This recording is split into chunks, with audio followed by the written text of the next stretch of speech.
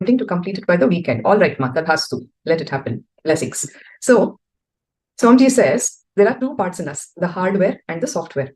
Your software is your mind. The hardware is your brain. Even in that mind, there are two parts. One is the conscious part. The other is the unconscious part. Yeah, the conscious mind and the unconscious mind. The conscious mind can be healed by all the teachings and the powerful cognitions that he is giving us. The unconscious mind is a virus, basically. The real software of your mind is the conscious mind.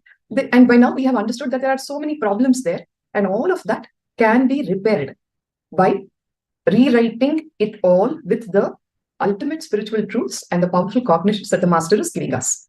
The second, the unconscious part, is the virus. All right. So that virus can be healed by meditation. All right. So we will be doing every bit of it, learning all the powerful cognitions at the same time, the meditation techniques, all of that. And with that, we will also be working with the hardware, which is your brain itself. So in today's session, we will begin with the Nithyananda Yoga. Training from Bhagavan Paramashiva's messages directly from Kailasa, revealed through the living manifestation, the Paramavatara of Bhagavan Paramashiva, the Supreme Pontiff of Hinduism, Jagadguru Mahasanidhanam, His Divine Holiness, Bhagavan Nithyananda Paramashiva. We spoke at length about the 7 chakras or the energy points in our body. Just a quick recap. The Mooladhara chakra, located at the root of the spine. The Swadhisthana chakra, which is located in the spleen area, 1 or 1.5 inches above the Mooladhara. The Manipuraka chakra, located in the navel region, the stomach area. The Anahata chakra, located in the heart region. Vishuddhi, in the throat. Agnya chakra, located in the brow center between your eyebrows. And the Sahasrara chakra, which is located at the crown on the top of your head. And we also understood that each of these chakras are the major energy points through which the entire energy in your system is flowing. We will begin with listening. What is listening? Bhagavan is saying, I welcome all of you with my love and respects. In this program, you will come to hear many deep truths. But if you are not listening, you will miss them all. What is listening and what exactly is right listening? Understand, hearing is different. Listening is different. Hearing means the sound gets into your ears. It creates fear, greed, or different kinds of emotions. In hearing, you are busy with some thoughts and ideas in your head. You are too busy in your inner space. And that is default listening. In this mode, you will make your own meaning of the words that I utter. What is heard and what is cognized becomes completely disconnected. That is the default listening, where your perception of what is being delivered will taint your very understanding of what is being told. Listening means the sound enters into your system and gets absorbed into your system. True listening is hearing plus right cognizing. When the truth is being delivered, it has actually become a part of you.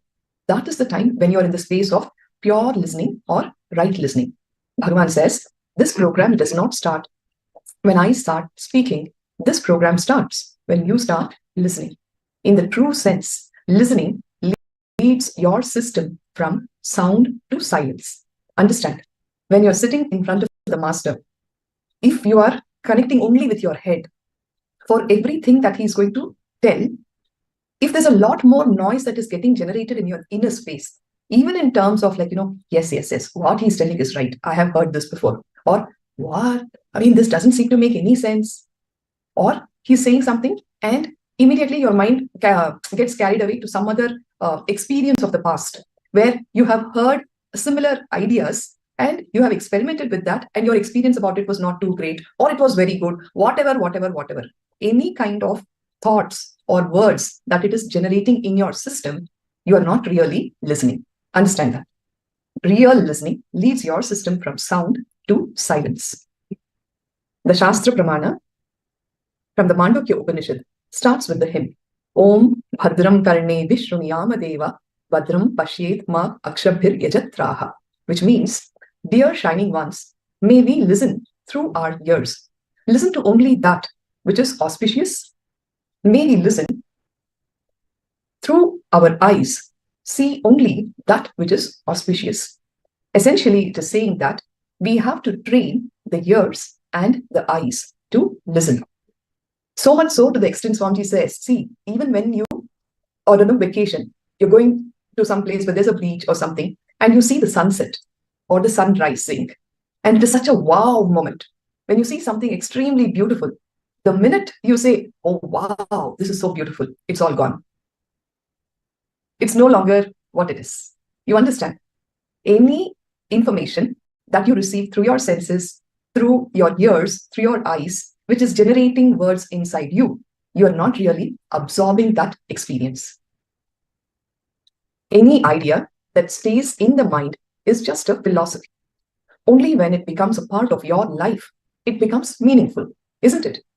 If you're just sitting and listening with your head, at the end of the day, you may have some new ideas, very nice ideas, which you felt, oh, wow, this is good. But it will only add to your cerebral layers. Unfortunately, most of us seekers will be caught in this zone where you pick up a few of these ideas and you start believing, all these people, they don't know anything. I'm so much better than them. That subtle ego, the spiritual ego, which is going to be a terrible block on your path. Until the truth has become a part of your life, it is useless for you. What is it that makes great truths relevant to life? Make great truths work in life. It is listening. The first truth of life is listening. It is only with listening that thinking starts. Only when you authentically listen, life itself starts. Only when you listen, you start having a right relationship with life. Spirituality starts with listening. With listening, a new being will be born in you. Whether a child wants to become an engineer, an architect, a lawyer, doctor, he has to start listening, isn't it? Whatever a child wants to become, he has to listen to that. Listening shapes you. If you want to become a doctor, you have to sit and listen and learn all the medical lessons. Similarly, a lawyer, he has to start listening. From a child, he has to become a lawyer. He definitely has to start listening to all the law, the lessons that law teaches. You have to listen. If all the truths have to flower in you, you have to listen. Listen how? Listen with awareness. If we don't listen, we can sit here for 2 days, 21 days, 21 years. It's not going to be useful. It is like immersed in an ocean of nectar, but not allowing even a drop to enter you. There are 3 important Vedic concepts pertaining to listening. It's called Shravana, Manana, and Nididhyasana. When we listen to deep truths, if we are not listening, what happens? Without listening, we are not understood. Because you have not understood, there is not going to be any practice. And without practicing, they are not lived. It's only when you start living the truths, it will become your experience, isn't it? You will develop clarity about it. Obviously, without living, there is no clarity. Without clarity, there is no experience. And without experiencing, all these truths will only sound empty. They will be empty words for you. In the process, we miss out on the truths. Emptiness, Bhagavan says, is poverty in feeling. Loneliness, depression, confusion, perversion. They are all examples of or expressions of emptiness. Are you all with me? Right? Every sentence, every truth is linked. Yes, ma'am. Thank you.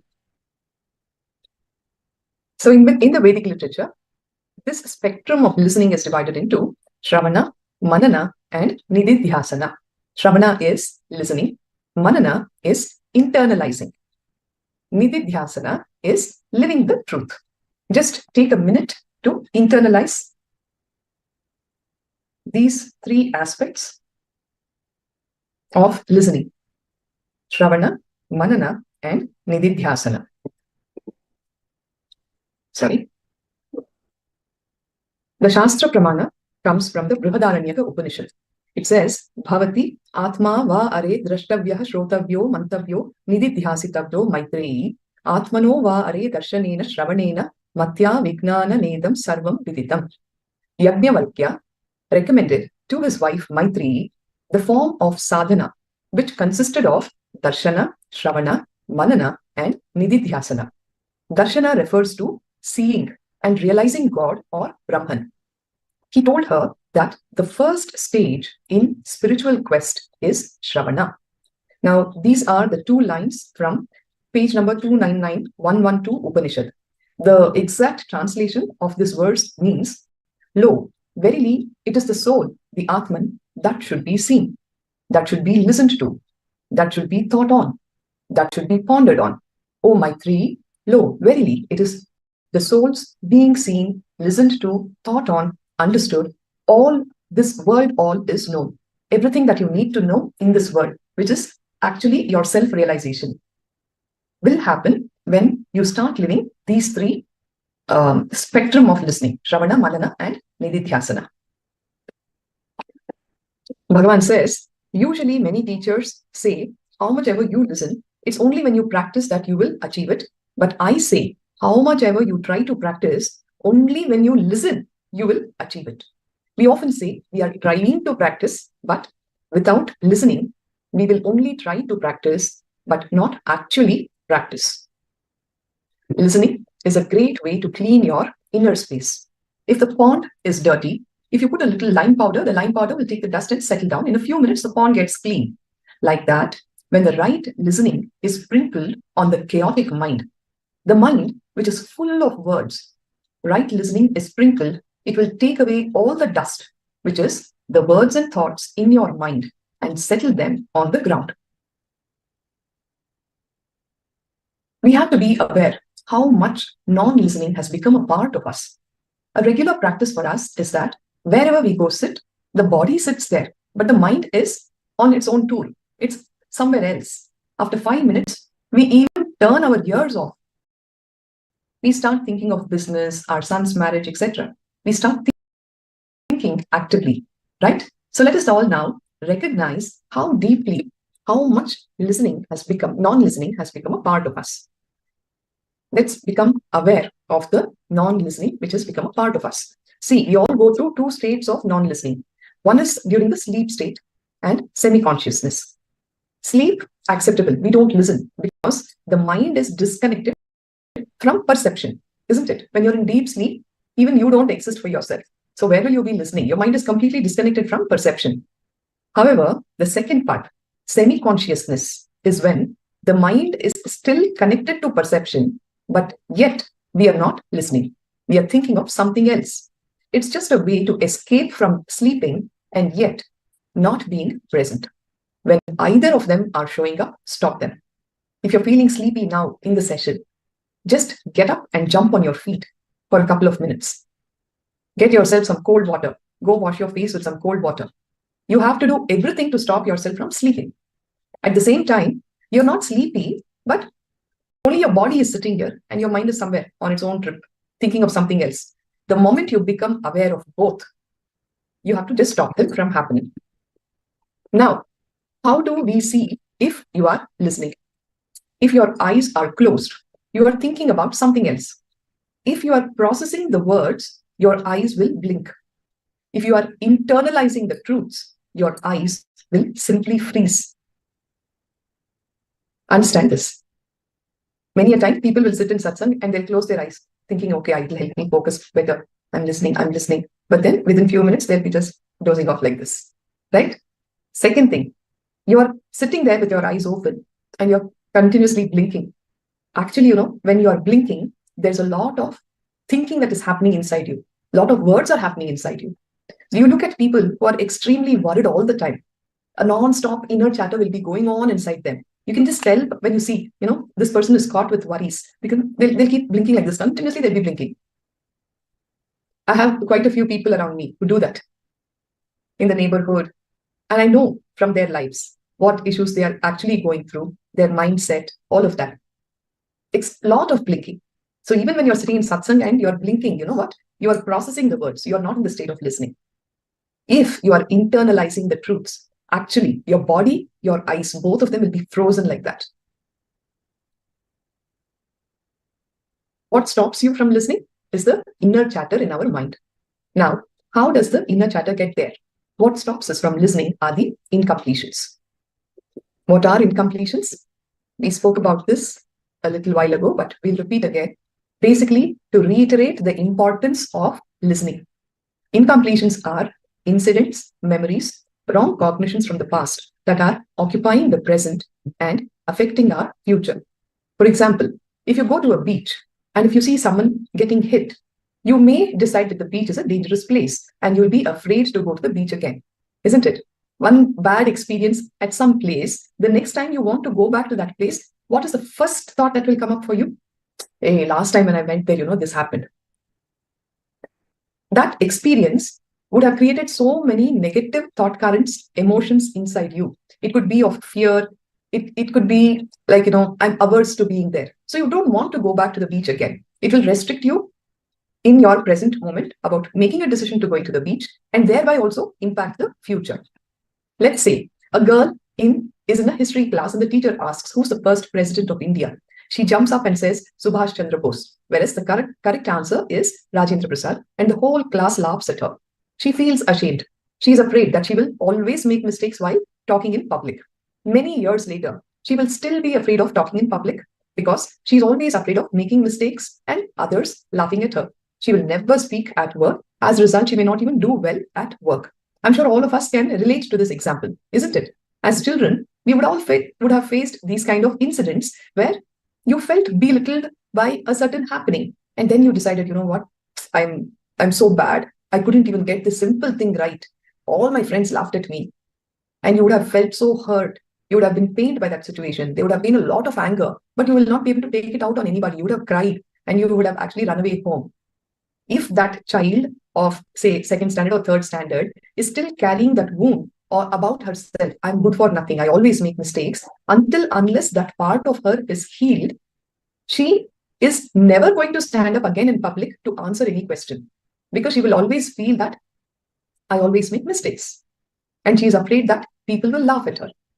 She might have done well in many aspects of her life. She would have probably scored good marks. She's gotten into a good job, all of that. But again, even while she's working, if a scenario comes up where in a board meeting or some such thing, she has to stand up and answer a question or give a certain presentation, she will not be comfortable doing so because she still feels that, I will make mistakes. That is how incompletions ruin our future. It is not right that one day she made a mistake. It is not true that she's always going to make mistakes, isn't it? It is an immature cognition, which will continue to remain in you, affecting you in your present moment, decision-making process, and thereby also impacting your future. Yes. Was the girl right in assuming that just because she made one mistake, she will always make mistakes? No. So, incompletions always come from wrong cognitions, wrong understandings. What are the effects of incompletions? Incompletions create more incompletions. For example, if you had a fight with your boss at work today, you will be in a bad mood when you come home. And in that bad mood, you may end up fighting with your wife or your husband. Isn't it? So, we are looking at how our incompletions stop us from listening. These incidents leave a running conversation in our heads about our past, and we are constantly thinking about what happened in the past. These create an inner chatter and stop us from listening in that moment. You are not in the present moment at all. And that is why you are not available to internalizing the words that are being delivered to you. Okay.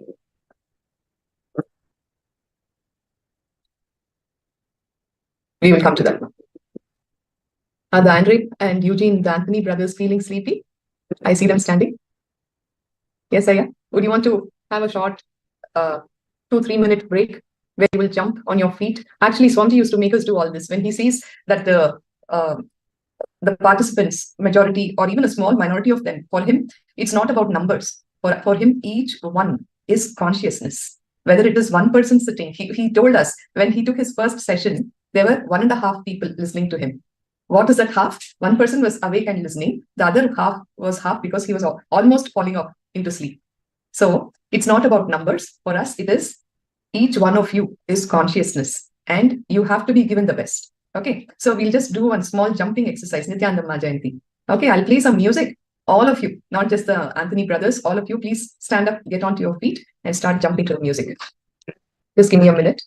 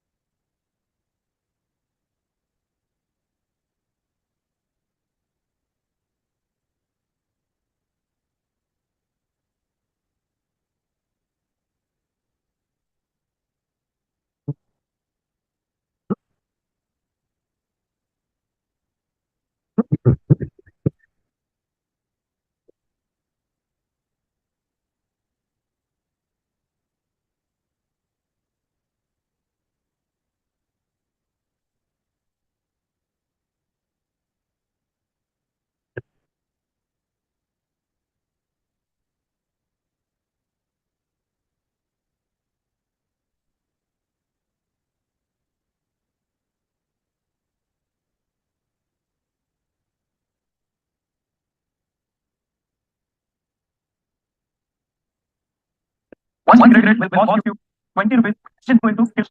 But then why not?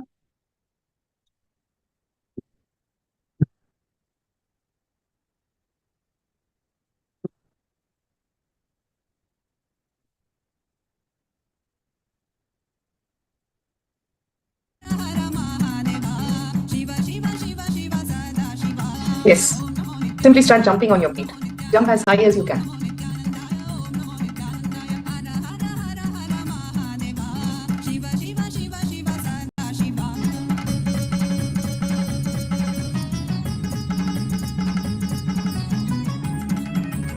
It will drive your sleep away.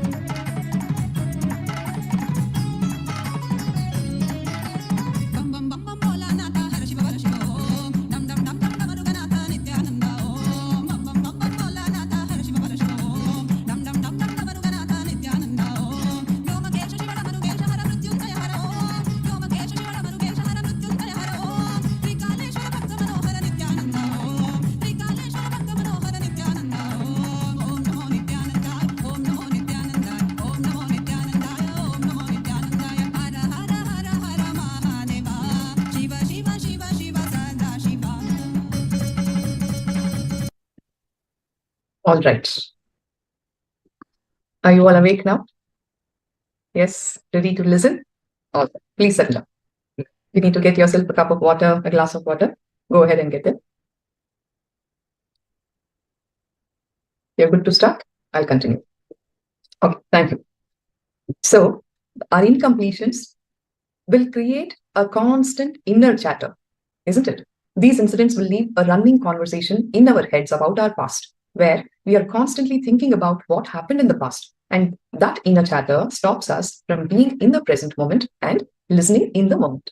So in this mode, you will make your own meaning of the things that I utter. What is heard and what is cognized becomes completely disconnected. You start interpreting it in the wrong way. We may also have incompletion with the person who's talking to you. And this will always stop you from understanding exactly what the person is saying, because we will always interpret their words in a different way. See, if you don't feel complete with, say, me right now in the session for some reason, when I am talking, you'll only feel, I know this lady, she does this, all those things, and look at her sitting and talking. These kind of statements will start happening in you. And even though the best truths will be delivered here, you will not receive it. So being complete with the teacher is also very, very important. In fact, in our schools, we used to do this prayer. Sahana bhavatu, sahano bhunaktu, sahaviryam karavavahay, tejasvina vadhitamastu, ma vidvishavahai. Both the teacher and the student will sit together and pray to the ultimate that, let us not fight with each other. Let us be so complete with each other so that, this process of learning is going to happen in a flawless and a smooth way, is what the meaning of that verse. So it's so important. Some techniques, you start to listen when we find out that we are now not listening. How to listen? Swamiji is saying, skip back, not forward. See, it's like when you read a book, imagine when you don't understand a sentence, what do? Will you jump and go forward? You may jump it and go to the next sentence. Soon, you may not understand a few other lines. And after a few pages, you will start losing the theme of the book. Eventually, what will happen? You will stop reading that book itself. So, the technique is that if you do not understand a sentence, don't jump it. Rewind, look back. There is no progress in skipping forward. When you are progressing, you are moving forward, but that does not mean skipping forward is progress. Very important statement. When you are progressing, you are moving forward, but that does not mean skipping forward is progress. So, completely, fully listen. When you cannot understand, you can raise your hand, we will stop. Understand, and then progress and move forward. Okay? So, what is completion? We spoke about incompletion, how it is stopping us from listening. So, the way out is to enter into completion. Completion will lead to right listening. Now, after skipping back, the next step is to understand what is stopping you from listening. By now, we know it is usually an incompletion, a wrong cognition from the past. So we just need to complete with the past incidents. How do we complete?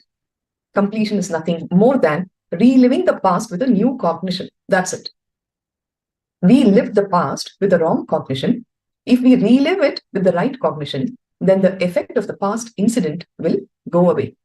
We will teach you later how to be doing completion. See, I will explain it with the context of the example of that girl who made a mistake in the class where she gave aside her. She told herself, I always make mistakes. Yes, that is her idea about herself deep inside her, which is her inner image. Her inner image is, I always make mistakes. And that becomes her very cognition. Just one time she made a mistake. Is she right in deriving that I always make mistakes? No. It is a wrong cognition that she has, isn't it? Because she is carrying that incompletion in her all her life. Whenever she has to stand up in the public and talk, she may be very good with her learning. She may score 100 on 100 when she writes her exams. She might have got many gold medals, university topper, all of that. But when she has to stand up in the public and talk, do you think she will be as confident? No, because that 7-year-old child is still alive in her and telling, hey, don't do this. You'll make mistakes. Everybody's going to laugh at you. Your image is going to get beaten. You understand that? So that is how these incompletions work. So how is this child, or rather this lady, going to complete with that incident? She's just going to tell herself, I made a mistake that day. It's okay. Everybody makes mistake, but I know better. I have gained so much of knowledge. I have all the knowledge. I have the skills. I have the ability to do it. And she has to rephrase that sentence with the new cognition, the new understanding. Of course, there is a whole process as to how she will reach there. Just by telling herself that it's not going to happen, she will have to relive that past. Relive and release all the pus of emotions that she's carrying inside her. With reliving it with the right cognition will make the effect of the past incident simply go away. Once she completes, next time when she has an opportunity to stand in public, she used to shy away from it all these years. Now she will just snatch that opportunity and go for it and make a mark. That's how powerful completion works.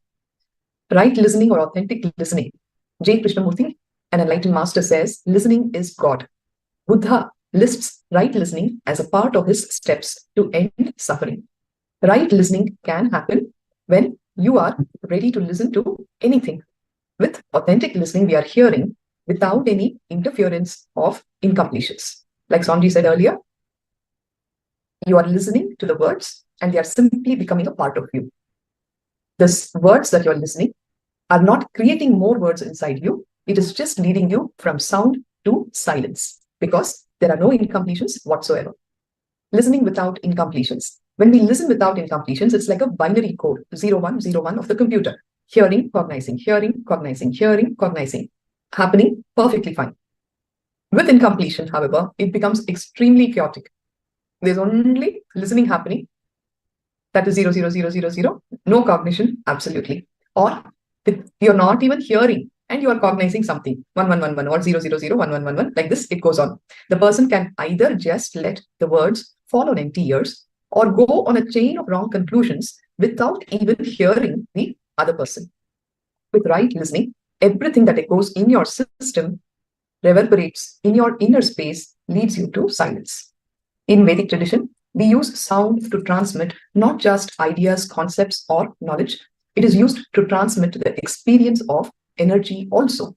The possibility for right listening happens more in the presence of a living master who himself has experienced the Anahata Dhvani. Swamiji comments that he has the ability to make anything that you want in life as a reality, be it health, money, great relationships, happiness, peace, enlightenment. He knows the science and he can make it a reality. The only thing that he asks from you is your listening, because listening is the wiring between you and Bhagavan. He uses the words to transmit the energy to you. Again and again and again, the emphasis on right listening is put because it is an independent, intelligent technique which can lead you to higher space and higher reality. So take a resolution now to simply listen. The first resolution that you should take is listening, Shravana. I declare I am in the space of authentic listening. For the next 3 days, I decide to be in the space of authentic listening. So let us all take this resolution now, a conscious resolution, as we call Sankalpa. Let us tell ourselves, irrespective of what is happening around me, what is happening in my mind, I take a resolution to be in the space of authentic listening. Shall we all do that? Yes? All right. So let's talk. How many of you understood that incompletion is nothing but the negative hangover of a past incident influencing the present moment and impacting our actions, emotions in the present moment, including our listening? Could you correlate these understandings to a certain happening of your life? How it keeps you in the space of incompletion, the constant inner chatter? Yes? Show me a thumbs up because I'm seeing you all on the screen. Yes. Thank you, Ma Kalyana Sundari. Yes, Ma Jayanti. Thank you. Ma Pallavi. Yes. Okay. Now, shall we have an interesting game to understand about listening? This will help you experience what we call our ordinary default listening. Now, we will practically experience this kind of default listening by playing a game. It's called the Goldilocks story. So all of you, come to the space of authentic listening. I'm going to play.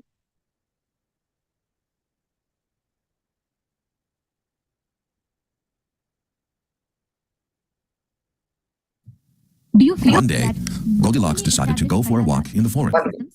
following the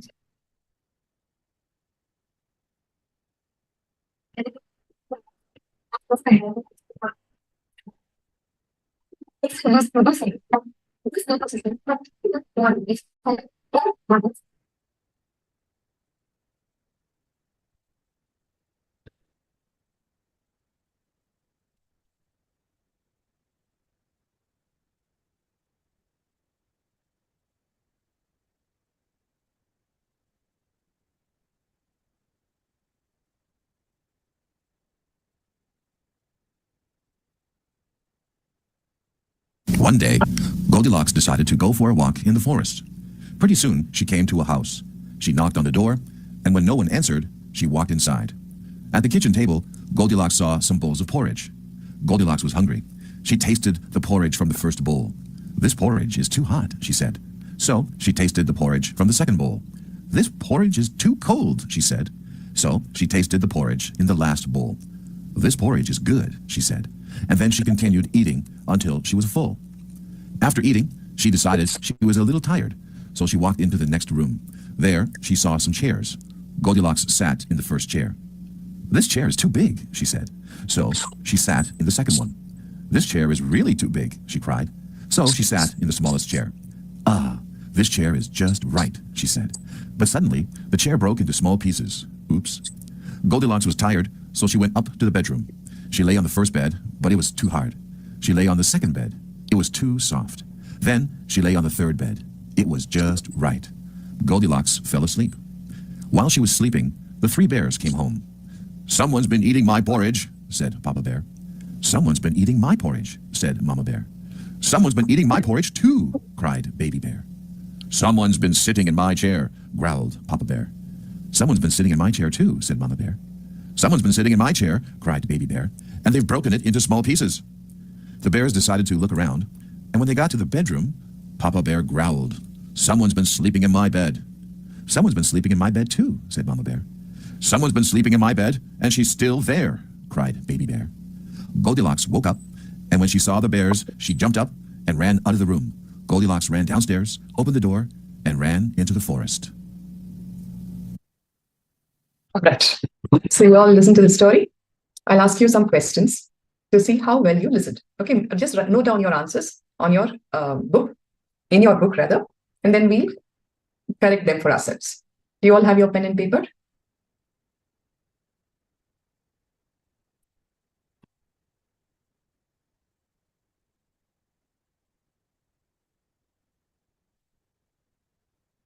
Okay, are you ready?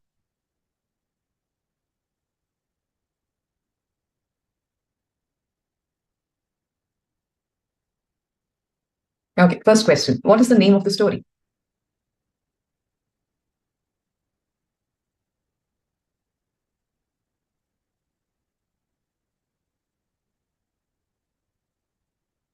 Second question. What is the color of her hair?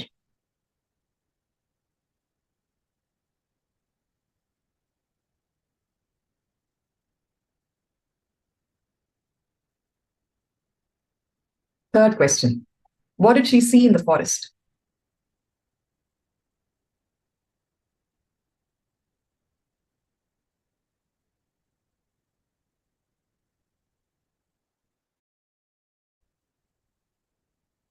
What did she see in the living room? Fourth question.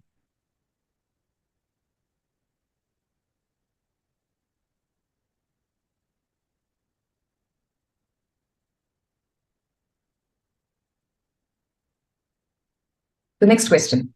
What did she feel after eating breakfast? You can just answer it in single words. Most of them are single words only.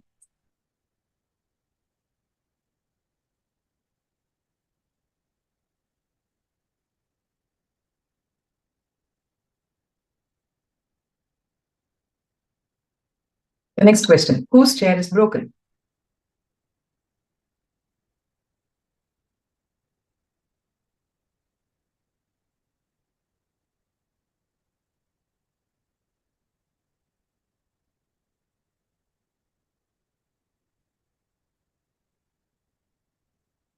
In which bowl was the porridge good?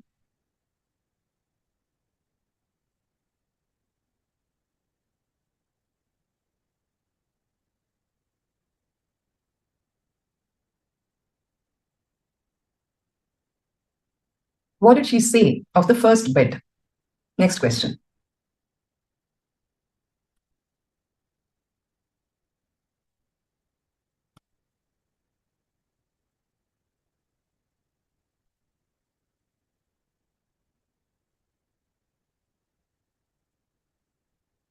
The last question. Why did she run away?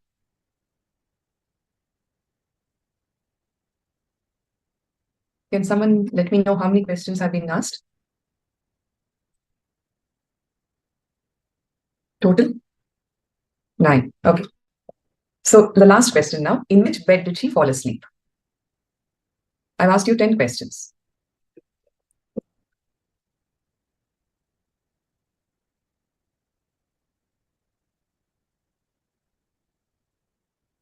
So can we review the answers? All of you will have to self-correct your papers and let me know how many answers you got right. All right? Cool. So in which bed did she fall asleep? The answer is the third bed. Correct your answers. Why did she run away?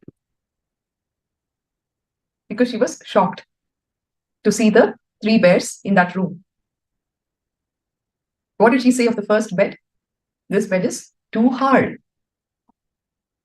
What did she feel after eating breakfast? She was feeling tired. Whose chair was broken? The baby bear's chair was broken. What did she see in the living room? She saw 3 chairs. What did she see in the forest? She saw a beautiful house. What is the name of the story? Goldilocks and the 3 bears. And what is the color of her hair? Golden color. All right. So how many answers did all of you get right? You can put up your responses here on the chat box. We will continue with the session shortly.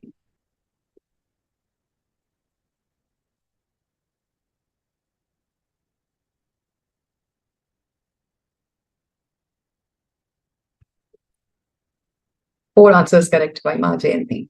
Thank you, Ma. How about the others? Still counting. Okay, Eugene 5, Andre 3.5. What's 3.5 now? It's 3 or 4. Kalyana Sundari Ma got 6 right. What about Pallavi? Last 2 answers I wrote a little differently, like after seeing the bear, she ran away. But other than that, all right, 8. Okay, so understand, you will be able to listen only when there is nothing that stands in between the speaker and your listening. Goldilocks without the bear is 0.5. Okay, yeah, you're a very, very lenient correction teacher, I would say. Reminds me of how in school days we would go up to the teacher, ma'am, I've written this much, please give me half mark. You will be able to listen only when there is nothing between you and the speaker. That means you cannot have any other thought in your head at the point when you are listening. Only when you bring completion in your space, listening happens. Incompletions of the past stops us from listening, and when you begin completing with your past, your ability to be in pure listening goes up exponentially. All right, so we understand the importance of being in the space of completion. Even if you have incompletions about the person to whom you are listening, the listening does not happen. So if you have any incompletions against me, then drop them now. We will work on a lot of powerful truths that will establish you in the state of completion. Along with those techniques, continuously take on only this one spiritual practice of listening. Take a vow for the next 4 days. You will be in the space of listening with whomsoever you are interacting. All right? Like I said yesterday, it could be a small baby, a small kid, or your business partner, your friends, your neighbors, your colleagues, whomsoever. Give yourself completely into that space of listening. See, generally what happens, even when the other person is talking, we are very busy preparing our next, what we are going to tell next. Don't do that. Let those words completely enter into you. See how miraculously your relationships will start changing with people. They will love you for who you are. I'll tell you why. We are all too busy talking. Nobody is listening. When people find that genuine space of listening, they will be healed. Just by your being in that listening space. Take a vow for the next 4 days that you will be in the space of listening. No word should be happening inside. No judgment about the other person should be happening inside you. No sympathy, no empathy, nothing. Just listen. Listen, listen, and listen. Just decide you will be in the space of listening. Okay. A small story. After a war, departing soldiers from near a remote tribal area left an aeroplane behind as it was too difficult to move it out and fly. The villagers, when they felt safe to scout the area with the soldiers, were amazed to see this contraption as they had never seen anything like that before in their life. They looked at the wings, the propeller, climbed up and went into the cabin. However, they recognized one thing, that it had wheels, and so did the bullock cart in their village. And they said that this is a very special bullock cart that God has sent them, and celebrated and started using it like a bullock cart. Sometimes after, a local boy who had gone to study in the nearest town went into the cabin and started pulling at all the various controls, and suddenly the engine came to life, and he had heard this sound before in a tractor. He managed to move the plane by engaging its gears, and he explained to the amazed villagers what a beautiful tractor this was. There was great celebration, and now the plane started getting used as a tractor. A little while later, a war veteran passed by the village, by now prosperous, with that tractor. He saw the plane being used as a tractor, and he was shocked and explained to them that this machine could fly. The villagers would not believe him. When he persisted, they panicked and they did not want to fly. It was simply too dangerous. Finally, he managed to convince them to let him fly the contraption. With bated breath, the villagers watched as he took the plane up, circled the village, and landed. There was uproar and celebration. Bhagavan says, we are all like the tribal people. We are all flying machines. The body is like a machine that can be molded. It is an amazing machine. It can be like a bicycle. It can be transformed into a car. It can also be transformed into a plane. What kind of machine you want it to be, it is in your hands. If you are happy with it being a bicycle, it is up to you. If you're happy making it into a car, that is also up to you. If you want to make it into a plane or a rocket, that is also up to you. We neither know our own potential nor possess the knowledge to activate that potential. Even when someone tells us of our potential, we disbelieve him immediately, and often we chase him out. We panic. When someone dares offer us the know-how, to make us fly, we tend to call him a madman. We seem happy using a flying machine as a bullock cart or quite often a pulling cart. Most of us would rather crawl like a snail and be safe rather than soar like a free bird. Since we are scared, we may risk breaking a wing. Swamiji says, we use less than 5% of our biological system. It is now well established that we use less than 10% of our brain power. The rest, we call it as unconscious, subconscious energy, and its use is considered as esoteric and strange. Biologists also tell us that less than 5% of our biological system is ever used. The rest is all kept standby. We have 72,000 energy centers and pathways, of which we use at the best 14,000. The rest is never used, and there is no greater misuse of available resources than the way we misuse the resources of the human system. And this is such a waste. Meditation techniques that we are teaching you in Paramashivoham Level 1 are the know-how that the pilot has to have in order to fly the machine using the chakras, which are the engine and the transmission system. Even if we do not wish to utilize the full potential of the powerful machine that we are, even for reasonable performance, we need to keep our chakras in good order for our well-being. Most of our ailments, whether it is physical or mental, are as a result of these blocked chakras. So we will be working with all the major chakras in the body. We know by now how each chakra is associated with an emotional state and blocked by a negative emotion. For instance, the Muladhara, located at the base of the spine, is linked to the base emotions of survival, such as lust, fantasy, greed, anger, and it is blocked by excess of these emotions. Also, 85% of our energy is located in the Muladhara, and obviously, a blocked Muladhara will sap one's ability to live. Re-energizing the Muladhara can be done through a meditation technique that reduces these negative emotions. The Vedic references are from the Yoga Shikha Upanishad. We have about 3 verses here, and multiple actually. So the essence is what we will be giving here. For all those who have a body, their body is the temple of Shiva. It can give them unimaginable powers. Understand? Repeatedly keep telling yourself, my body is the temple that is hosting my consciousness, and I will treat it with the due respect that it deserves. Just see how graceful you will become. When this truth will click with you, you will never disrespect your body. You will treat it with utmost respect. Swamiji says your body is the temple of Shiva and it can give you unimaginable powers. The triangular part in between the anus and the penis is called as the Muladhara. This is the place where Shiva lives as a life-giving force. Also, Parashakti, the Kundalini, lives here. From there, the wind is produced. The fire is also produced from there. From there only the sound, Hamsa, and also the mind are produced. So basically, this is all the translation of the verses from the Yoga Shikha Upanishad. This place, which would give whatever is asked for, is called the Kamakya Pītam, the seat of passion. In the edge of the anus is the Swadhisthana Chakra with the 6 petals. Near the belly is the Manipuraka with the 10 petals. In the Anahata exists near the heart with the 12 petals. And hey, Lord Brahma, this is called the Purnagiri Pīta. In the depression in the throat, the Vishuddhi Chakra exists with its 16 petals. Hey, Lord of Lords, that is the Jalantara Chakra. In between the eyelids is the Agna with the 2 petals. And over that is the Mahapīta called the Uddiyana. The Advayataraka Upanishad talks of the Kundalini. It is well known that in the middle of it, there exists the Kundalini, which is as bright as crores of suns and as thin as the lotus thread. The man who sees that with his mind's eye attains salvation by getting rid of all the sins. So basically, I'm quickly leading you through the Shastra Pramanas for all these understandings on the chakras as well as the Kundalini Shakti. The Yoga Chudamani Upanishad says the 6 chakras, the centers of energy, the 6 support the 3 kinds of visions, 5 kinds of ether. He who does not know these in his own body, how can there be success for him? Thus, all references point to the knowledge of the chakras and Kundalini as the ultimate way to success. These secrets have been hidden in the Upanishads for a long time, and today we are going to learn about these secrets. You will find that almost all your needs can be classified into 5 specific categories, right? Physical well-being, mental well-being, interpersonal relationships, material well-being, and spiritual well-being. In order to achieve all these expectations that you have, your body, mind, and spirit have to work synchronously. Body and mind are related. Understand? Only a person with good physical health can have a sound and healthy mind. They are intimately related, your body and your mind. Combination of a healthy body and a healthy mind helps in effective interpersonal relationships, which in turn helps in whatever endeavors that we undertake. Financial success also automatically will follow.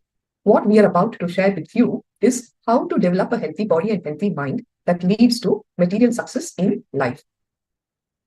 Also, even when we enjoy all these positive effects, we still feel that something is missing in our lives. Quite often, what is missing in our lives is contentment, fulfillment, and sustained joy. The joy has to be sustained. And you should feel fulfilled and contented. Even you may be the richest person on the planet Earth, you will not be fulfilled. It is not that the 4 dimensions, the 5 dimensions that we spoke about, if all of those desires have also been met with, you may not be contented or fulfilled. And that is what is continuing to elude us, and we keep searching for it everywhere. A small story: a man was searching at dusk for something below the street lamp. Across the street from his house, a friend passed by and, curious, asked him what was he doing. The man said he was looking for a gold coin that he had lost. The friend also joined her search, and so did a few other passers-by. They searched and searched. They couldn't find anything. Finally, the friends asked him, "There seems to be no coin here. Where did you lose it?" The man says, "I lost it inside my house." Now his friend gets angry and shouts at him, "Are you an idiot? Don't you have any brains? Why are you looking for it here then instead of searching inside the house?" This man is calmly replying, "Because I have no light inside my house. I'm searching for it here because there is light." Now, this is what all of us do. We are continuing to search for our fulfillment at all places outside of us, and that will continue to elude us because that is inside you. Look in. Why search for something outside while it's still inside? This is what we all do in our lives, searching for the bliss within, everywhere but inside us. Why? Because we have not lived our inner self. So what we hope to do during this program is to provide you the light that helps you to find that which is always within you. So with this, I will now have to conclude with the Purna Mantra. Anything that you want to share? I'll give you a minute or two. Please go ahead and put up. Yeah, Ma Pallavi had a question, so let me address that. Ma, did you get the link yesterday? I re-logged in and I messaged you privately for the session. Okay. You are thinking that your child will not know at this age is a very wrong understanding. Nobody gets Swamiji's truths and techniques better than our children, Ma. I learned so much from my daughter. Honestly, I can tell you that. Okay. Sit and share all of this with your child and see how beautifully they will imbibe this. Whatever you have understood now in the session, talk. Swamiji says learning happens. First part of the learning, when you listen. Second part of the learning is when you internalize, you discuss within yourself. The third part is when you start teaching others. You understand, Ma? Your child, and I'm sure your son for sure, definitely will get everything that you'll share because they are so still there in that connected to the consciousness. They are not corrupted like us. He has to work very hard with adults, but with children, it's very easy. They catch it, they catch the truth very quick. So, okay. All right, Ma. You can do the meditation part later. If that's it, I will now conclude with the Purna Mantra. Okay? Fine. So please sit straight. Put your hands together. In the space of deep gratitude for Bhagavan, who's all out to set both your hardware, software, and to unlock the bliss that is inside of you. Continue to be available in that space of completion and listening when he does his job so beautifully.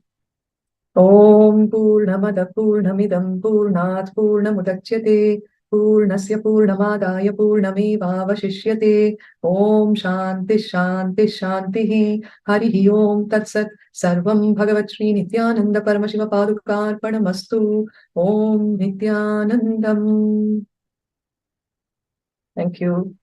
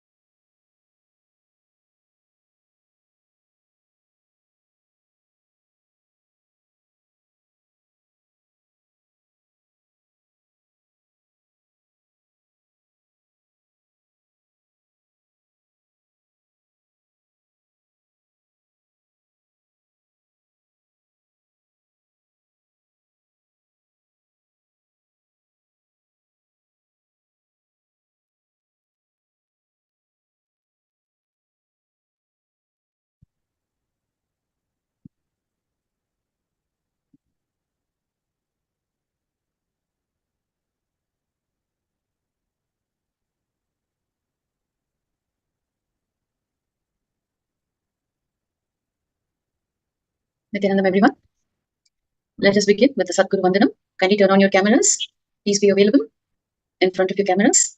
Yes. Let us begin with the Sadguru Vandanam. Please sit with your head, neck, and spine in a straight line as we chant the Sadguru Vandanam.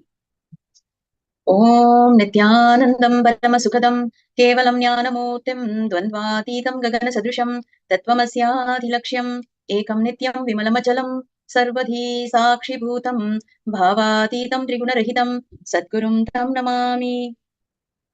I welcome you all with my love and respects. Yes. So in yesterday's session, we learned about the 4 powerful truths. These truths which are fundamental in living enlightenment, fundamental to living enlightenment. Today, we are learning about the energy centers, the 7 energy centers, also known as the chakras. These energy centers, they manage the whole activity of our mind and body. They are directly responsible for the quality of our lives. How we function in our day-to-day activities is directly dependent upon the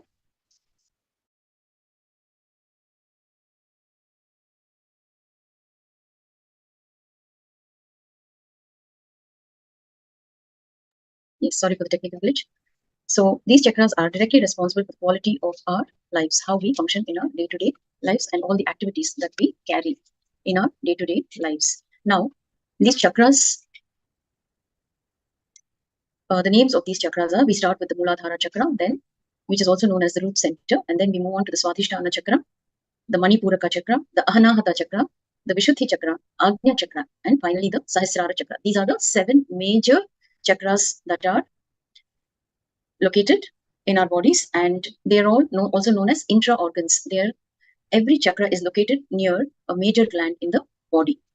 So now in this segment we will first be learning about the Muladhara chakra.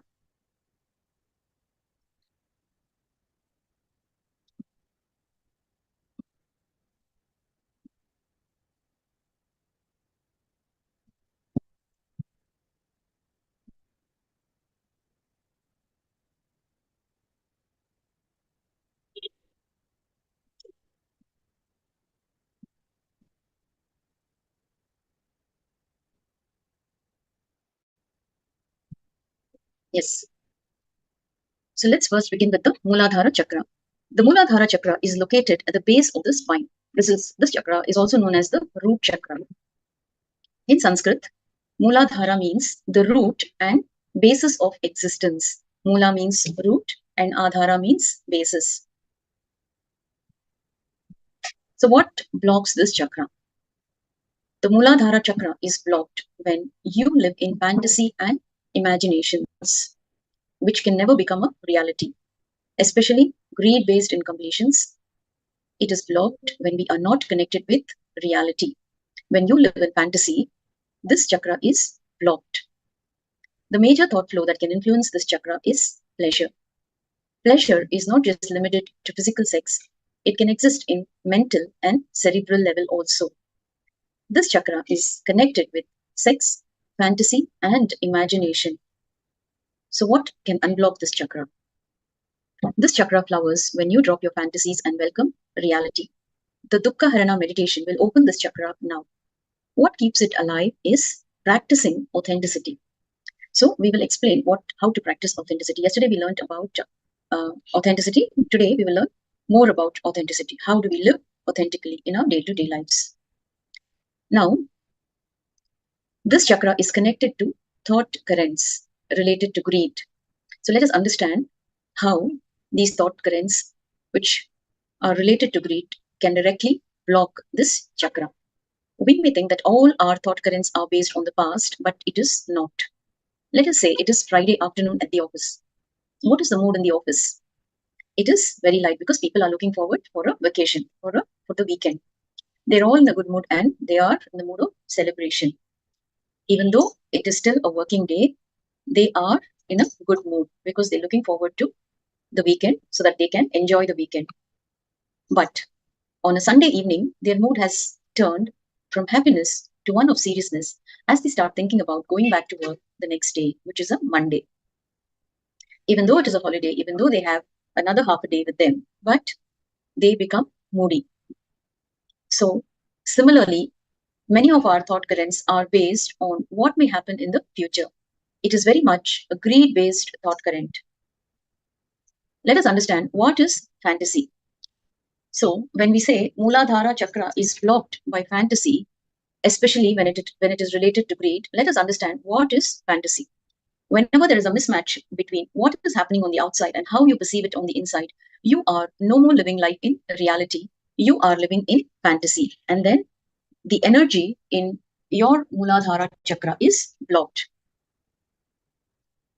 How are fantasies created? Unfortunately, almost 99% of your life you spend in fantasy. There is almost always a constant mismatch in your inner and outer worlds. Why is there always a mismatch? How are fantasies created? Let us look into it more closely. How are fantasies created? So there is something called the world and my world. What is the world? We will understand.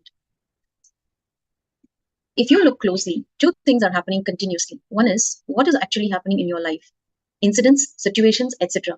This is what we call the world. The other is your cognition or understanding of what happened, the way you see what is happening in your life. This is called my world. So what is the world? The world is the actual happening, the incidents. Now you're all sitting and attending this session. That is the world, the incident, the situation that is happening right now. But each one of you have a different way of attending these programs. For some of you, you may be focused on your personal development, personality development, spiritual growth. For some, it may just be like somebody referred you and you just want to inquire, you just want to find out what is happening in the class. And for some of you, it may really mean a lot. You know, you really want to transform and you're really looking for solutions. So each one of you have a motive behind how you attend this session, with what context you attend the session, and how you understand the whole thing. So the way you see what is happening in your life, it is called my world. It can be any situation, it can be any incident, it can be understanding a person, understanding a situation. So it could be anything. So there are two things here that we need to understand. One is fact and one is perception. Perceptions are based on your cognition or interpretation of what happened. This is completely determined by your past experiences, knowledge, ideas, biases, concepts, etc. For example, let's say that a dog is running around on the road. How will a person react? This will completely depend on the person. For a dog lover, it may be joyful to see the dog and he would want to play with the dog. But for somebody else who is not comfortable, who is very scared, who has a phobia, that person may behave in a very different manner. They may run away from that place, or they may create unnecessary scenes just by looking at the dog. Now, who is right and who is wrong? How do you assess this? So none of them are right. No one is right and no one is wrong. But each person has a completely different reaction based on their unique past. The incident may be the same, that is of a dog running in the street. How each person react, how each person receive is dependent upon how the person looks at the situation. It would reflect his from the past. That would be a reflection from his past. Now, similarly, we are constantly processing every incident through the filter of our cognition.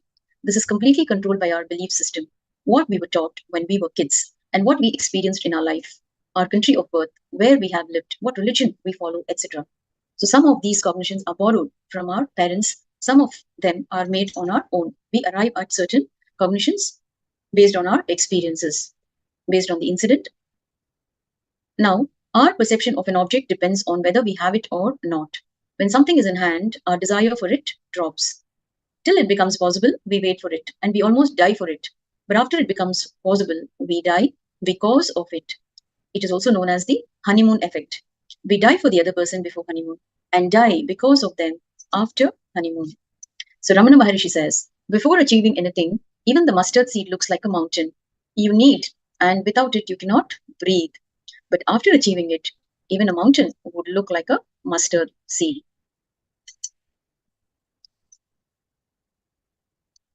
So, were we born with these ideas? We only started to add these ideas little by little over the years. And slowly, these ideas have started clouding our idea of what is the exact reality, what reality is. So these ideas have clouded our idea of reality. Now, we also start thinking that the thoughts and ideas in our head are true and make every decision in life based on it. We live as if our thoughts are true. And this is how we get totally out of touch with reality. We slowly think that only my world exists. We do not even realize that there are other ways of looking at it, and it is possible. Reality is completely different from all of them. We fail to recognize that reality is completely different because we are stuck with a certain cognition, the way we think, the way we understand, the way we perceive. Now let us look at our cognition about ourselves, the image that we carry about ourselves. Let us delve a little deeper into it. Now, our cognitions are associated with identities. So in yesterday's session, we learned about the 4 images, the inner image, outer image, others image, and life image. So now we have a certain understanding about what is an inner or outer image. Now let us look and understand how and when these identities are created. So whenever you felt any incident that made you feel vulnerable, any incident that shook you, that made you feel very uncomfortable, that is when the root pattern happened in you the very first time. Now, these identities are created when we experience certain situations in life where we feel inadequate or powerless. Let us say a child is playing in the rain. The child is enjoying the rain and she is completely absorbed into it. She's twirling, playing, and fully into it. Now, suddenly, the mother of the child runs out and shouts at her. She calls her stupid and she questions. She is rude. Why are you playing in the rain? You never listen to me. You are always doing the wrong things. Now, this child who was playing and enjoying until then suddenly cannot understand why the mother is shouting. She fails to understand her anger, and so she assumes that something is wrong with her. She may assume that she is stupid, or she may assume that she's always doing wrong things. Now it shakes her confidence. It shakes her idea. The whole idea about herself changes with this one incident. Now that becomes her inner image. Either she assesses the whole situation and feels that she is stupid, or she is doing something wrong and she can never do something right. That becomes her inner image. She does not want to admit that she is stupid. So she may give her mother a very defined face and say, I knew that. I can do whatever I want. This is her outer image. Now, the little one is projecting a face to cover her inner image. And this happens very spontaneously. You will not even know how spontaneous it can be until and unless you go back and relive the situation. You wouldn't even understand that there is something called inner image, that this happened at a very young age, and how you arrived or derived the understanding. Our inner image is always a low cognition of ourselves. The outer image is always compensating for the inner image. In Sanskrit, there are terms that describe these images. Mamakara is your inner image. The inner image is also known as Mamakara. That is what we think about ourselves. This is usually something we feel about ourselves when we are in tough situations. For example, I'm lazy, I'm a fool, etc. The outer image is known as Ahamkara. That is, this is how we project ourselves to others. I am a nice person. I am a kind person. I am timid, or I am bold. Now, what you project and what you feel from within, there is a gap. There is a gap between the two images, the gap between your inner image and your outer image. And it is one of the major fantasies we have in life, and it dominates our life. The gap between the two is not always bad. It is bad only when it comes out of unconsciousness and we fall into powerlessness. Not falling into powerlessness due to gap between our 4 identities is completion.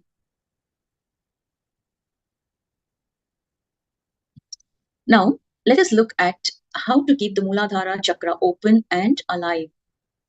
The Muladhara chakra can be opened with the Dukkhaharana meditation.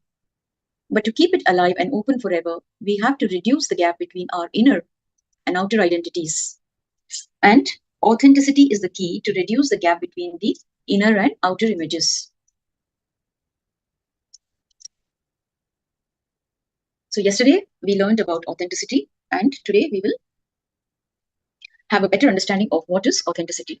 Now, authenticity is you being established in the peak of your capability and responding to life from who you perceive yourself to be for yourself, who you project yourself to be for others, and what others expect you to be for them.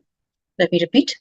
Authenticity is you being established in the peak of your capability and responding to life from who you perceive yourself to be for yourself, who you project yourself to be for others, and what others expect you to be for them.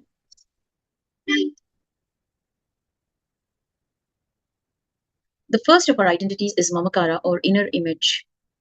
It is the inner image and experience you carry about yourself. I am healthy, I am ugly, I am intelligent, I cannot tolerate hard work, I love people, etc. So you carry many such inner ideas about yourself. Unfortunately, the idea that you carry about you is always less than what you project yourself to be for others. The second identity is Ahamkara, or outer image. Now, this is the way you project yourself to others. What you feel from within and how you project, there will be a contrast. I know. Sometimes it can also be conflicting. You may try to project yourself as a very powerful, talented, honest, helpful, or whatever. Unfortunately, what you project is always far more than what you believe yourself to be.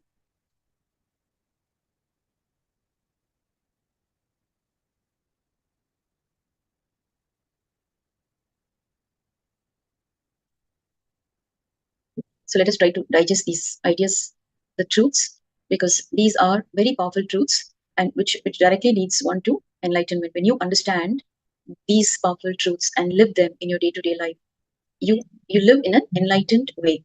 So let us understand, provide complete listening to understand these powerful truths. Now understand, all these identities you carry are actually thought patterns that you carry about you. Even the other's image about you is an idea that you have created in them. So you are the creator of all your identities.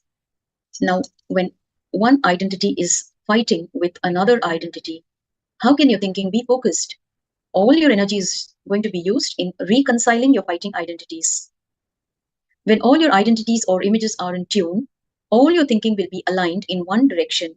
Your thinking becomes clear and sharp, like a laser beam.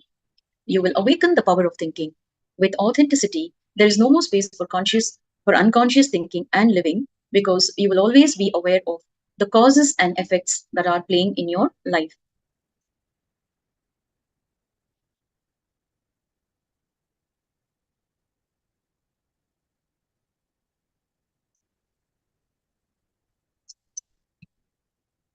So usually your inner image will be much lower than the identity you project outside to others. But understand this very important truth. If you can project a higher identity to others, it means that the higher identity is already there in your visualization space, in your thinking space. And whatever you can think of yourself, you already have the capacity to make that into reality. So align your inner and outer images. Now let us do a short exercise. I think we have already done it yesterday. We can add on to the same exercise that we did yesterday. So you can continue from where you left yesterday. So you make two columns. If you have already made, then you don't have to make a new one. But if you haven't made, you're yet to do the exercise, you can make two columns in your workbook titled Inner Image and Outer Image. In the first column, make a list of your top 10 inner images, the beliefs that you have about yourself. So for all those who are watching us live, if you have missed yesterday's session, let me repeat, we are doing this exercise to align our inner and outer images. So make two columns in your workbook titled Inner Image and Outer Image. In the first column, make a list of your top 10 inner images, the beliefs that you have about yourself. For example, I am weak, I am friendly, I am unlucky, etc. In the second column, write the corresponding outer image that you project to others. For example, you may project yourself to be a strong, friendly, and a lucky person. Now, compare each inner image and outer image you have noted down. Quickly write down your inner image in one column and your outer image in one column. Even if you've written 4 to 5, it is fine. Let's continue with the exercise. Now, compare each inner image and outer image you have noted. Once you understand how to do this exercise, you can do this exercise by making time for yourself. Sitting with yourself and doing these exercises helps in understanding yourself better. And you can also slowly reduce the gap between your inner image and outer image.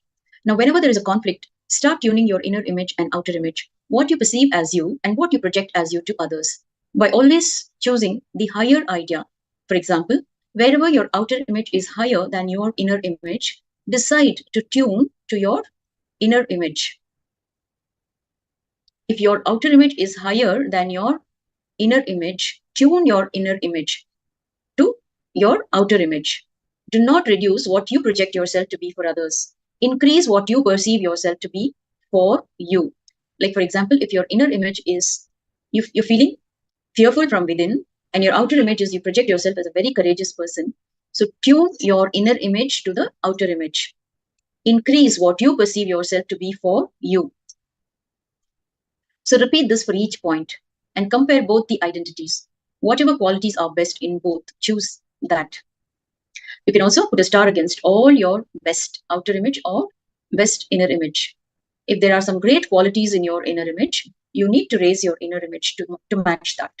If there are some great qualities in the outer image you project, you need to raise your inner image to match that which you project. So continuously tune yourself to your peak image. Now, identify the obstacles that stop you or distract you from achieving what you want to be, who you want to be, and how you want to be. So one of the biggest obstacles for most people is self-doubt, which is a negative thought pattern that happens because of the memory of past failures. So once you identify your inner image and outer image and start tuning the best inner image or outer image, next is to identify the obstacles that stop you or distract you from achieving what you want to be, who you want to be, and how you want to be. So one of the biggest obstacles for most people is self-doubt, which is a negative thought pattern. And it happens because of the memory of past failures.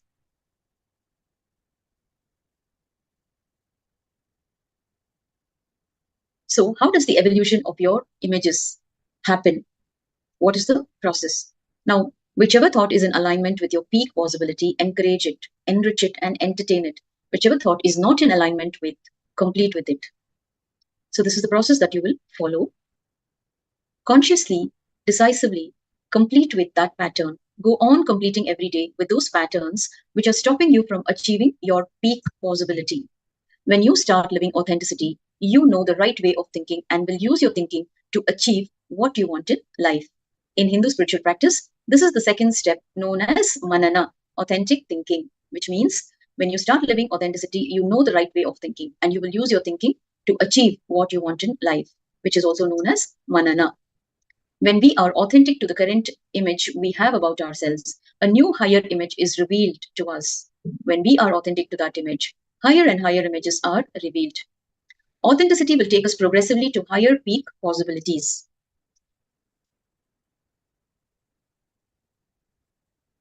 So how do you unblock Muladhara Chakra? How can the Muladhara Chakra be unblocked? Now, let your thinking be established in authenticity continuously. That helps you to expand towards your peak possibility. When you achieve a powerful clarity in your thoughts that makes whatever you think into a success, you have unblocked your Muladhara Chakra. So we also have Vedic references which is related to the Muladhara Chakra. The main aspects of Dukkha Harana meditation comes from Bastrika and Omkara meditation. Now, these meditation, the Dukkha Harana meditation, is we have references in our Vedas, and it has been taken directly from there.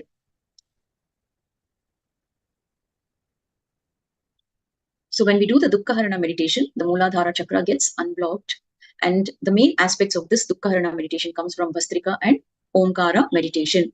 Bastrika comes from Hatha Yoga Pradipika, the treatise on yoga, pranayama, and kriyas. And the Omkara meditation comes from the Mandukya Upanishad. So the Shastra Pramana, Om Itye Tadaksharam Idam Sarvam. The translation, Om, this imperishable syllable is everything.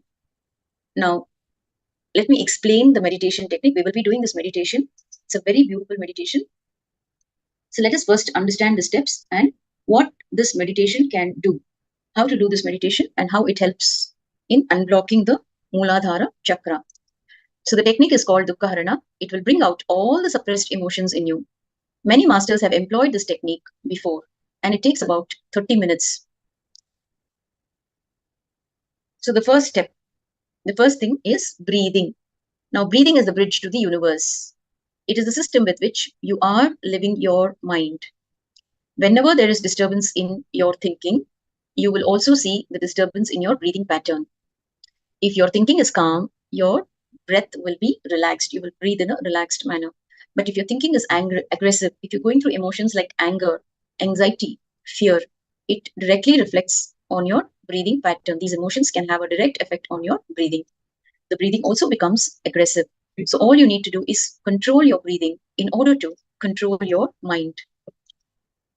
Now, presently in our repressed state, most of us are half alive and half dead. In the first part of this meditation, chaotic breathing is carried out in order to create chaos in your repressed system. Your mental system is fully alive. It is made fully alive by the increased intake of oxygen. It becomes more vital. Your cells will get more energy and will create more bioelectricity or bioenergy. This energy will melt all the repressed emotions like melting ice. Please understand, all the repressed emotions in you can cause various kind of disturbances in the physical functioning of your body. Now, when you do the Dukkha Harana meditation, your cells get more energy because of the breathing. The chaotic breathing is carried out in order to create chaos in your repressed system, and it will create more bioelectricity or bioenergy. And this energy will melt the repressed emotions like melting ice. Okay, so step 1 in this meditation is to wear the eye bands and stand. You will not be sitting and doing this meditation. You will be standing and doing this meditation with your eyes closed. There are 3 parts to this meditation. It is a guided meditation. You will be guided. So in the first step, you will breathe deeply and chaotically from the depths of your body. Understand the techniques, and then later we will do the meditation.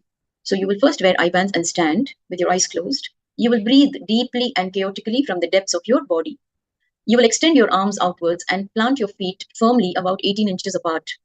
Now gently lower yourself down till your knees are bent, simultaneously keeping your arms extended outwards at your shoulder level.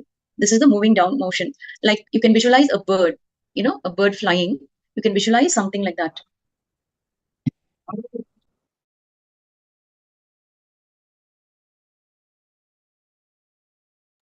So now you will gently lower yourself down till your knees are bent, simultaneously keeping your arms extended outwards at your shoulder level.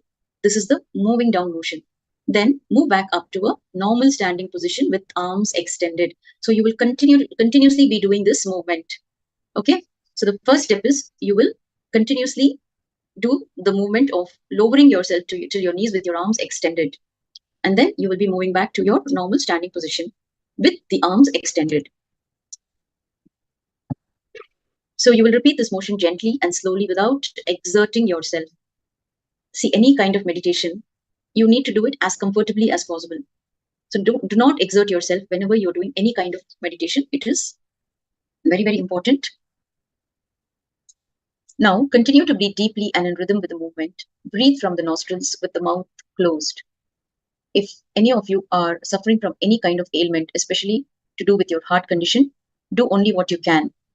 Also, pregnant women and others with physical ailments, please do only as much as you can. Do not exert yourself.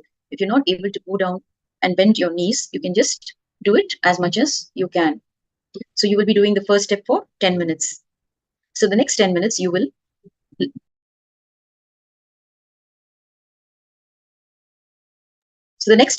tense and relax your limbs.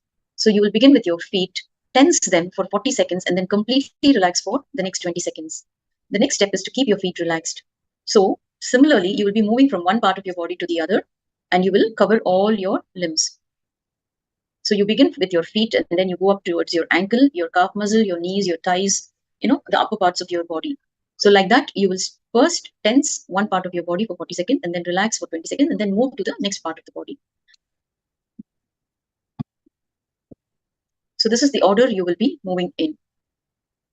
Your hips, your stomach, your back, your chest, both arms up to your shoulder, neck, shoulder, face, and finally your head. So on each limb or body part, tense as much as possible for 40 seconds. And then relax for 20 seconds and then move on to your next body part.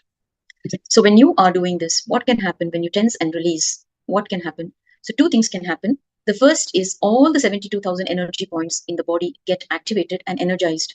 And many of them will, perhaps for the first time in our lives, we will be energizing these energy points. And in addition, all the emotional hangovers will disappear. So in your office, if your boss scolds you, you will not even be able to scold him back, because it would have removed, this meditation technique removes the emotional hangovers.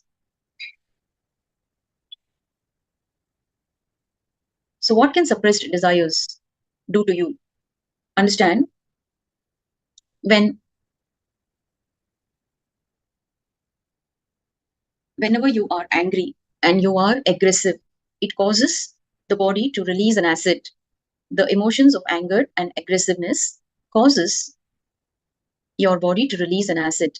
And when you are unable to react to this acid, it gets suppressed in your body. Now imagine when you are on a two-wheeler, you are riding a two-wheeler, at the traffic signal on the road, a car pulls up next to you. So now you suddenly feel you wished that you also owned such a car, and this desire possesses you. But you will not be able to fulfill this desire instantly. So this desire gets suppressed due to non-fulfillment. Similarly, many of your desires, many such desires and emotions are suppressed in you. And how can you enjoy bliss? So at the end of these 10 minutes, you will become awakened inside and you will become cool, calm, and composed, because all the suppressed desires have melted. So you will hear the tape saying stop. So stop as you are. You don't have to shift your position. You don't have to come back to your relaxed state. So whatever position you are in, please understand, when you hear the word stop, just freeze in the position in which you are. For a moment, you will experience the state of no mind. When you do this, you will experience the state of no mind for a moment. And you will also see your mind becoming silent. So when the mind becomes silent, just sit down wherever you are and chant the letter, the word, the sound Om. You don't have to make it deep, long, and loud as you chant in the Maha Mantra. Simply witness whatever happens inside or outside your being. The first two parts of this technique are actually a preparation for this third part, that is meditation. You will see that the mind becomes silent effortlessly by itself. Silence cannot be forced upon, it can only happen. Remain in this relaxed state with a smiling face and a blissful mood.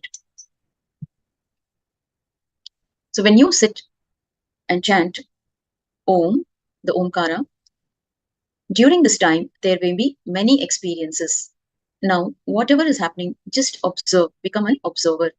Do not indulge in the thoughts, in your thoughts. Just become an observer and start observing. As you watch television, just sit and observe. Watch your mind, thought by thought. What are the thoughts that are being generated? Just sit and watch. Become the observer. And one more important point. Do not focus on the Muladhara at any point of time during the meditation, as this will create fantasies which you are trying to remove. So avoid focusing on your Muladhara at any point while doing the meditation. Now, after 10 minutes of chanting the Omkara, sit silently for about a minute and then open your eyes. So in the best interest of time, we will not be doing this meditation for 30 minutes, but we will be doing it for only a few minutes. Now, let us begin. So I will be guiding you through this meditation. The first step is to wear your eye bands. Please tie your eye bands and stand with your eyes closed. Please keep your cameras turned on. It's very important for all of us to be visible in the camera. Whenever we are doing any kind of meditation, please be visible in the camera. So I see some of you have turned off your cameras. It is highly recommended you do these meditations sincerely and keep your cameras turned on. Do not shy away. So first step is to wear your eye bands and stand with your eyes closed. Now start breathing deeply and chaotically from the depths of your body. Extend your arms outwards and plant your feet firmly about 18 inches apart. So stand with your feet wide apart, 18 inches width. Extend both your arms out and start breathing deeply and chaotically. Now gently lower yourself down till your knees are bent, simultaneously keeping your arms extended outwards at your shoulder level. This is the moving down motion. Then move back up to a normal standing position with arms extended.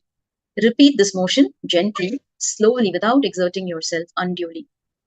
Continue to breathe deeply and in rhythm with the movement. Breathe from the nostrils with your mouth closed.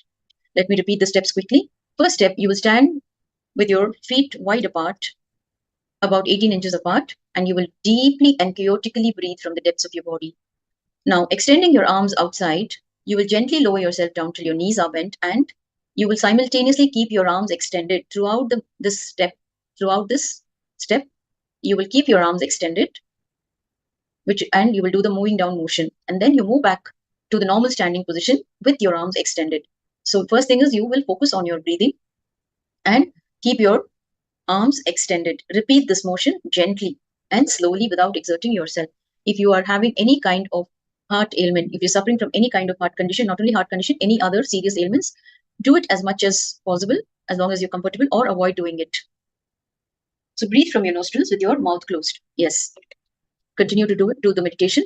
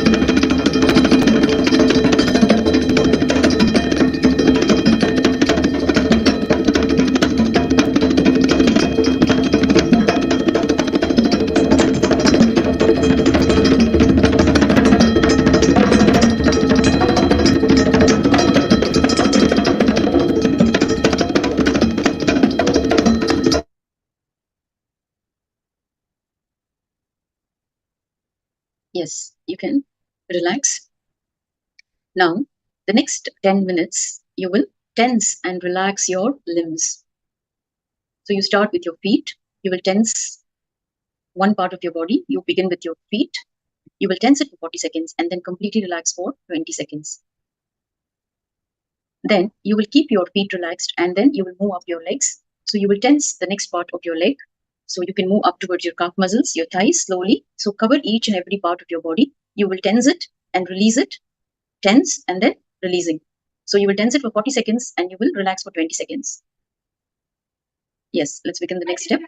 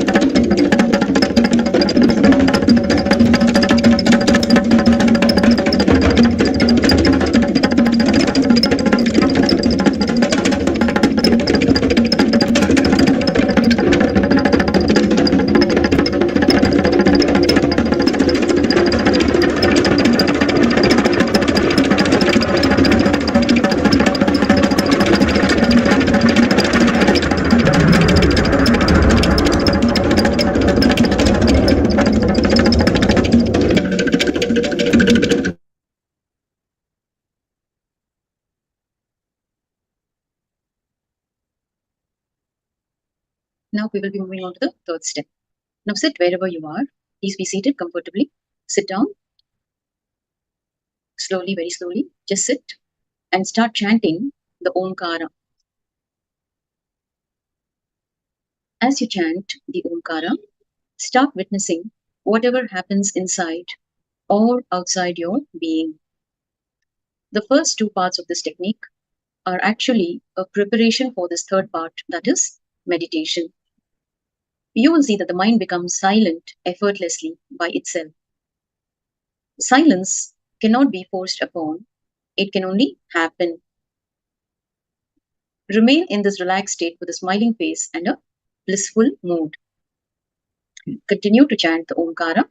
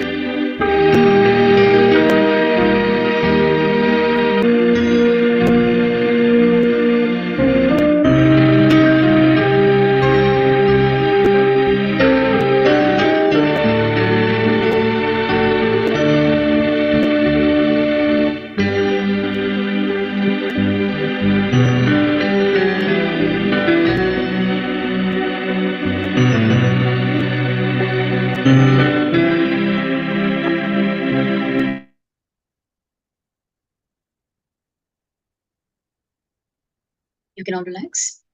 Slowly open your eyes. Very slowly open your eyes. You can relax and come back to your normal position. So understand this meditation technique, when you do it continuously, when you practice this technique on an empty stomach, preferably in the morning, it will transform your very being. It is also important to be very, very comfortable when you're doing this, especially wearing loose fitting clothes, wherein it doesn't stop you from doing any kind of movement in this meditation. So when you do this meditation for 21 days, it will help in transforming your being. It is like taking a psychological bath. You will be able to experience the silence in you. When you kill dukkha, which is sorrow, ananda, bliss, flowers, and sends forth a beautiful perfume from you. There is scientific evidence to show that the steps of dukkha harana are beneficial to everyone. The nerves in the Mooladhara area have direct connection to what scientists call the emotional brain, the part of the brain that connects emotions to thoughts and memories. This is also called the limbic system. Bhastrika, the chaotic breathing, stimulates these very nerves, which stimulate the emotional brain. So dukkha harana has the following effects. It washes out the receptors, which is like reformatting the hard drive. It stimulates the emotional brain so that it disconnects thoughts from emotions, thus making it easy to see things as they are. And the Omkara sound releases chemicals like dopamine that calm the mind.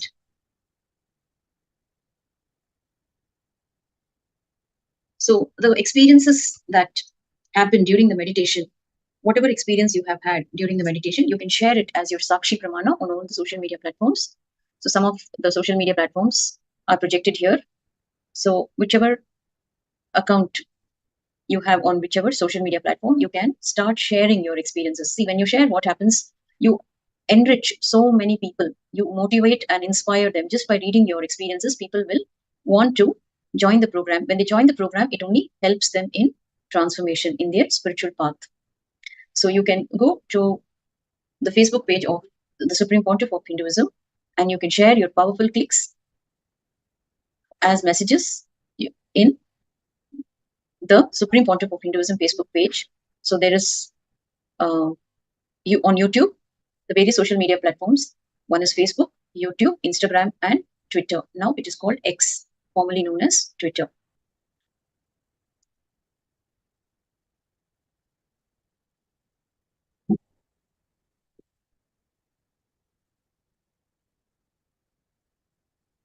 Yes. So we come to the conclusion of this segment. Now we will be moving on to the next segment, the next chakra. We will be learning about the next chakra in our next segment, which is the Swadhisthana chakra. We learned about the Mooladhara chakra. Now we're moving on to learning about the Swadhisthana chakra.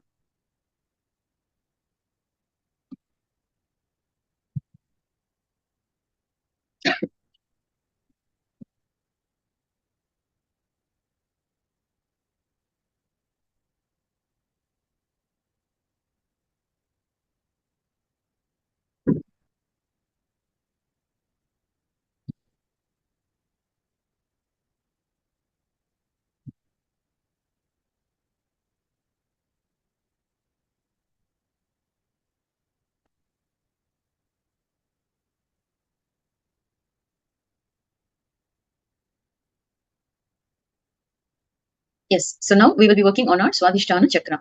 We will look closely at the thought trends that develop in us, which make us experience fear in our life.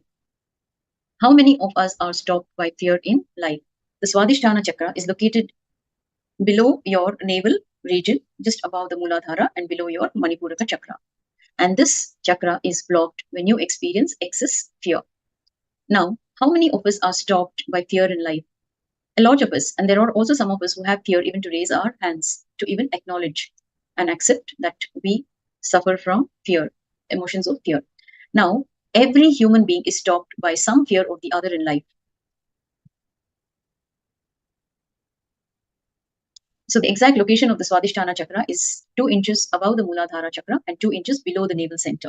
In Sanskrit, Swadhisthana means where your being is established. Swa means self and Adhisthana means established. What blocks this chakra? This chakra is locked by fear, especially fear of death. And what unblocks this chakra? This chakra flowers with acceptance of fear, acceptance of death itself. And the Nirbhaya Dhyan meditation will open this chakra. What keeps it alive is practicing authenticity in all dimensions. All our fears are actually fear of death under various disguises. That's it. Every single fear is related to the fear of death, but in a convoluted way. Because it is convoluted, we do not see it as a fear of death. Without fear, the word death, as we come to see, loses its meaning. Death is not something that happens at the end of our lives.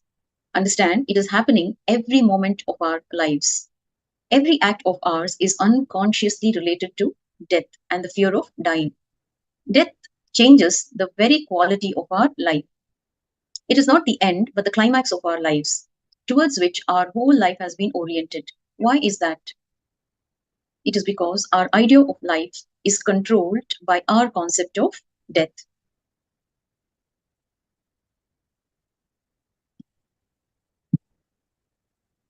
Now, fear is not in our control. Greed is actually very easy to handle because it is in your freedom. But fear is difficult to handle because it is not in your control. The fear is rooted in the deeper DNA strands. For a normal man, 2 DNA strands are alive. All your fear is rooted in these 2 DNA strands. Your greed is not your blind spot. Blind spot means that which exists in you, but which you cannot see or identify its existence. In fact, others see your blind spots easily.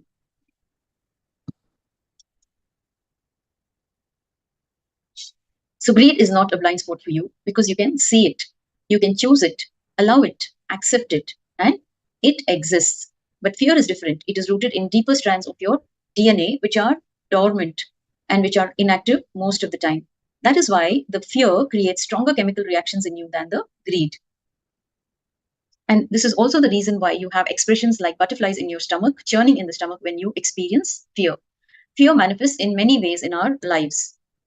So the layers of regular fear that exist are fear of losing your wealth, name and fame, the identity of the outer world, fear of losing your health, both your physical health as well as your mental health, fear of accidents or fear of losing parts of your body, fear of losing your loved ones or their love,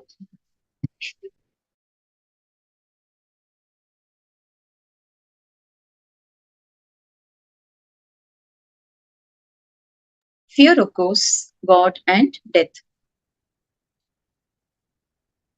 Now, all our fears are actually fear of death. It ultimately leads to fear of death, but under various disguises. Every single fear is related to the fear of death, but in a convoluted, roundabout way. And because it is a convoluted roundabout, we don't see it as fear of death. Without fear, the word death itself loses the meaning that we have been associating with it. So why do you bother about death? Because you do not know what will happen, death. And this is the unknown factor, unknown zone. And that is why you have fear. If you know which house you will be coming back after you die, you will just transfer all your things to that house while you are alive. That's it. But death is not like that. It is totally unknown to you. And that is why you have fear of death. So what do we usually think? We think that death is the climax of our lives. And that is why we fear death. So usually we think death is what happens at the end of our lives. If death was nothing more than that, it would be so easy. But death is not something that happens at the end of our lives. It is something which is happening every moment of our lives. Every act of ours is unconsciously related to our death. The fear of dying, death changes the very quality of our life. It is not the end. It is the climax of our lives, towards which our whole life is oriented. So what happens after death? Our whole life is controlled by our concept of death. Even our social structure is dictated by our concept of death. In fact, all great religions and world philosophies have arisen out of trying to answer one question: what happens after death? So there are various life solutions. In trying to answer this one question, different life solutions have taken root. The cultures which believe in a single life with no concept of reincarnation have poured all their energies into excelling in life. They have achieved the peak in terms of assimilation of information, gaining of knowledge, and material comforts. So these solutions, life solutions, help us get the maximum out of this life.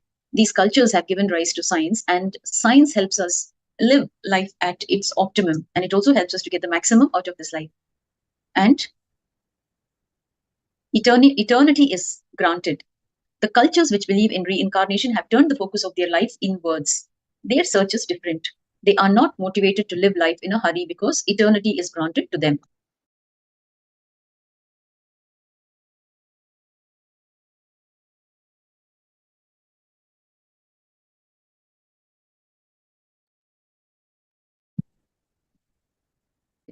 but death pervades every moment of our life. When we understand the depths, the secrets and mystery of death, we will understand the secrets of life. We need to solve death and see it as a mere continuity in a different form. Otherwise, we will miss life itself. If we understand and remind ourselves again and again that death is nothing but continuity in another form, slowly we'll be out of fear of death. And when we stop fearing death, we will know to what extent we have been missing life.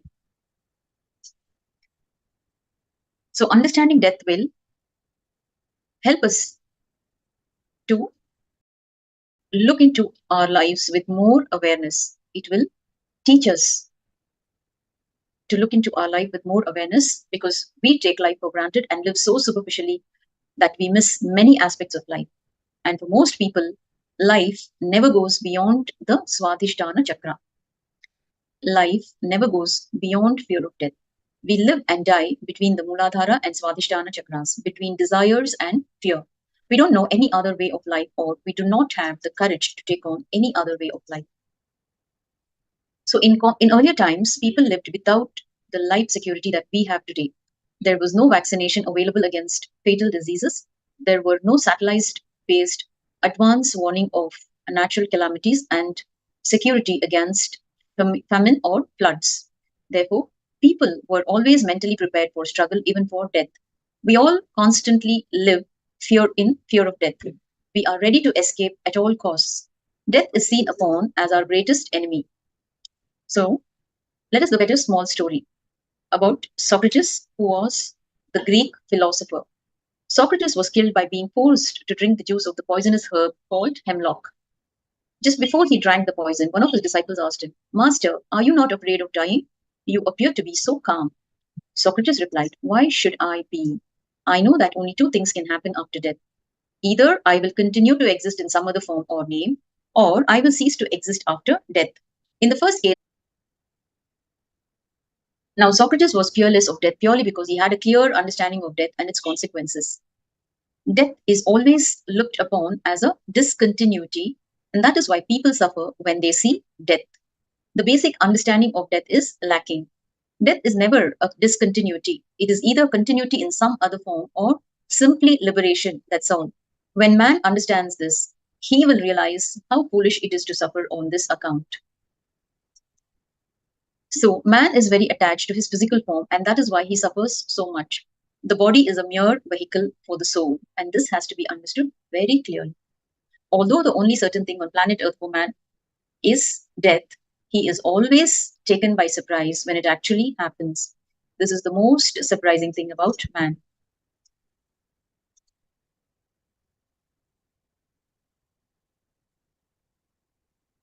Okay, let us look at another story. A lady was celebrating her 100th birthday. Her entire family was there for the occasion.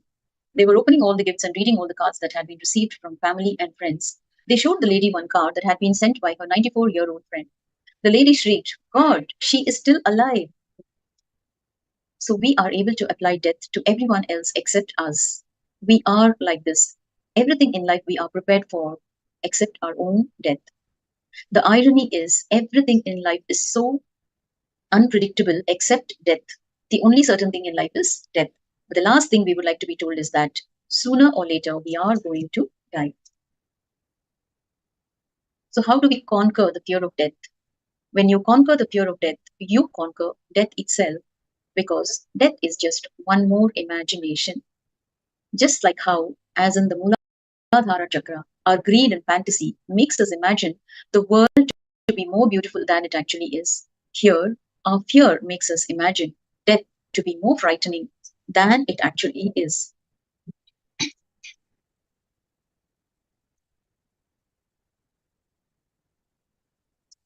We wear glasses of greed and fear which do not allow us to see reality. When you experience death psychologically, you release the energy that has been locked in the Swadhisthana. Swadhisthana is located near the navel center. When this energy is activated, it opens up. The whole quality of your life changes. And because of your capacity to accept death as just a continuity in another form, your capacity to enjoy life is transformed. Your whole body relaxes, your consciousness expands, your living capacity expands. Whether you accept it or not, every moment of life The fear of death lingers in the subconscious mind. By understanding death and fear of life, your life will be enriched.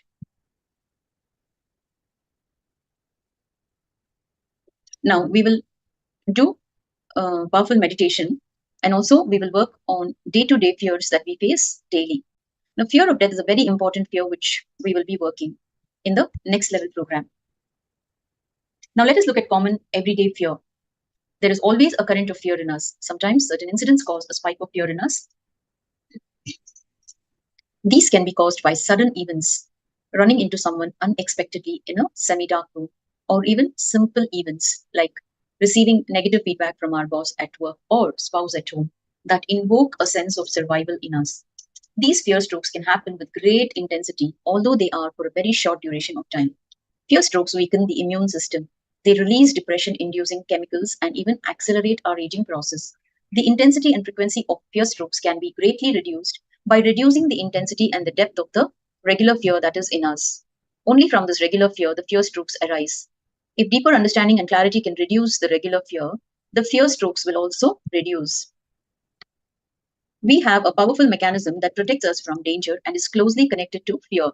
This is called the flight or fight mechanism. All of us have a part of the brain called the amygdala, which is the primary location where the base emotions are processed. Feedback from the outside world, such as sight, sound, etc., enters the brain and takes two paths. One path leads to the amygdala, and the other much longer path leads to the cerebral cortex, the thinking, reasoning, conscious part of the brain. The amygdala can be found in most animals, and this is the part of the brain that they use to determine danger and whether they should run away or stand and fight, the fight or flight reaction. The prefrontal cerebral cortex, on the other hand, is seen only in human beings and some apes. It is a recent development. Millions of years of evolution has programmed us to react with the amygdala first and the cerebral cortex later.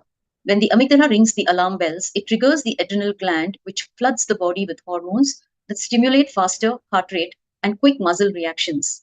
The following graphic characterizes the process. Now, when this system was put in place in our brain tens of thousands of years ago, there were physical threats to our life. But now, we're mostly living with environments which do not have such threats to our life. Most of the threats we face tend to be psychological. The problem or the difficulty here is that we react to current situations using mechanisms that were developed millions of years ago, even though the same kind of threat to life does not exist. For example, when our manager or spouse start giving negative feedback, we interpret them as intense threats and react with either fight or flight reaction, whereas a rational reaction would be much better. And this is not all. The amygdala is simultaneously flooding the cerebral cortex, the conscious part of the brain, with neurochemicals that change its functioning. In its flooded state, the cortex does not receive, process, or store information in its normal way. Thus, in this environment, the amygdala regularly hijacks the conscious brain in the face of the mere threat of psychological, not physical pain. The result can be highly counterproductive. It takes about 20 to 30 minutes of absence from the stimulus for the neurochemicals in the flooded brain to dissipate and thereby enable the possibility of a reasoned, rational interaction to occur. We have all seen people lose it in reaction to some perceived insult or lack of respect. In the presence of an amygdala hijack, there is almost no chance to have a productive set of interactions in such situations. We all do it. If at this time you are thinking that you do not do this, you should actually ask your spouse, lover, partner, parent, or child. They will probably be able to help you see that we all do it. So, understanding irrational behavior.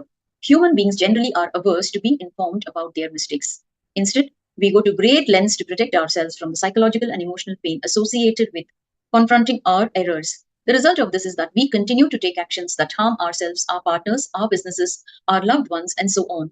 This behavior, while irrational, becomes understandable once you understand the role of the amygdala hijack and its impact on your behavior. Amygdala hijacks leave you with no freedom to be or to act. It dumbs you and therefore unable to respond appropriately and optimally to the given situation. It also limits learning. One major way we learn is to see the mistakes we make and therefore create the opportunity to change those actions to achieve superior outcomes. Seeing how it works makes you more aware of its impact on you.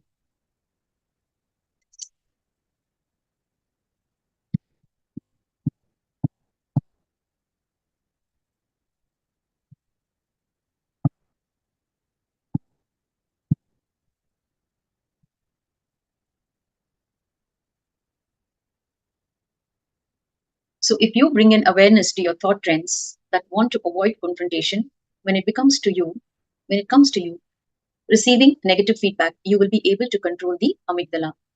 So along with this, the meditation technique that you will be doing by the end of this segment will automatically work on your fear knots and release the fear of unknown that you have carried in your system for many years. So what can overcome fear and open the Swadhisthana chakra? That would be our next question. The answer is authenticity. But here we will talk about other dimensions of authenticity. So yesterday in our sessions, we learned about the 4 images. And earlier in the session, we also refreshed our knowledge about the 4 images. Now, we have only seen 2 dimensions of our images. And now there are 2 more. The first of these 4 identities is Mamakara or inner image. It is the inner image and experience you carry about yourself, like I am healthy, I am ugly, I am intelligent, and I cannot tolerate hard work, I love people, etc. These are all the ideas that you carry about yourself within. And you also carry many such inner ideas about yourself.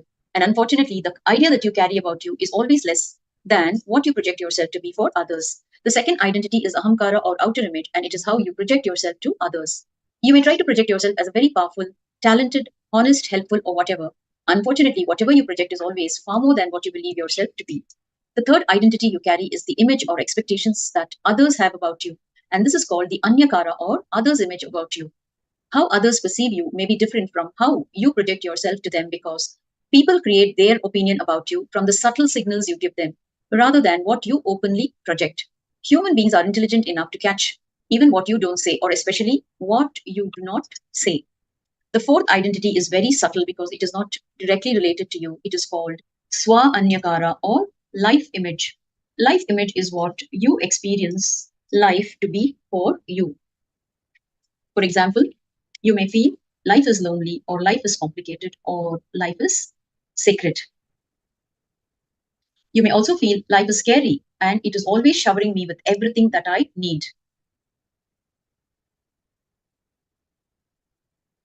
So please understand, this is also your identity because it defines the exact experience you will be receiving from the people and situations in your life.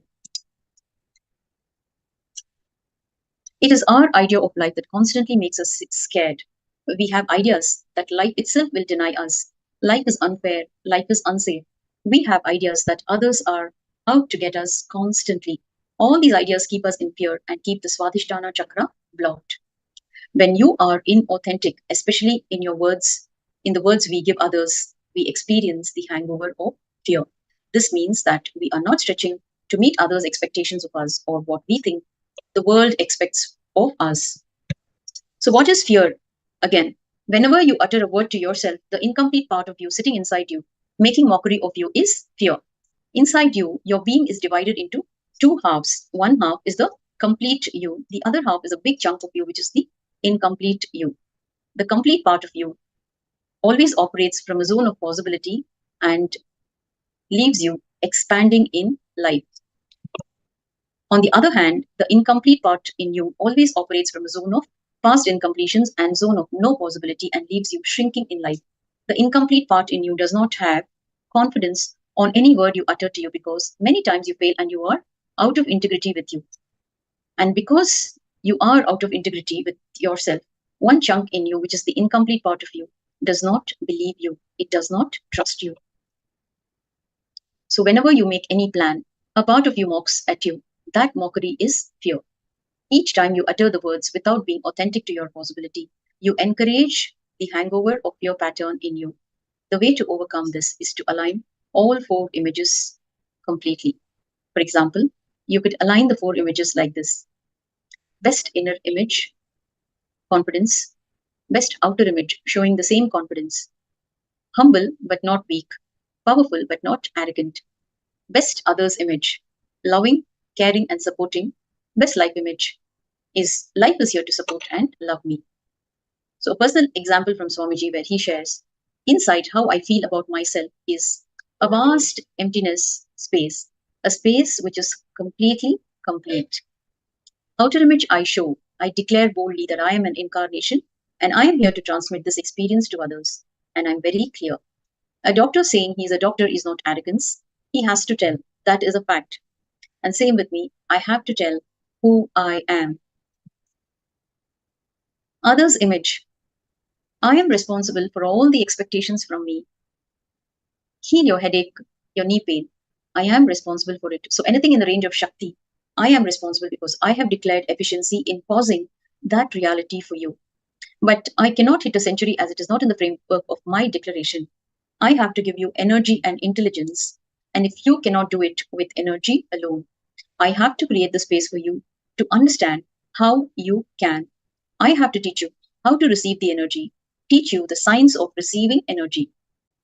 Now here, Swamiji is talking about a couple and he's taking the example of them who were attending the program when this program was conducted, when Swamiji was physically available at Adi Kailash. Now he's talking about the couple. If she expects you to be a good husband, you are responsible. Within the purview of your declaration, you are responsible. When people come to you for help and you are a doctor, you are responsible as their expectation is within the purview of your declaration. If I have initiated you as a disciple, I have to wait till you get enlightened. Now you understand. Do not have desire for the seat. Don't think, why is he being worshipped? It comes with responsibility. You take up the responsibility and we are there to worship you too. The best life image I wanted to have. The whole life, everyone is there to celebrate with me. Now all the four are aligned and that is why I am settled. I will help to raise you to what you think best about you and align it. Now the process for authenticity, aligning all the four images. So you will note down this in your notebooks and you will do it by making time for yourself. Now describe your peak four images, your peak inner image, outer image, others image, and life image. Are you functioning at your peak in these four images? If not, find out what cognition is stopping you from operating at your peak of these four images. Go back to the first incident when you first experienced this cognition. Complete with all the incidents when the same cognition has happened in your life. Now, we will be doing the Nirbhaya Dhyan meditation, the darkness meditation. We have done this meditation yesterday for some of the participants who have joined us today. Again, we will be doing this meditation now, and this meditation helps to open the Swadhisthana chakra. The Vedic reference has been taken from the Vijnana Bhairava Tantra, verse 87. Evam eva durnishayam Krishna pakshagame chiram tamiram bhavayan rupam bhairavam rupam yeshyati. In the same way, at completely dark night, in the dark fortnight, by contemplating for long over the terrible circumambient darkness, the yogi will attain the nature of Bhairava. The Swadhisthana region overlaps with a very important gland, the adrenal gland, that produces adrenaline. This hormone is produced during fear. When we go to sleep, naturally stress hormones are reduced. Adrenaline production is reduced. The pineal gland is stimulated to create melatonin. The pineal gland controls day or night cycles. Nirbhaya Dhyan is a meditation where we consciously simulate the same condition that happens during sleep so that our fear is reduced. One's quality of life changes when the Swadhisthana chakra opens. There is no longer fear, just acceptance. It is difficult for a person without the Swadhisthana open to understand, as it is for a blind person to think that he can move around with a cane when his eyesight is restored. Absence of various fears, which gives rise to confidence, boosts one's success in all endeavors, just as fear was the cause of failure before. As we discussed before, almost all our fears, including death, are in one way or another a transference of our fear, losing our identity, our ego. It is the threat of separation of body-mind from the spirit and the consequent loss of identity that instills terror in us. The meditation that we are about to do, if done with awareness, can reproduce that feeling and help us face the eventual certainty squarely now. So let us see what is darkness meditation all about, how this meditation is done. Let us understand. The tantric followers meditate upon darkness to feel the intensity of Mother Kali, the primal power, Shakti. Darkness is the mother's womb, where we originate. It is also death, where we return. Darkness is the start, the passage, and the end. By meditating upon this darkness, you will feel liberated. During the meditation, become aware of the darkness around you as intensely as possible. You may feel as if you are separating from your body. If that happens, allow it to happen. This meditation is for 21 minutes, and it can also be done by you at night before sleeping. It helps you to sleep well. Now, let us do the meditation. Please be seated comfortably with your head, neck, and spine in a straight line. Close your eyes. Exhale deeply a few times and let inhalation happen naturally. So keep your eyes closed. You can tie your eyes if you want to. So the first step is to exhale deeply a few times and allow the inhalation to happen naturally. Again, this is a guided meditation, so I will be guiding you.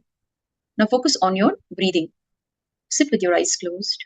Exhale deeply a few times and let the inhalation happen naturally.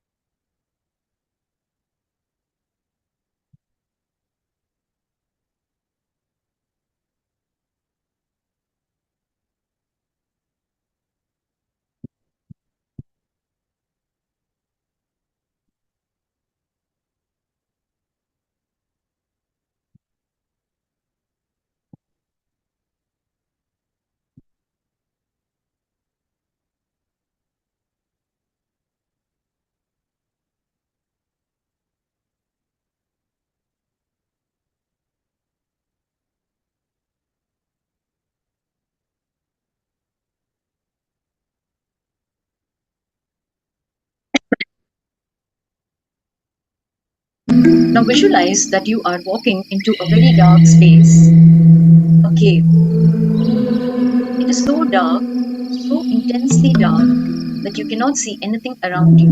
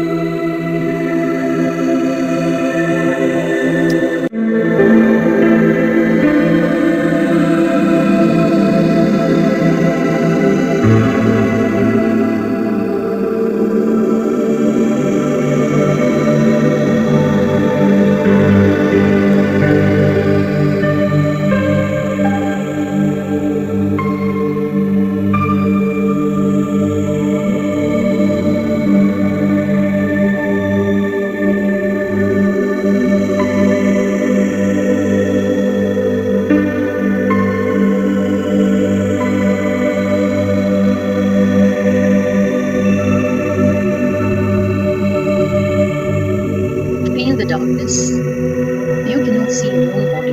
You cannot see anything. Can you touch? Can you feel your presence in this darkness?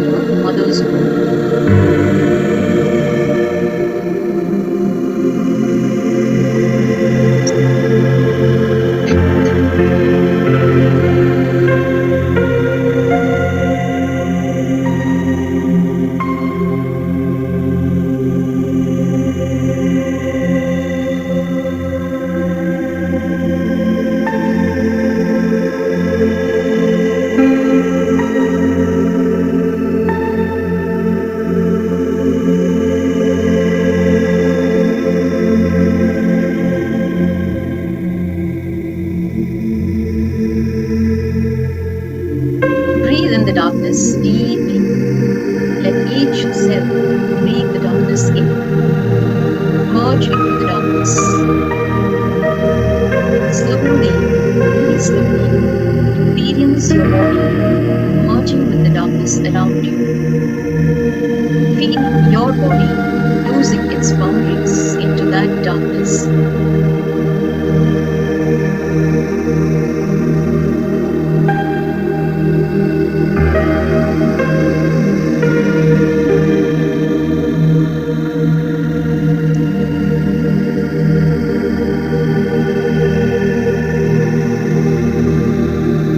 Now let every cell in your body and mind breathe in the darkness. Become one with the darkness. Merge into the darkness.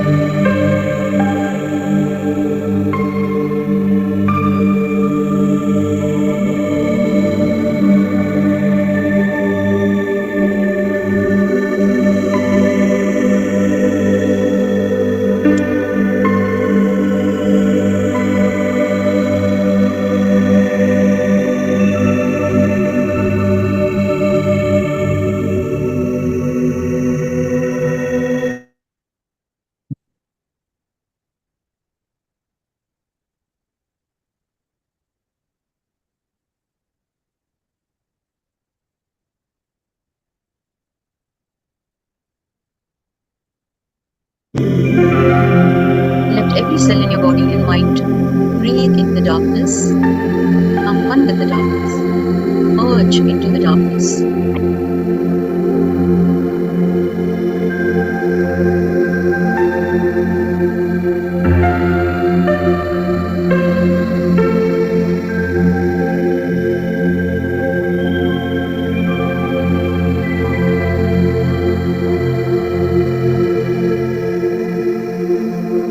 Now, become aware of yourself now.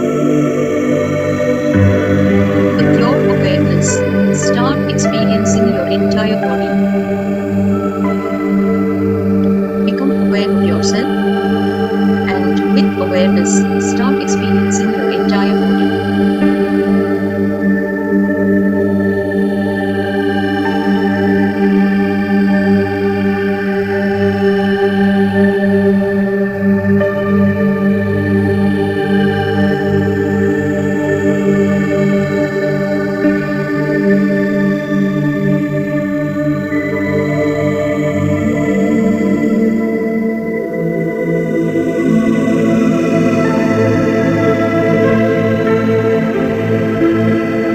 Gently, very slowly, move your body from the dark space, from the cave.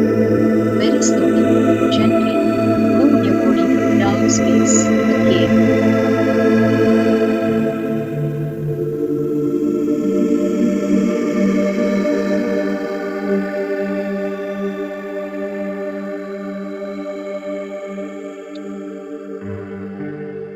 Now slowly, very slowly, return to your presence.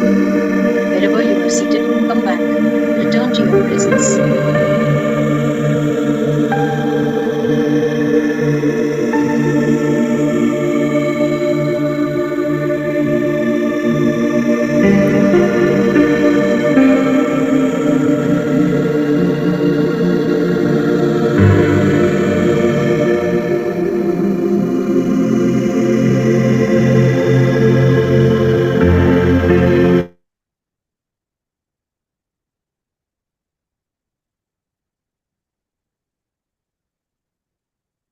Om Shanti, Shanti, Shanti.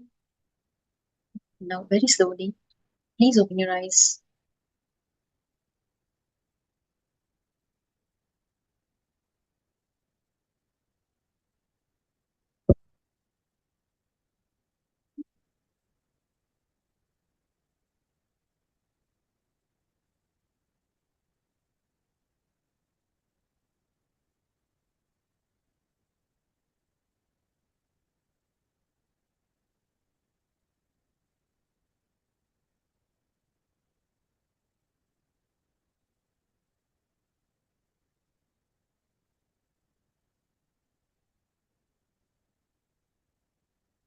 Yes, so this meditation should be done when it is dark outside with no lights inside.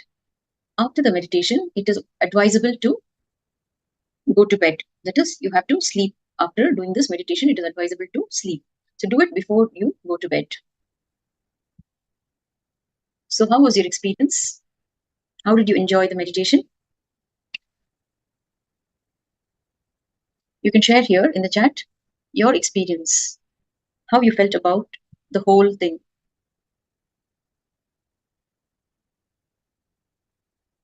Today we learnt about the Muladhara chakra and the Swadhisthana chakra. So you will be learning about the other chakras in the upcoming segments. Yes, it's a very beautiful meditation.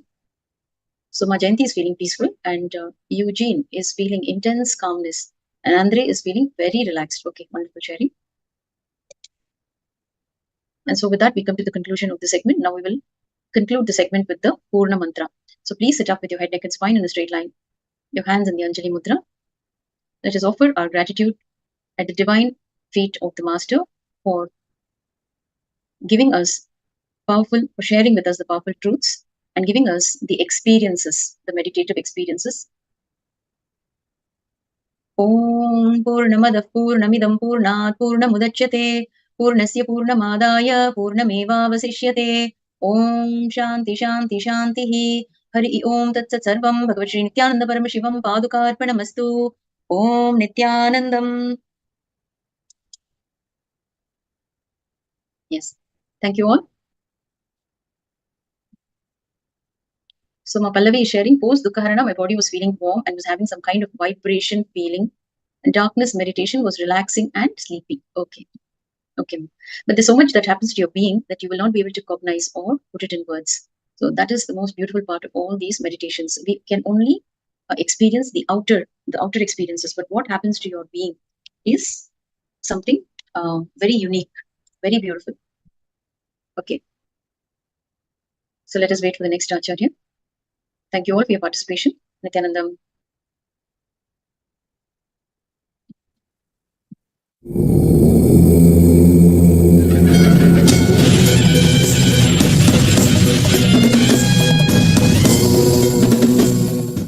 So let me give you the essence of yesterday. Integrity means honoring the word you give it to you and to others. Authenticity means taking responsibility for what you feel as you and what you project as you, what others feel as you. Clear? You don't need to take the responsibility of people who are not at all involved in your life, their imagination about you. Like somebody from South Africa suddenly comes and expects you should become a prime minister of his country. You don't need to fulfill that. Understand? But with whoever you have involved your life, listen. Anyakara of the people about whom you have Anyakara. That is the Anyakara for which you have made commitment. Understand?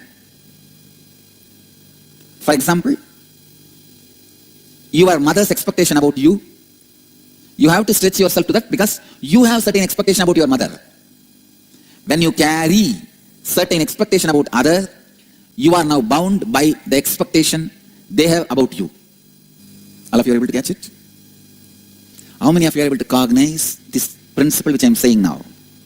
Because you have a doubt, how many of you are not able to cognize? Raise your hand. Can you guys come out? I'll answer your questions. Listen. For example, your mother has an expectation about you. You have to stretch yourself to that because you have expectation about your mother. Understand?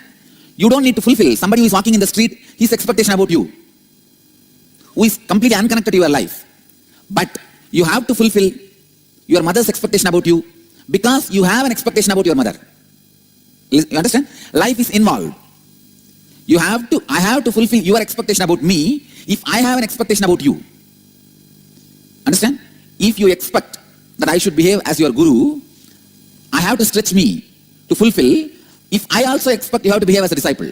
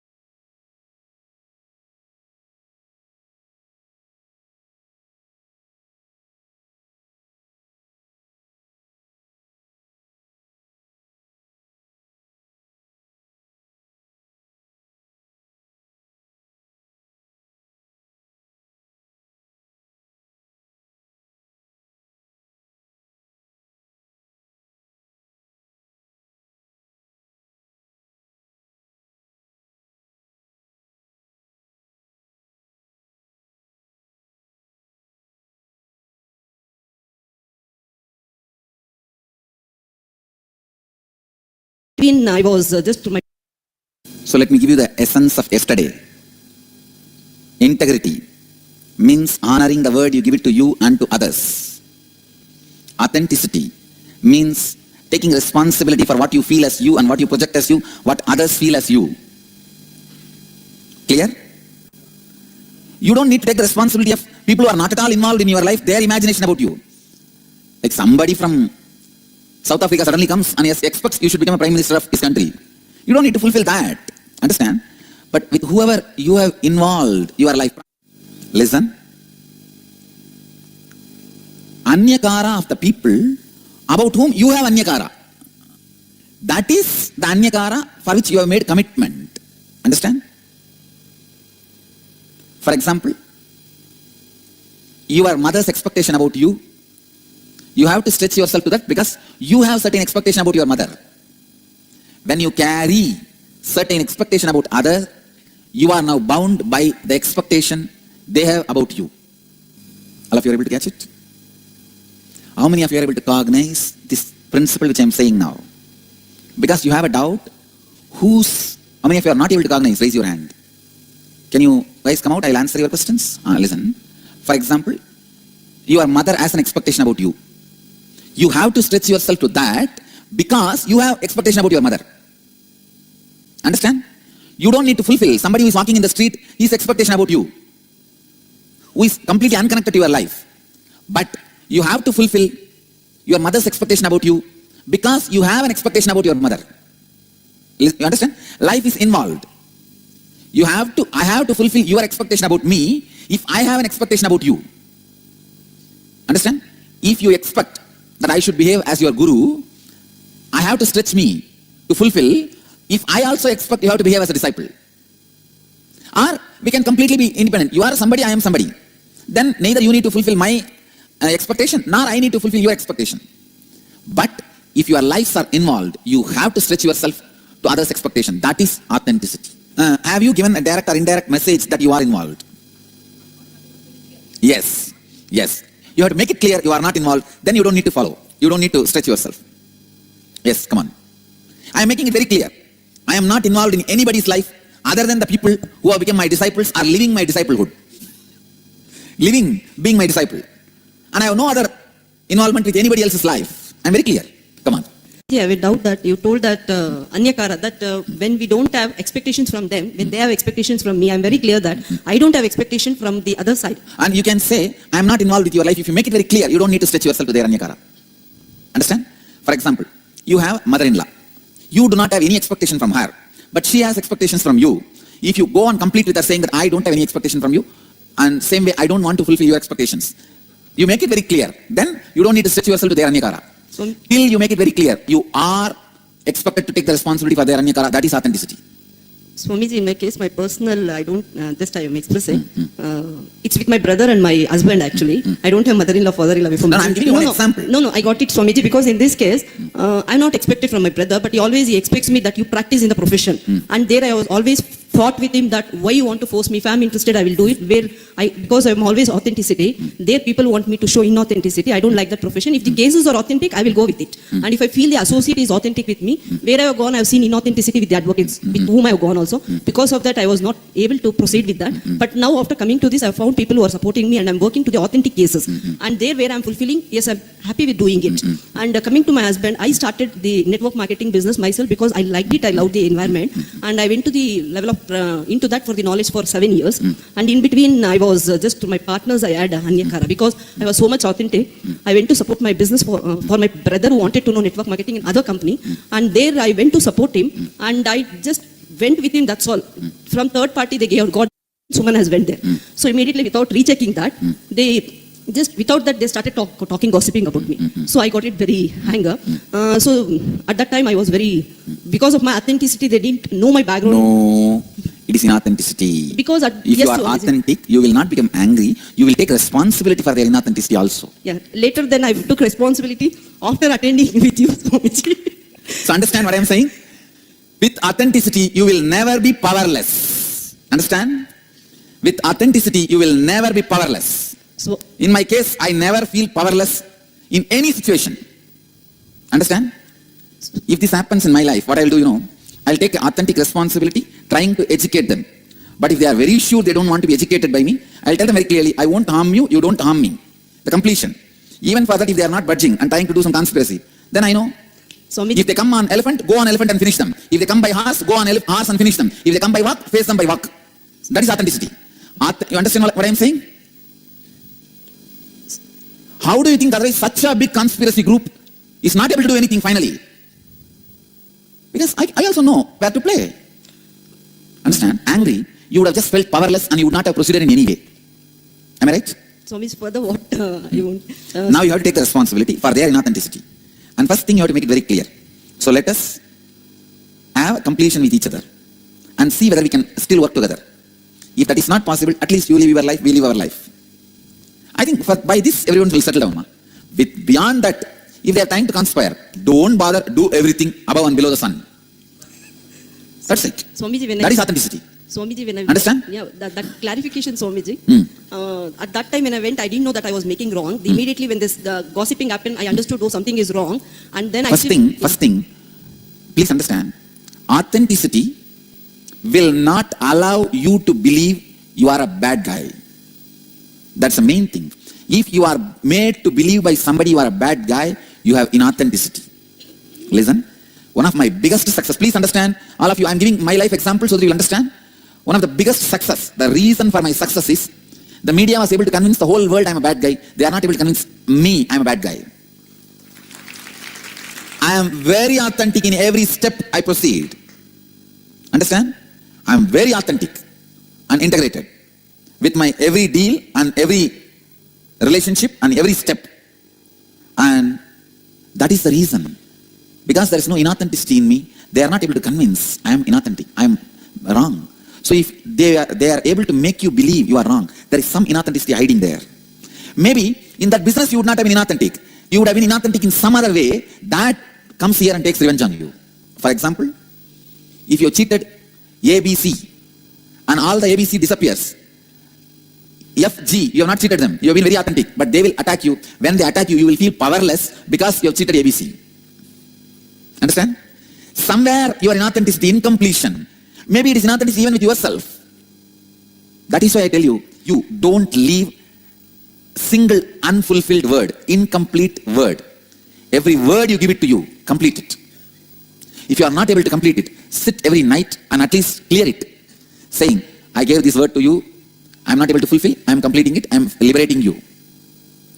Please understand, this one habit of swapurnatva, completion with yourself, takes away insecurity. See, whenever you start a work, you will always see one corner of your mind will tell, no, what for you are going will not be successful.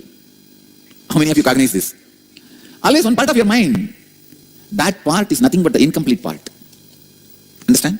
Then after that, they made me that I mean, when I started telling that where I'm wrong, come on, prove that, and I started talking to them, and they all kept quiet, Swamiji, because they told me that we will stop you from the company, that this, then I told even, I'm ready, where I'm wrong, come on, prove it, and all kept quiet, and then I just kept quiet for 3 years. After being here, coming to Kalpataru, I was just open, and I went back to them and I told them that now you people without knowing me, not listening to me or asking me, how did you do behind me like this, so that hurted me a lot. Then they all told sorry, and the persons who were partners with me, everybody told me sorry, and again I connected with them. And I was so see the power of authenticity. Yeah, Understand? It worked on that. And now actually, I want to drop that business, but complete this business. You have worked so many years, why you can't do that, this. But it's not fighting. I'm just convincing that now I know, after going into deep, I can see, I tell him that I'm telling that I don't fail by doing business, I'm not confident in doing business. I have knowledge, I have creation to do that and advocate all, but now... No, you should be able to do small and big both things. That is spirituality. Still you have to catch it. Understand?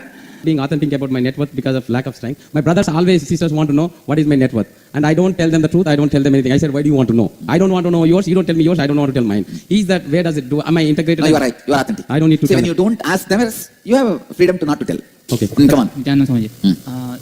So as you said earlier, like if you have expectation about somebody, you have to stretch to their Anyakara. So let us say I have expectation about my father as well as my mother. My father's Anyakara is exactly opposite to my mother's Anyakara. So to whom expectation to should I think you have to sit with both of them, work, then finally it will evolve. Understand?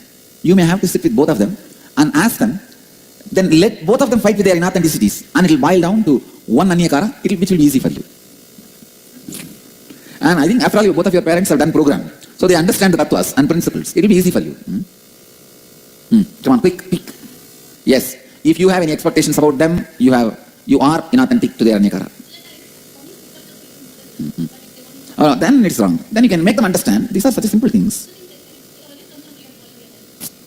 You can make them understand, I'm healthy, come on. Why are you constantly putting this word into my head that I'm spoiling my health? Quick.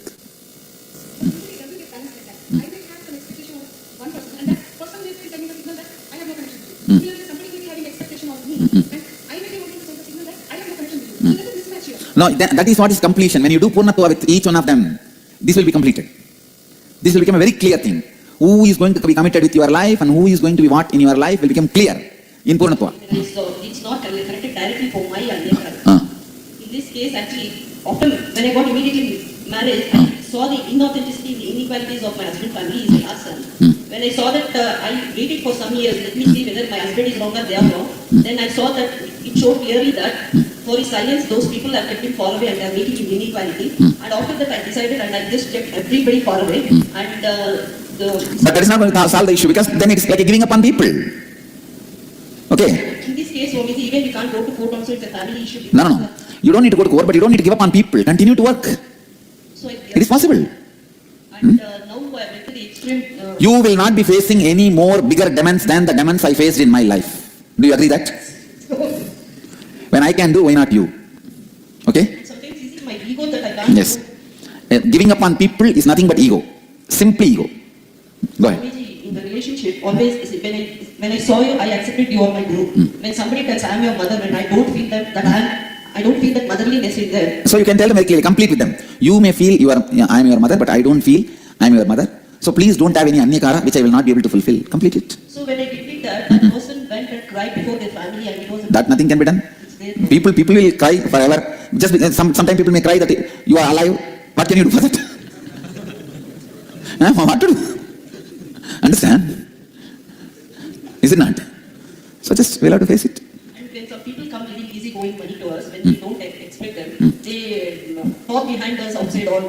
I think better to not to have the easy-going money. That will always make you lose respect on you. It will just make you lose respect on you. So it's not wrong.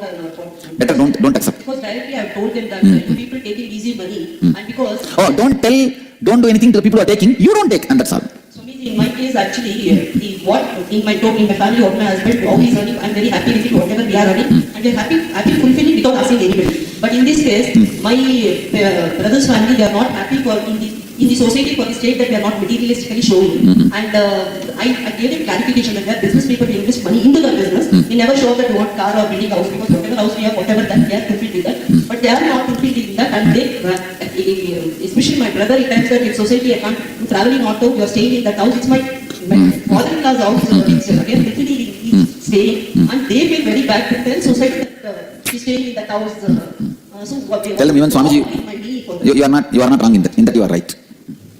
Even I drive the same car for last 10 years. What to do? Forget about it. So those things are not. No, you are authentic as far as this is concerned.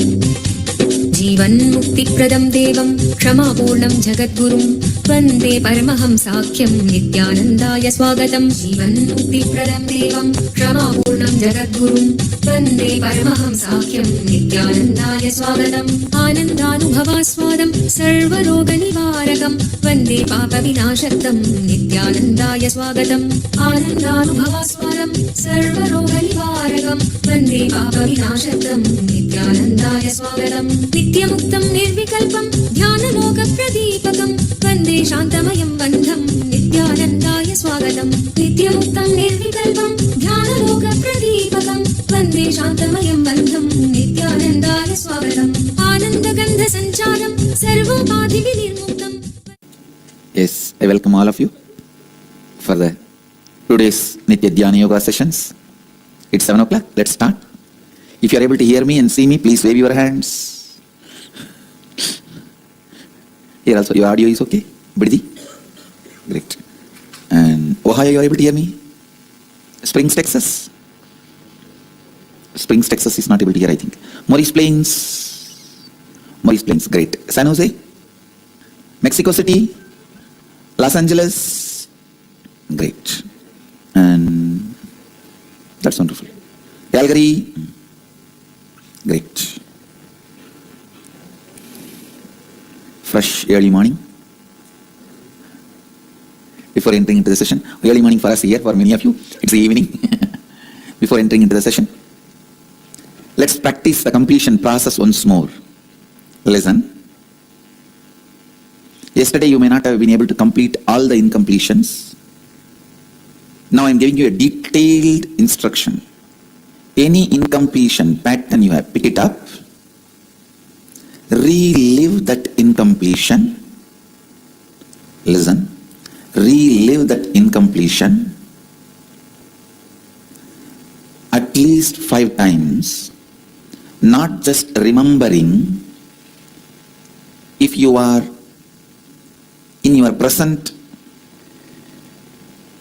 age, time, and you remember your present identity and think about the past, it is remembering.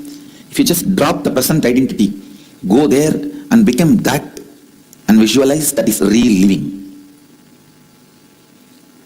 Go and become that, relive at least 5 times. Suddenly you will see that pattern breaks, that knot melts down. You are free from that samskara. You open up, you relax, you are complete. The emotional weight melts down. Now, pick up each incompletion you have, you want to complete with. At least 5 times relive.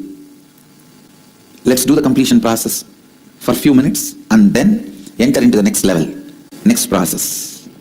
Please close your eyes, tie the ribbon, start the completion process. Let the grace of Mahadeva flow in all of us and make all of us experience completion. Shiva.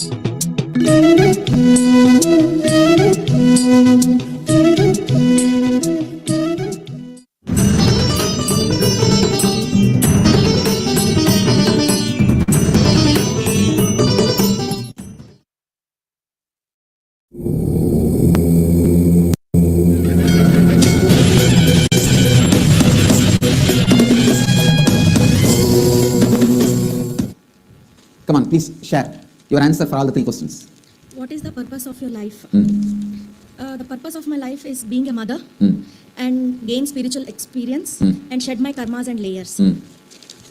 What do you aspire to? I aspire that my children grow up to be responsible and happy persons, be mentally, physically, emotionally and spiritually healthy. These are my aspirations. What is it that keeps you alive? My children keep me alive, hope keeps me alive and meditation keeps me alive. What motivates you to awake each day? My children again. What do you value most in your life? Again, my children and my connection with my inner self. How do you plan to achieve what you aspire? Through meditation. Are all your actions aligned? Not yet, but I'm trying. What is your reason to attend this program? Get peace with myself. What do you hope to get? Understand myself, recover from past traumas, make peace with myself and become stronger. Wonderful. You have set a clear thought trend. Now I can infuse energy into you. I can awaken your Kundalini. Your Kundalini will have a direction. Understand? How many of you understand what I am saying? See, she has set a clear trend. Means she is now clear about what she wants and what is her problem. Now I can push her Kundalini Shakti to travel in the right direction. Thank you, Master. Great. Come on, go ahead. Purpose of life is to enjoy, find peace in every minor thing I do, spread smile to people I meet, and continue enjoying my life, my living in the spice of Advaita by your blessings. Important purposes of life is I'm doing my chartered accountancy. I want to clear off my CA final exams, as you say, complete it and get rid of it, and want to find my dream job. No. Complete and get rid of it means you think that complete. See, only the completing the course is the driving license you get. After that, you are going to start driving. If you have so much of hatred to get rid of it, how are you? Get rid of just exams. Okay, but this is the subject with which you are going to spend your whole life. Don't you see, if you have a subtle hatred and incompletion, that is going to lead to a constant tiredness and boredom. You should be very clear, your whole life is going to be numbers. Understand? So, I think you need to complete, if you have any hatred towards the subject and syllabus with which you are working. It's not actually hatred, it's just laziness to study. No, please understand, laziness, tiredness, boredom, all these are nothing but conflicts inside. Understand? Yeah. Last 15 days I have not slept. There are many witnesses, eyewitnesses for that. How many of you are here whose houses I visited now? Oh, okay. Just now, just today morning, yes, only one person is here. Just yesterday night I came back. 15 days no sleep. It will go up to late night 2:30 and early morning 4:30 it starts. And even in between, don't think I can sleep in the car, because every 10 minutes there will be one reception or a house, darshan, something. Continuous. And yesterday night I landed. Today morning I am back for morning satsang. Everywhere, the only thing people ask, whether it is morning 4:30 or night 2:30, Swami is fresh. When I get down from the vehicle, that's the first thing people ask. Especially these media guys who wait. That's a comment I heard. Means he comes down as if a carved deity. And late night, 2 o'clock, 1 o'clock, how he is coming down like a carved deity? The only secret is I have no conflict about what I am doing. I am completely convinced what I am doing is the best for the world and for me. Understand? All aspects of what I am doing, I am convinced about it. So you need to be convinced about all aspects of what you are doing. Laziness, tiredness, boredom is nothing but your own conflicts and parts of you not convinced about you. And also a bit of negative energy which is around me. No, please understand, there is no negative energy other than your incompletions. Nobody can send any black magic to you, don't worry. Understand? Nobody is sending any black magic. And if you complete within you, no black magic will work on you. How many of you understand? See, the next step is understanding about who you are. That's what is the next session. I'll lead you into that. Before that, I'll just listen to some more of your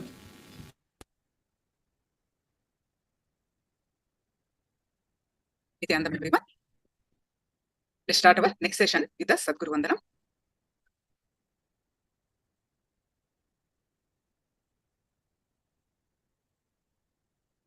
Nithyanandam Paramasugadam Kevalam Jnanamurtim Dvandvatītam Gaganasadusham Tattvamasyaadilaksham Ekam Nityam Vimalamachalam Sarvadi Sakshibhutam Bhavatītam Trigunarahitam Satguruntam Namami.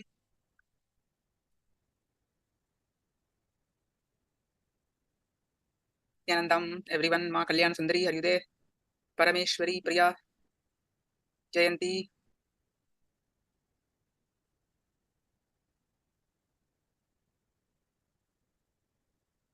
Now we are going to start the next chakra.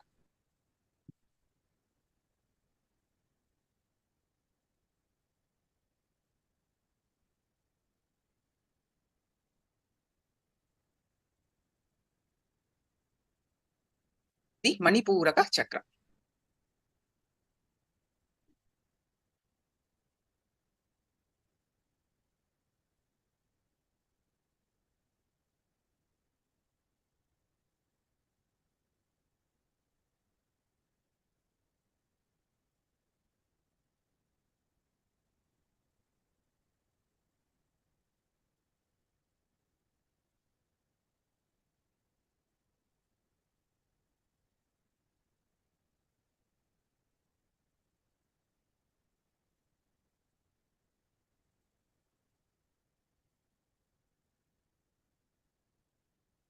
The Manipuraka chakra is located at the navel center. In Sanskrit, Manipuraka means city of jewels. Mani means basically jewel. What blocks this chakra? This chakra is located by locked by blocks this chakra. What unblocks this chakra? This chakra flowers when you stop worrying about worries. The diabetic Kriya meditation will open this chakra, and what keeps it alive is practicing integrity. What is worry? Worry is constant chaos without any clarity happening in you. This is what is known as worry. Worry is constant chaos without any clarity happening in you. This is what is known as worry. These knots in the thought flow affect the Manipuraka chakra. Manipuraka chakra is in the navel region. Just do this small test. Whenever you feel negative thoughts coming up, look into them and see where they are rising from. You will find that they always rise up from the navel.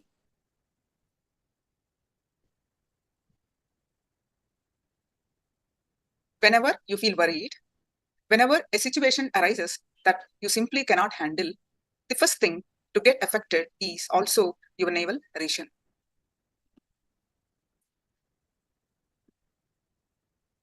Your stomach. You can physically feel depression as a weight in your stomach. This is why we always say, I can't stomach it. I can't digest it. This expression is there in all languages across the world. It is universal. Constant worry locks the Manipuraka chakra. Constant worry locks the Manipuraka chakra. Manipuraka chakra is at the navel. You will not know whether it is fear or greed with which you are suffering. You will not know if it is in the past or future that is causing anxiety in you, but you will be suffering. All you will experience is just chaos and confusion. What you are saying are the reasons for worry. I'm not asking you the reasons for worry. I'm asking you what is worry. If I ask you the reasons for worry, this session will never end. Each of you will be ready with a long list. My business is down. I have no peace of mind at home. I have so many problems that you can't even imagine. I don't have children, which is my worry. My children are my worry, some say. So we all have so many worries all the time. And if we can't find any worries, we will worry about not having any worries. When we have worries, we start feeling insecure. Before defining worry, I just want us to recognize a few things about worry. First, if I ask you why you worry, you will list so many reasons. You always think that worry is caused by external matters and you always blame the people around you for it. If the cause for worry were external, there should be at least one person who has beaten all these causes and is free from worries. But is that the case? Anyone you meet has got some worry or the other, isn't it? Whether they are rich or poor, married or unmarried, with children or without children, working or having their own business, everyone seems to have worries. This is because although we think that the cause for worry is external, actually the cause for worry lies deep within ourselves. That is why everyone had some worry or the other all the time. So important point to note is the cause for worry is within us, not external. That's why we constantly keep worrying. That is number one point to note down. Second, when you worry about something, you will feel you have a definite point of reference against which you run your life. That is why worrying gives a direction to your life. Worry gives a direction to your life. Without worry, you feel as if you have no access about which to move. And so you actually nurture your worries. What is the second point that we need to note down? When you worry about something, you have a certain direction. Worry gives a direction in life. You feel like you have some access, which you move. So you actually nurture worries. 3 men were sitting abandoned in an island. They did not know for how many years they had been there. Suddenly, one of them found a bottle and picked it up.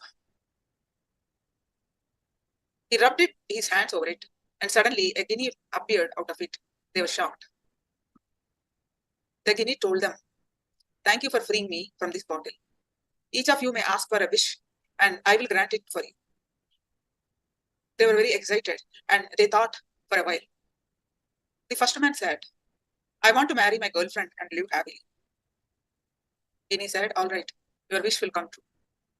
The first man disappeared from the island, and the guinea looked at the second man. Second man said, "I want to become a wealthy businessman." Guinea said, "All right, your wish will be granted." The second man disappeared, and the guinea asked the third man what he wanted. The third man said, "I'm going to miss my 2 friends who have been with me all these years. I want to be with them." Guinea said, "All right," and he disappeared, leaving the 3 men just as they had been on the abandoned island. The third was actually attached to his worry, which is being marooned in the island. So you are secretly in love with your worries. You are so fond of them. So though we claim that our worries give us misery, we are so attached to them. We are so attached to our worries that we carry them with us all the time. 3. Now the similar story. 3 fisherwomen went to sell fish one day, and it became late that night when they were returning home. They decided to spend the night in some house on the way. They entered the house of a lady who sold jasmine flowers for a livelihood, and they requested to spend the night there. The lady agreed. They went to sleep in the room given to them. The house was filled with the fragrance of the jasmine flowers. But however hard they tried, the fisherwomen could not sleep. They were tossing and turning, and they did not know what to do. Then suddenly, one of them got up, brought in the empty fish basket, and kept it by their heads. They went to sleep in no time. We carry our worries with us everywhere we go and feel comfortable nurturing them.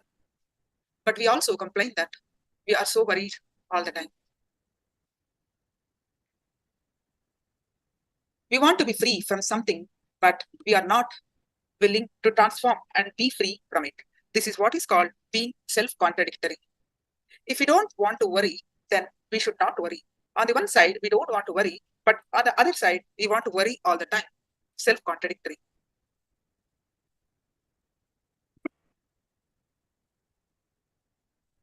Third, so The third point, each person thinks that only he has got a lot of worries.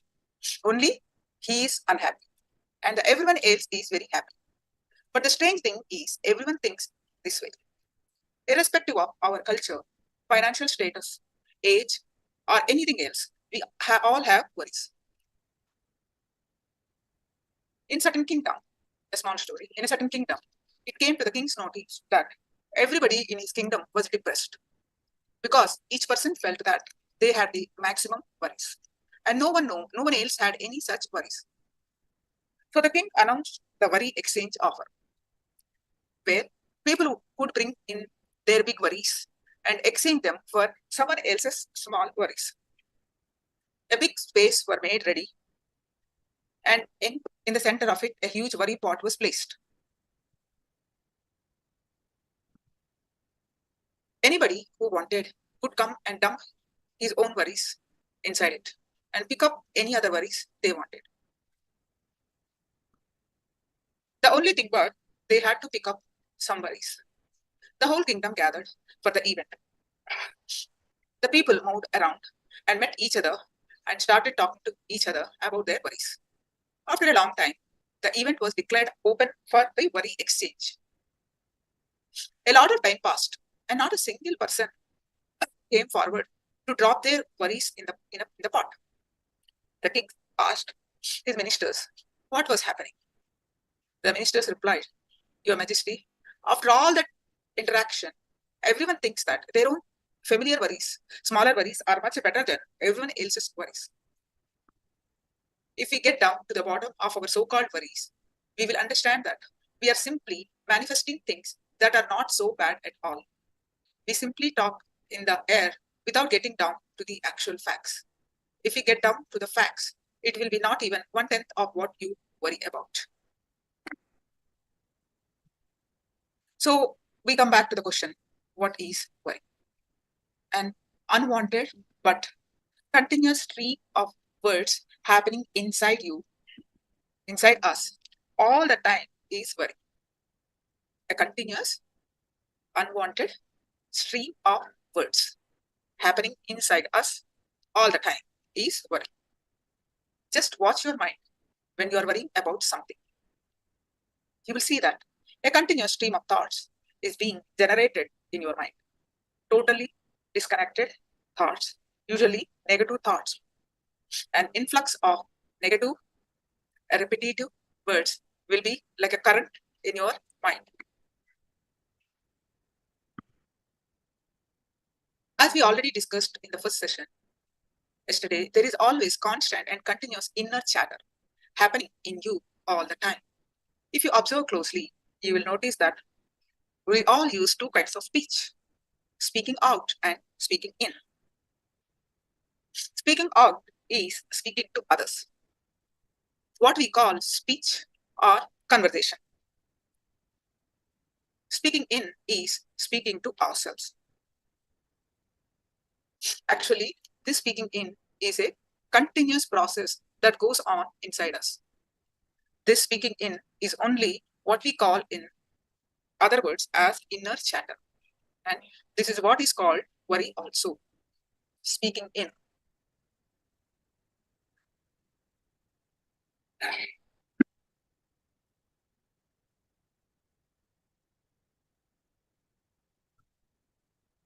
Worry is nothing but this continuous, uncontrolled inner chatter happening in your mind.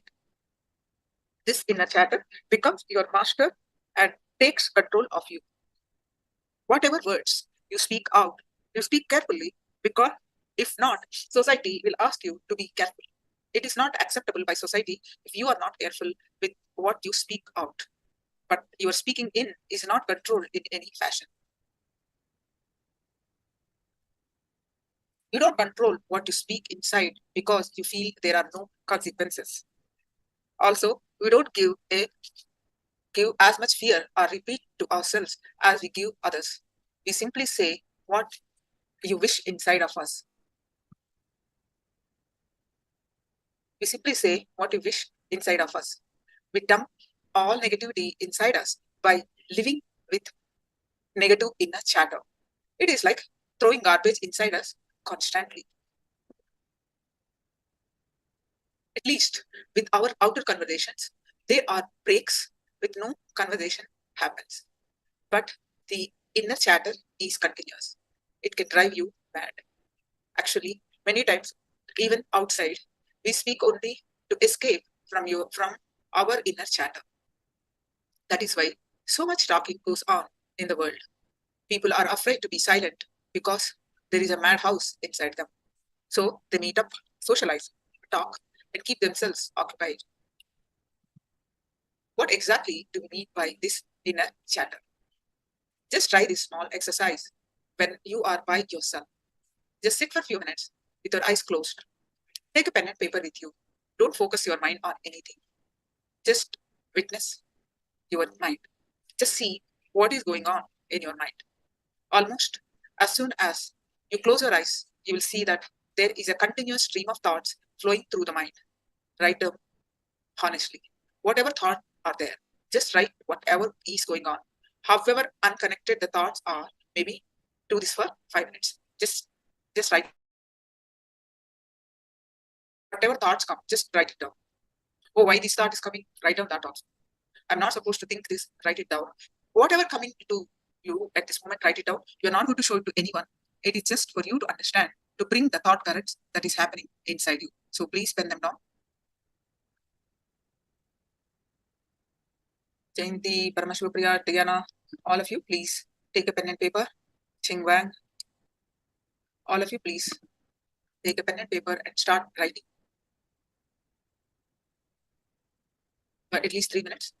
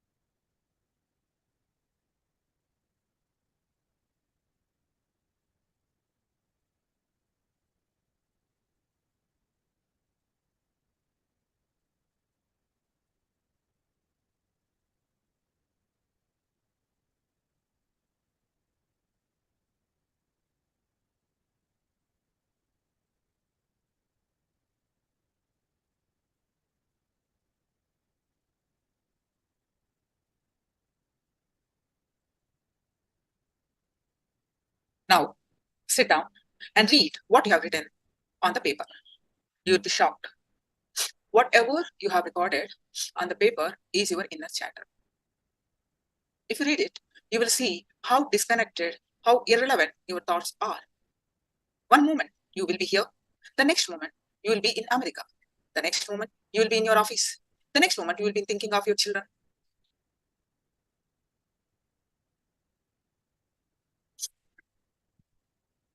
This is the mind you have entrusted your life to.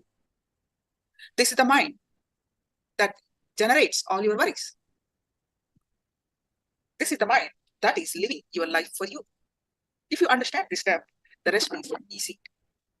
Are you able to grasp? This is the mind that we believe and we make decisions.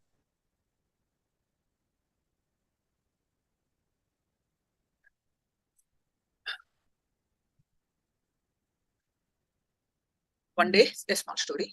One day, there was an accident on the road. People gathered around and saw that a brand new car had crashed against a wall. They asked the driver, "Why are you driving the car if you don't know how to drive properly?" "Of course, I know how to drive," replied the man. "I only don't know how to stop." This is exactly our inner chatter, our worry is about.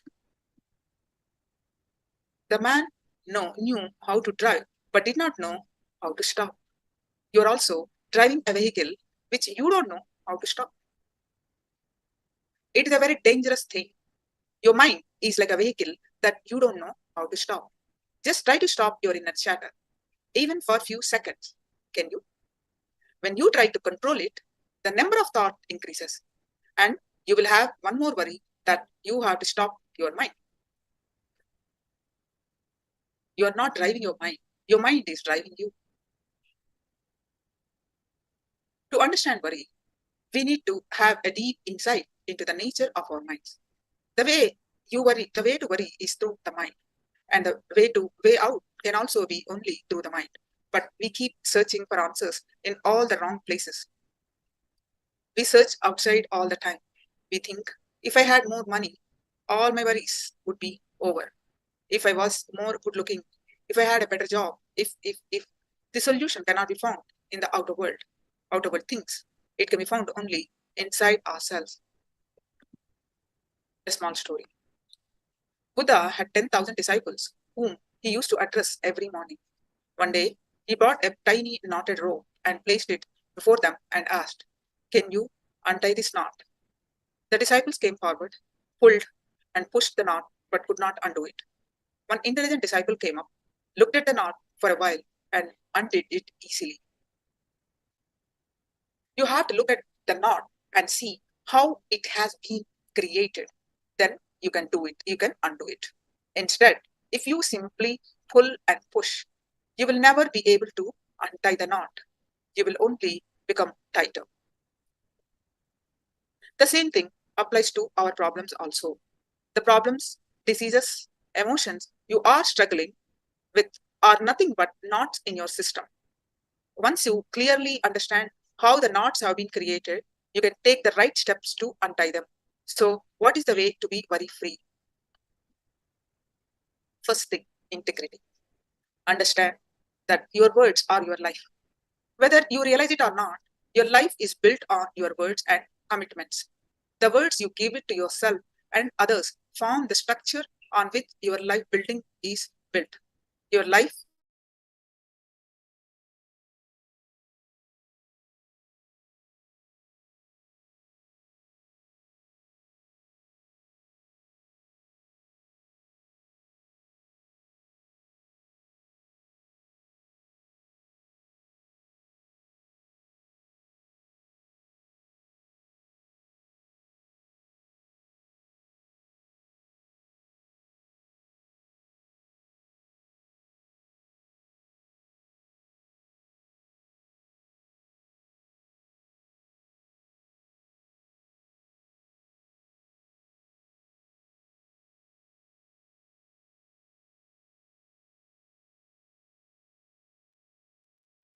sorry for the technical glitch. Let's continue. The unconscious words you give it to yourself and others is the dust and rust on your building.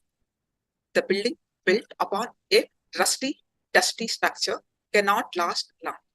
It has to be made of pure, authentic, strong steel.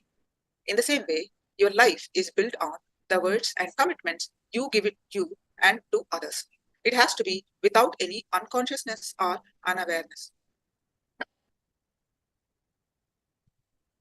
The strength of your life is based on the words you give it to you and to others. If your words are conscious, your life will be conscious. If your words are unconscious, your life will be unconscious. That is why integrity forms the basis for your life. Integrity is part of your very life energy. If the energy on which you and the whole cosmos runs. Integrity is you fulfilling the word and thought you give it to yourself and to others and experiencing a state of purnatva. That means completion with yourself. Integrity is you fulfilling the word and thought you give it to yourself and to others and experiencing a state of purnatva, completion with yourself and with life. Integrity is not just about the big commitments we make in our life. It could be something as simple as telling yourself, I'm going to wake up early every morning and practice yoga. Telling a friend, let's meet at 5 p.m. No matter what the word you have given to yourself to others, honoring it as your whole life is real integrity. Many times you don't even remember the commitments you make to yourself or to others because you use your words so unconsciously without thinking. You don't realize the impact it can have on others. When you make a commitment and don't keep it, it will leave a hangover in you or in the other person, which can destroy your self-confidence and the other person's confidence in you. When you utter unconscious words in your relationships or in your businesses or anywhere in your life, you will be unaware of what consequences it is going to have in your life. When you are unaware of a consciousness of your words, life will always bring shocks to you. If life is continuously bringing shocks to you, understand that you are not living in integrity. Integrity is the key which unlocks the power of words. Integrity has two dimensions. Honoring the words that you give to yourself, honoring the words you give it to others. Who is the first person to hear the words you utter? That is you. When you honor the words you give it to yourself, your confidence in yourself grows and your self-doubt melts away. You become powerful. When you honor the words you give it to others, others' confidence in you grows. Your relationship with that person becomes powerful. Integrity is the key which unlocks the power of words. So, using the right words starts with you. Using the words consciously with awareness will help you understand the impact of your words on yourself and others. Using the right words can immediately change the way you think and feel about yourself. You will even notice a change in your body's response to a situation when you handle it with the right words. The right words keep your inner space conflict-free and peaceful, visibly improving your health and longevity. By creating and expressing the right words to yourself and to others, you can actually shape your reality as you choose. You become the words you speak to yourself and others. If you go on saying, I'm sick, you simply will become sick. In the same way, if you constantly tell yourself, I'm healthy, your energy will wake up. You will be very healthy. Cosmic energy awakens in your system and makes your declaration a reality. It is important to choose the right words because you can create your reality with the power of your words.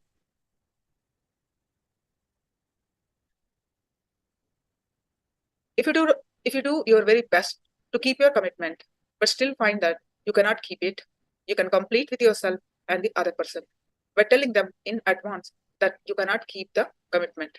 Once you complete, you move on without pain or guilt or any other hangover of that commitment. Either fulfill or complete. Understand, completion is also integrity.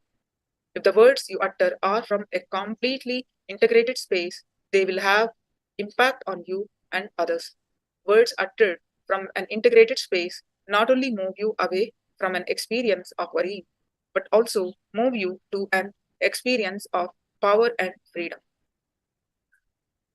So you must practice integrity to have respect for your words and yourself to be free from worry. Integrity also means moving all your parts like body, mind, memory, consciousness, everything with clarity. This begins with being completely integrated with your inner and outer worlds. The outer world consists of the situations you face in your life. Your inner world consists of your experience of these situations, your thoughts, thought patterns, moods, feelings, and your response to those situations. When there is a total alignment in both these inner and outer worlds, you are in an integrated space. Given that most of the time you do not have a say in the way life shows up for you, all you can do to minute to minute is to be watchful of your inner space, being aware of the thoughts crossing your inner space every moment. Then weeding away all those thoughts which limit you, which impose suffering on you, totally living in a space of no resistance to whatever is happening in life. That is when the word you utter will be coming from a space of pure integrity and will have the power to shape your very reality. This is when you move from worrying to being powerful. Also, when you are in such an integrated space, you will completely honor the words you utter. So, being in integrity will have you honor your word as yourself. Being integrated in your inner space and outer worlds, being integrated with your mind and the worlds is the completion of your personality. That is when you are in your innate original state of being whole and complete. As of now, constantly you are suffering with your inner conflict. The inner chattering, which goes on and on and on, does not let you live. You can see for anything that is happening in life, there, inside there is always comment in you. I know this, I saw this, I know what is he saying. Your mind goes on, disrespecting everything. The inner chatter, not letting anything creative to happen.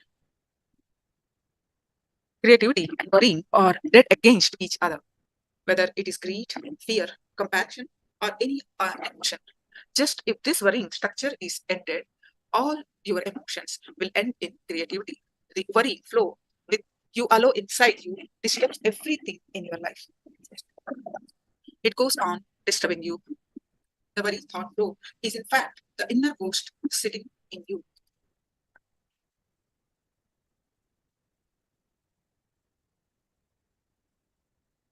As of now, you are suffering with inner conflict. The inner chattering, which goes on and on, does not let you live. You can see for anything that is happening in life, there inside, there is always comment in you. I know this, I saw this, I know what he's saying. Your mind goes on disrespecting everything.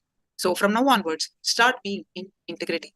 And what is the only way you will know is you are in integrity with both inner and outer worlds is to be continually aware of what is happening inside you, the thoughts, the emotions, feelings in you, what you are projecting, saying outside you. And the thing, we just try telling ourselves that we should not get worried anymore. So what will happen if say that? We will create one more worry of not wanting to worry. So never say stop worrying.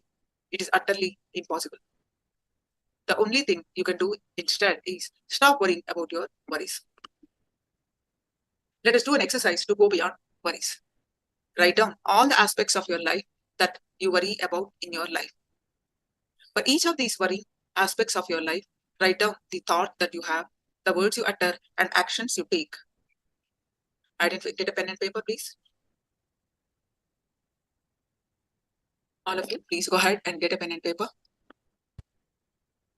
Let's start working on the worries, writing down the worries.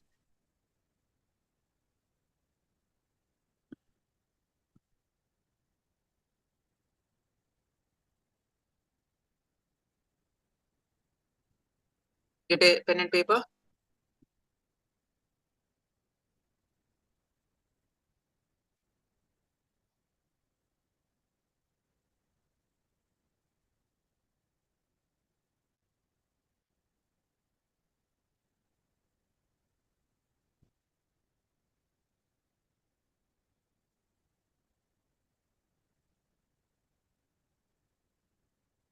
The fourth thing that you're going to do, get a pen and paper, please.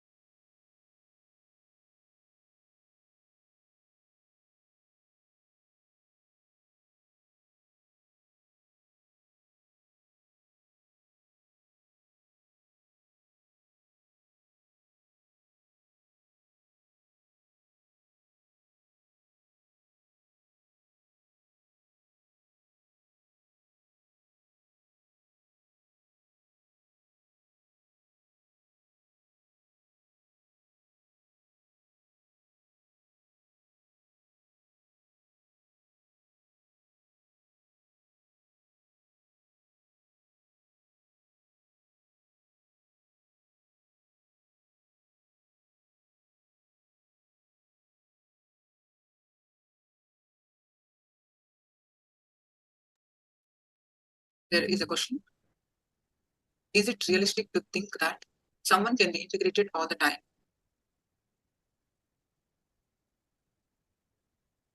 It is possible to practice.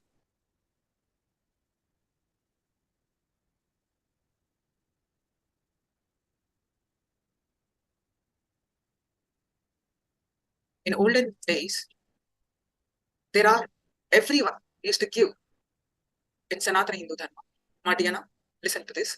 In Sanatana Hindu Dharma, in olden days, they give life they give utmost importance or life to the word that they give and practice all their life. There are many scriptures, actually all the scriptures based on this. Their words are more than their life. For example, even common man to a king, a sage. Sages are, of course, that is their life. But even a common man used to follow the integrity. Let me tell you a small, remind you, if you know Mahabharata, there is Bhishma Pitamaha. This character, this holy man, he was, due to the word that he gave it to his father. So whatever the reason, that story is too long, so I'm not going to share this the whole story, but all his life to the word that he has given to his father, he only committed to make comfort for his father, to make his father comfortable. He sacrificed his whole life. his word was he will never get married. He is the righteous prince to become a king. But he chose not to become king. He will become a servant to the king. His father's second marriage kids, he became literally servant, served all his life just to give whatever word he gave it to his father. All his life, over 100 plus years, maybe 120, 130 years he lived, or 150. In those days, many years people used to live. There are many, many stories. I can keep on narrating where people say the words that will become immediate reality. Whether they bless, whether they curse, they become immediate reality because they have the power of words. You hear so many stories of this. So many stories of, actually, if the whole thing is all about being in integrity, being in this, following the four tattvas. Whole life evolves based on this. Whole spiritual life is all about that. Realistic meaning, what is the reality? Yes, if you look at a materialistic perspective, where a person may lie, a person may cheat, may not tell the truth all the time. That may be the case, but you see, there is no power of word. Whatever you say will not become reality. But when you follow, here we are talking about a tattva, a principle, the power of unlocking the power of words. How what we say become reality when you are in integrity. This is what we are learning the lesson. If you follow, we are the beneficiary. If we don't follow, whatever we say will not become reality. We keep worrying all the time. That's all. There are so many people who follow this. There are people who say their words become reality even now. Diana, do you understand now? Diana, spill loud. You read any scripture from Sanatana Hindu Dharma, you will surely find stories about integrity. The similar concept. They simply bless that boon. Even common man can give a boon. Even common man can curse. And there are sages who swallow the oceans. They have that much power. Sage Agastya, to keep the word, he swallowed the ocean itself. The amazing stories, they are real stories, real truths. That is what is the life, actually. What you are expressing is, because that's how we are conditioned in the current day life. But what we are learning is our way of existing, our highest peak potential way of existing, right? For that, what needs to be done, right? That's what we are learning. Okay, you are understood now. Thank you. Now, let's move on to our writing the exercise. There are 4 steps you need to write down. Okay. Write down all the aspects of your life that you worry about in your life, because you are going to do the kriya to come out of the worries. So now write down all the aspects of your life that you worry about in your life. Second, for each of these aspects of your life, write down the thoughts that you have, the words that you utter, and the actions that you take. Identify where you are not being in integrity. Examine where you gave your words and did not honor, and you did not honor and fulfill them. Remember, whenever you are not integrated with the inner and outer words you utter, worrying will become a pattern in you. Please start penning down. Quickly pen down.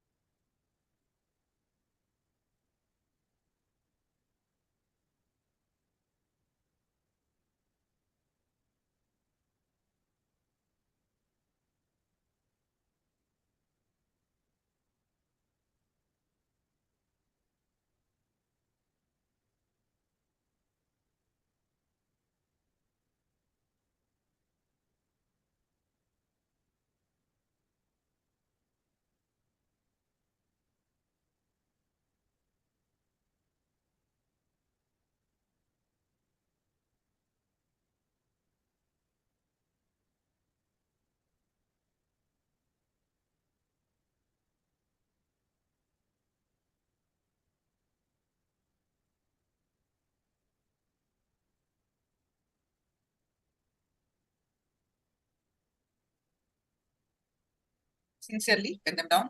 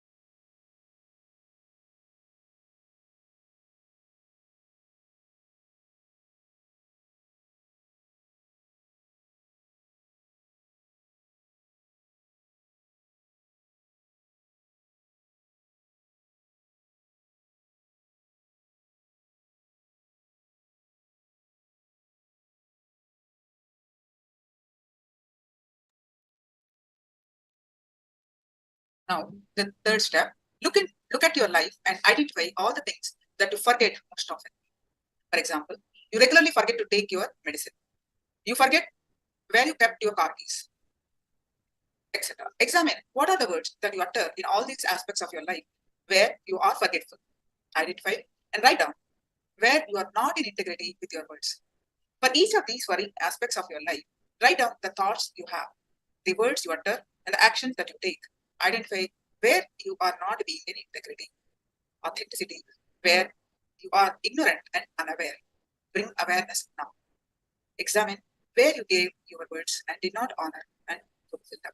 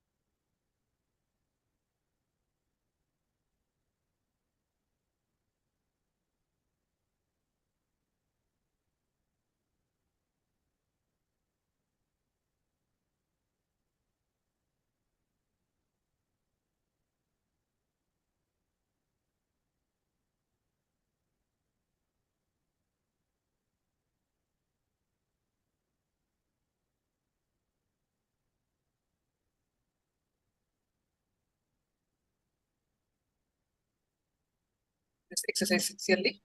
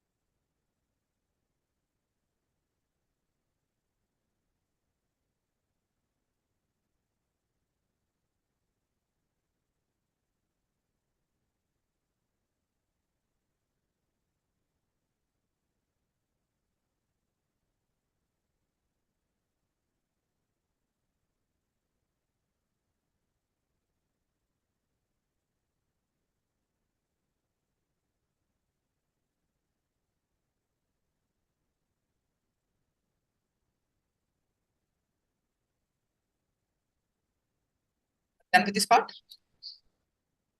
Jayanti, are you done with this part now? Need some more time?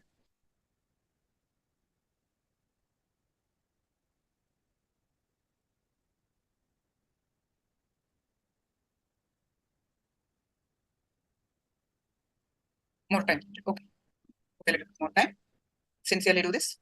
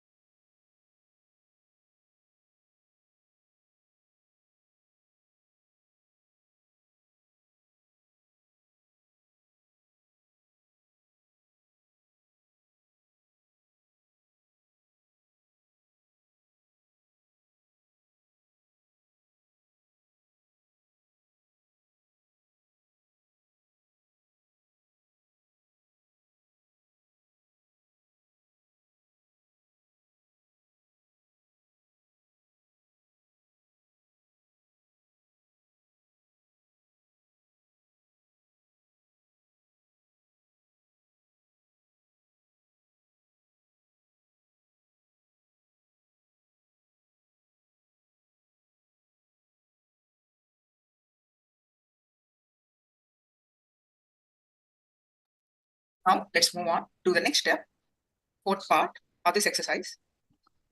Look at the solutions you discover in your life, which you forgot again and again, and end up wasting your time and energy in rediscovering the same solutions again and again. You already found some solutions before, but you forget them and rediscovering the solutions again and again. After this exercise, 5 minutes to complete this. After this, we'll be watching what Swamiji is saying about the Manipuraka Chakra. Then we'll be doing the Kriya, Manipuraka Shuddhi Kriya, cleanse the worries. A guided meditation we'll be doing. Please complete this exercise.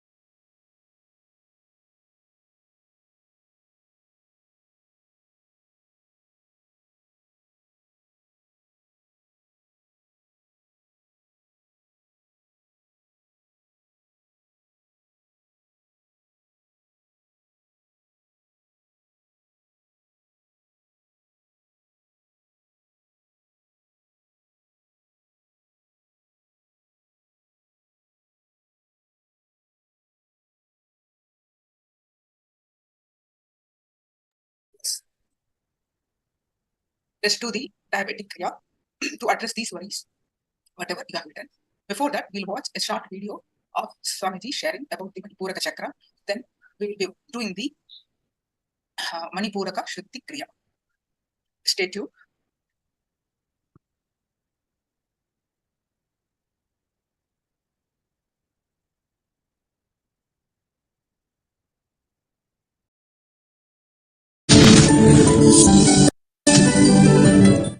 Now we'll work on the thought pattern of Ori, thought current of Ori, the navel center. Constant hangover without the base of fear or desire is Ori. Understand?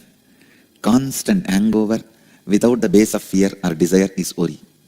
Means hangover for no reason. At least if you have a reason of fear or greed, you are having little smart hangover. Hangover for a reason.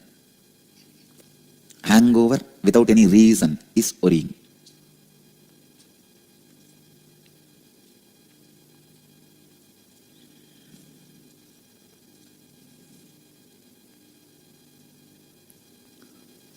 The moment you bring authenticity into your thinking, Ori disappears.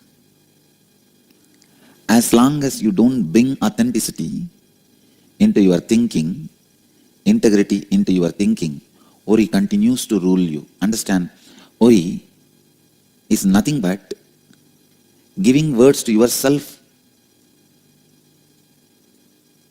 Thinking, you will not know the words you gave it to you. Understand? You give words to others, thinking, you don't need to fulfill it, you can cheat. Others won't be able to find out. You can escape. The same mental setup, you use it on you in a very foolish way. Thinking, you can give these words and no need to fulfill, and you will not even find out the word given by you to you is Ori. Means layers and layers of unconscious sandwich is Ori. Many of you give word to you, thinking even if you don't fulfill, you are not going to remember it, that you are not fulfilled, or you are committed. How many of you immediately click with this idea, cognize this idea? You know? You know? Now you know Ori. What is Ori? Ori is not having integrity and authenticity with yourself and not even realizing that you are going to remember it. Let me define Ori. Not having integrity and authenticity and still thinking you are not even going to remember, you are not integrated and authentic with you. For example, you give a word to you, even if you think you are not going to fulfill it, you justify to yourself, I may not fulfill, but I am not going to question myself, I am not even going to remember the words I have given to me. Means layers and layers of unconsciousness has become a thinking style in you. That is why, for a same problem, even after you find solution, you forget the solution and suffer with the same problem internally and discover the solution again. After next day, again you forget the problem, forget the solution you discovered and suffer with the same problem, and again you find the solution. How many of you caught yourself finding solution for the same problem again and again and again and thinking, I found the same solution already. How did I forget? Raise your hand. You know this is Oriing. If you are finding the solution for the same problem and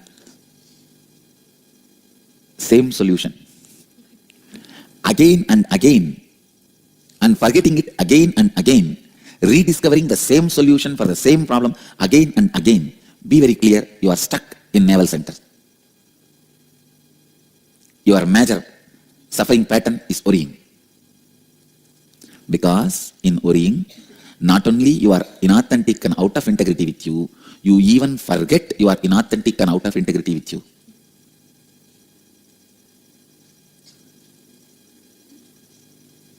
A unique component is added in navel center to create worrying. Inauthenticity and out of integrity alone does not create worrying. You need to add forgetfulness to it. Then worry is cooked. Worry is the combination of inauthenticity, lack of integrity, and forgetfulness.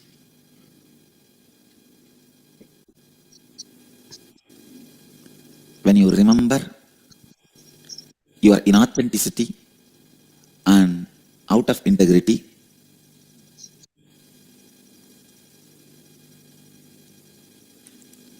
you reach peace. When you forget your inauthenticity and out of integrity, you worry.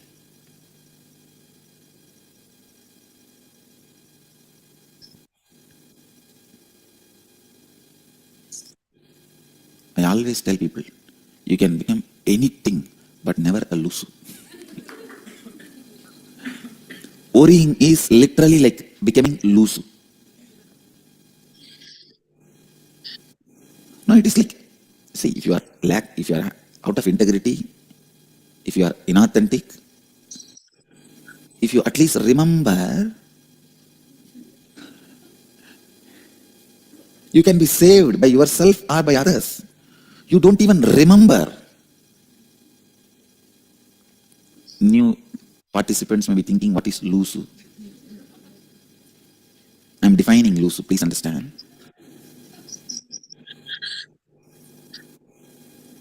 Not even remembering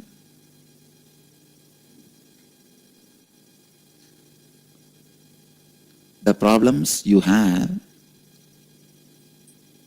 Forget about not trying to find solution, not even remembering the problems you have and the powerful solutions which you already discovered is lusu.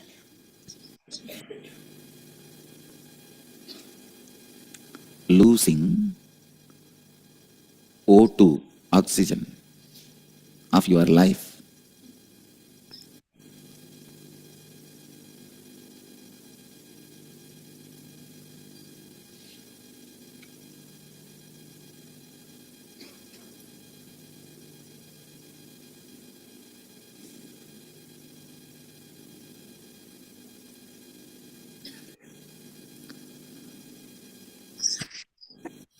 This is the definition of worrying. Being inauthentic and out of integrity and forgetting about your inauthenticity and out of integrity. When you are having this problem, you forget again and again the solutions you discovered for the same problem, and again today you find a solution for some major problem of your life, but in 4 days you forget. After a week again you are suffering with the same problem internally for 2 days to land on a same solution. After that solution clicks, again for 3-4 days the problem is not there. Then 5th day morning when you wake up, the solution is not there. How many of you really able to cognize, oh God, I think Swamiji has a CCTV camera inside my head.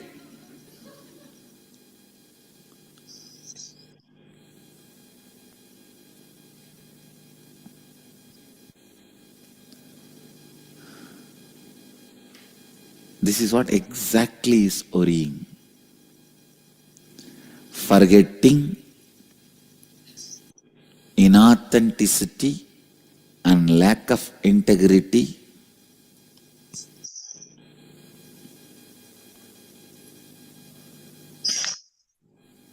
is worrying.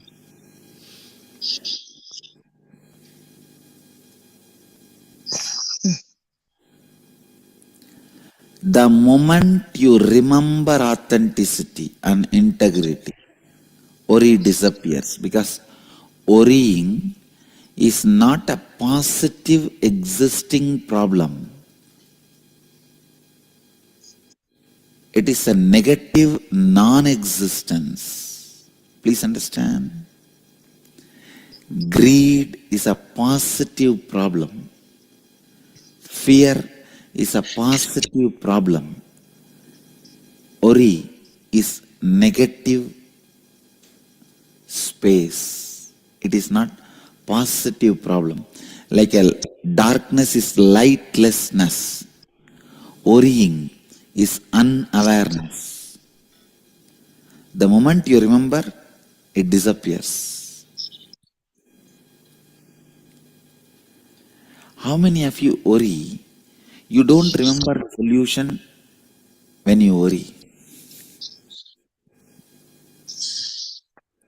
That is one more worry. You worry thinking that you are not going to remember the solution while you worry.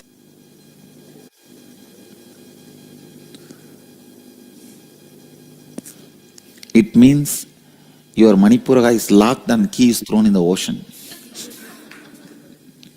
Because,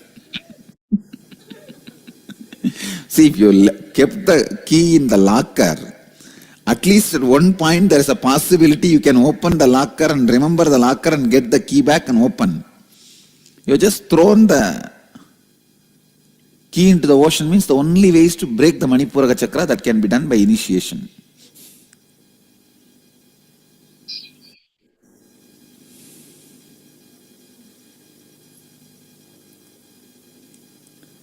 Bring remembrance to your authenticity and integrity. Inauthenticity and out of integrity, worry will disappear. Understand? I am giving you the straight, crisp solutions. I am not adding extra words at all. Straight, crisp solutions. Bring integrity and authenticity and search your inner space. Where is worry? It will disappear. It will not be there.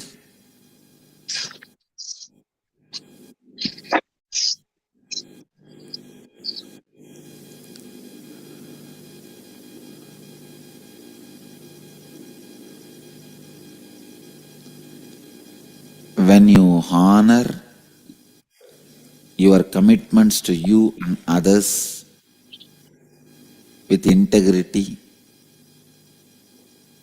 you achieve reality. When you honor your life with authenticity, you go beyond fear. You become fearless, courageous, authentic.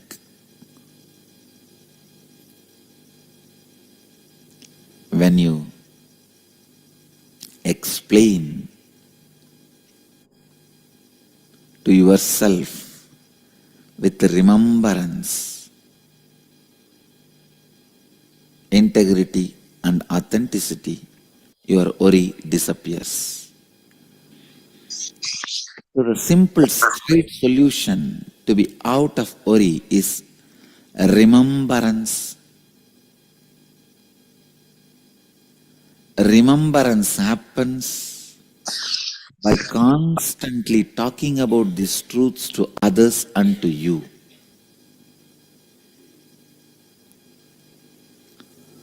Go on talking about these great tattvas, satyas, to others and to yourself.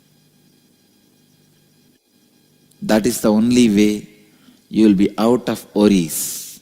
Your navel center will be alive, awakened with the Kundalini energy.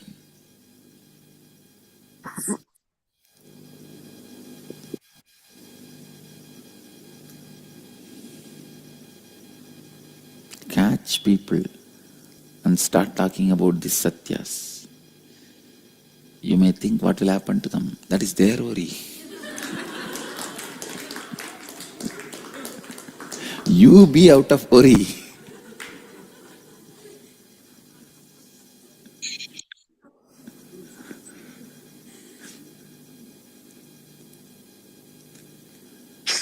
Constant remembrance. I tell you, this mala, bracelet, keeping some quotations near your bed, putting some spiritual quotations in the Facebook, everything is nothing but a technique for remembrance. Remembrance with the same intensity relieves you from worrying. A remembrance with the same intensity relieves you from worrying.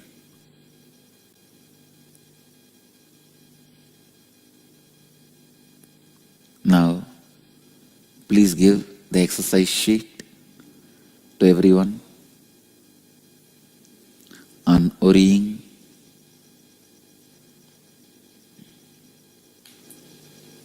Everyone got the exercise sheet? I'll read out the exercise. Write down all the aspects of your life that you worry about in your life.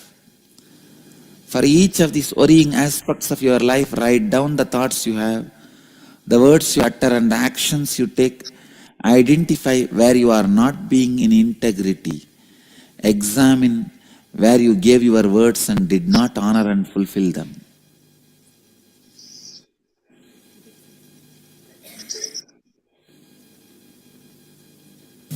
We'll move to the Kriya. See, this Kriya basically awakens the non-mechanical parts of your brain to remind you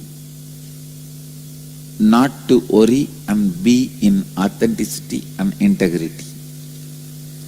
To bring you the remembrance, smarana. First step, Gomukhasana. Please move to Gomukhasana.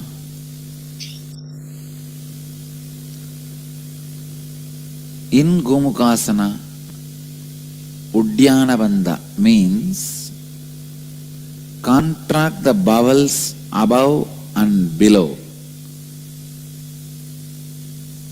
Above and below the navel. Contract the bowels above and below the navel, so that the abdominal organs touch the back. You understand? Like, hold as long as you can, then relax. Then again hold as long as you can, then relax.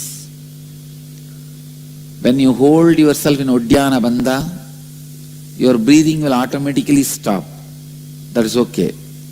When you relax, body will breathe. Again, do this very sincerely and authentically. This takes care of awakening the Kundalini in Manipuraga. Please close your eyes and do this continuously. The next instruction, be in the same posture. Bastrika. In the same asana, Bastrika means like the bellows of the ironsmith, systematically contract and slowly expand the stomach, like a, you see.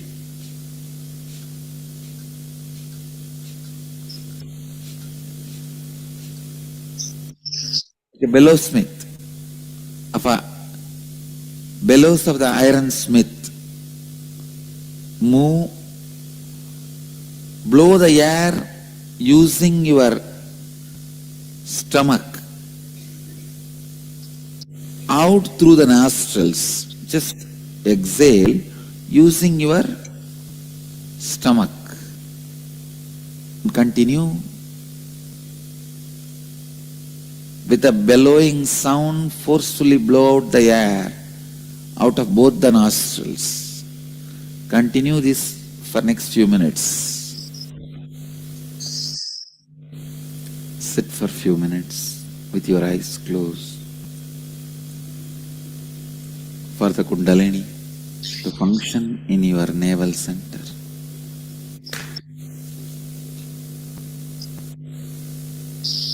You can open your eyes. Now, let's gather for next session. Thank you.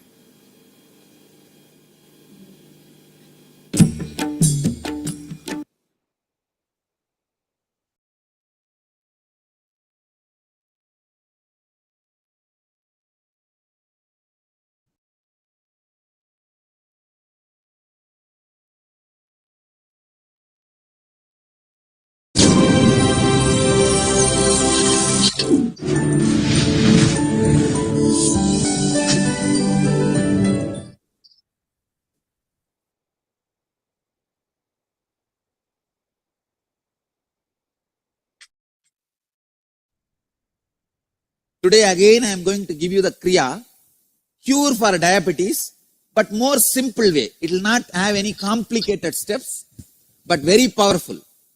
Because yesterday's Kriya, many of our devotees will not be able to do, or many people will not be able to do with a big tummy. So I have come up with an alternative, but powerful cure for diabetes. I'll teach step by step. Please listen. First, very sincerely. First step, Gomukasana. Let me show you. Let me read the instruction. This is from the may I have the Garanda Samhita, Upadesha 2, 16th verse. The 2 feet to be placed on the ground and the heels to be placed contrary-wise, left heel on the right side and the right heel on the left side, under the buttocks, the body to be kept steady and the mouth raised and sitting equably. This is called Gomukasana. Please understand, see this. Either you can put your hand like this, or you can put your hands on the feet, both. Sit on Gomukasana.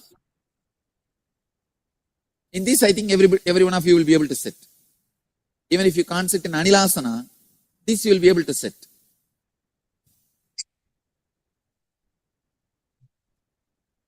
Second step.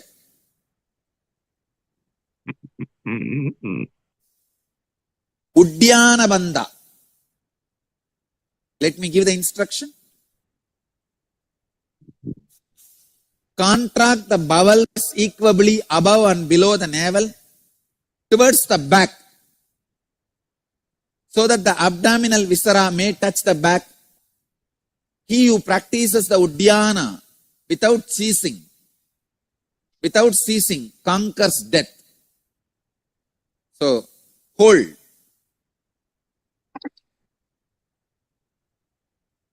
Hold as long as you can and relax. Then again hold and relax. Do this 21 times. Start doing. Hold. Hold, hold, hold, hold.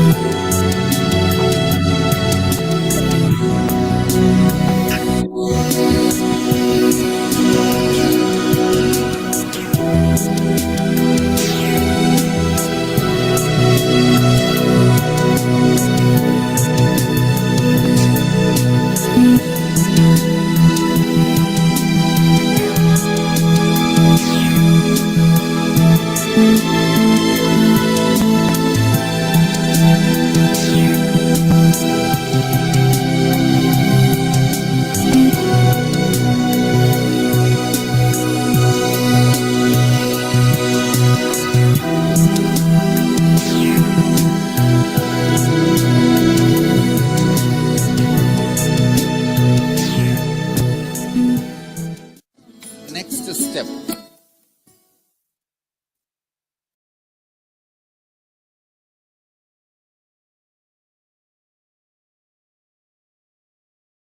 Vastrika.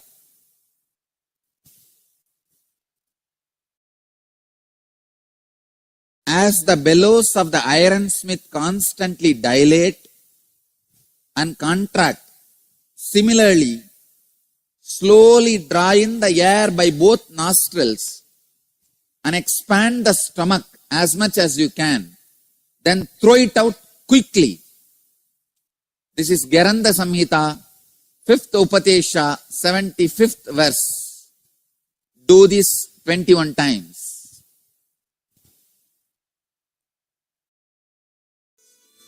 Let me show you. If you want to learn, please understand.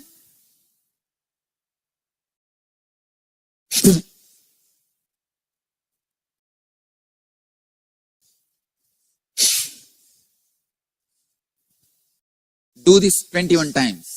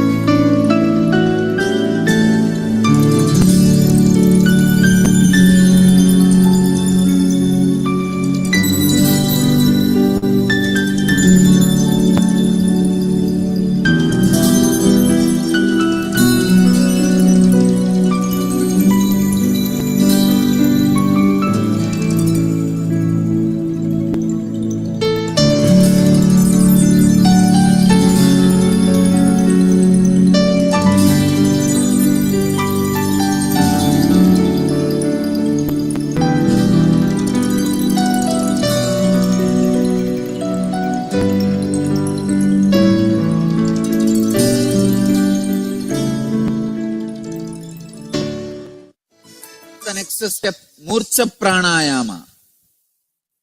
Let me give you the instruction. Inhale. At the end of the inhalation, gradually become fixed on the Jalandhara Bandha. Means put your chin on the chest. Hold as long as you can. And when you feel uncomfortable, exhale very slowly. This is the Hatha Yoga Pratipika chapter 2, 69th verse. Murcha Pranayama. I'll show you.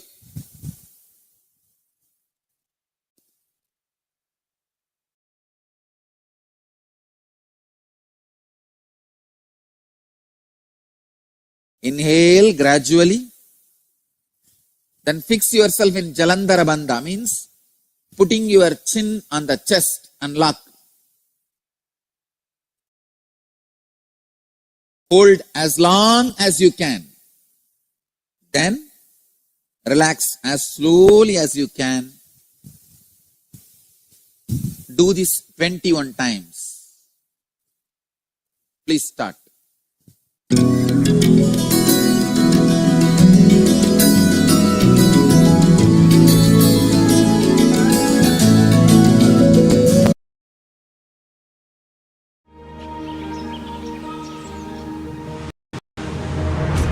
Every time someone tells you they vacation in the same place every year, it should really make you wonder.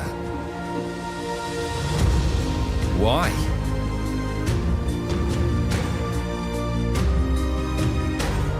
Travel like you mean it with IHG Hotels and Resorts. 18 hotel brands, 6,000 global destinations, one loyalty program. Next Go Wins is the triumphant crowd pleaser we need right now. Are you with me, my team? It's a winning and hilarious comedy event that will make you cheer. Whoa! Next Go Wins, inspired by a true story.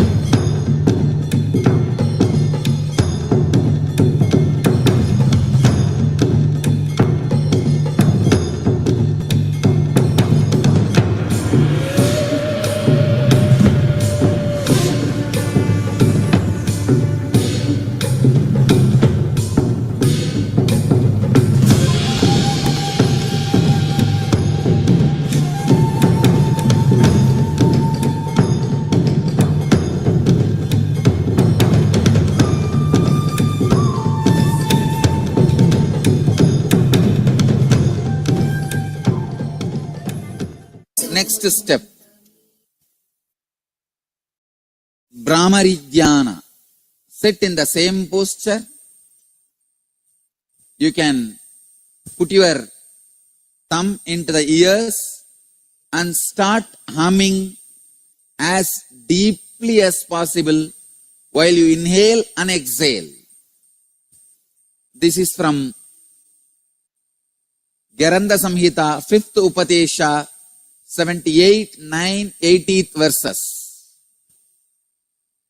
Start. As deeply as possible, hum while you inhale and exhale for 7 minutes.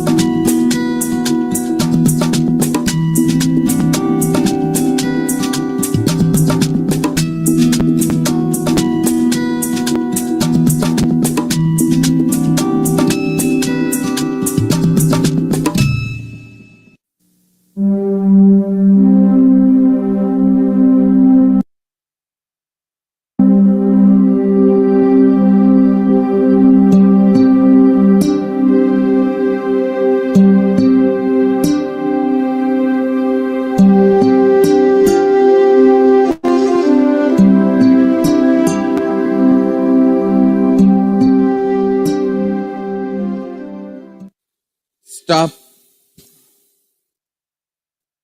Stop. Relax. You can open your eyes.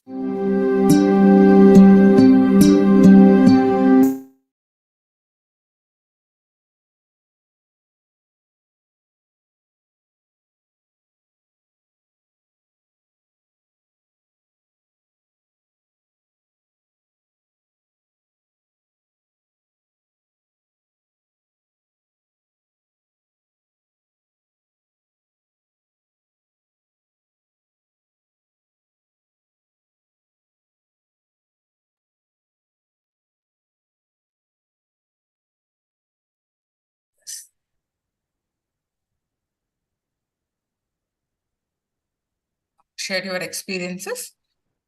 Then we'll move on to the power manifestation.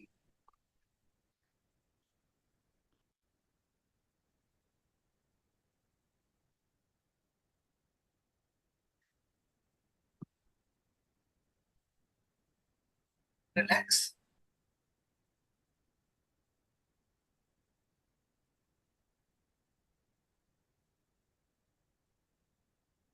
Share your experience. Then we'll move on to the power manifestation.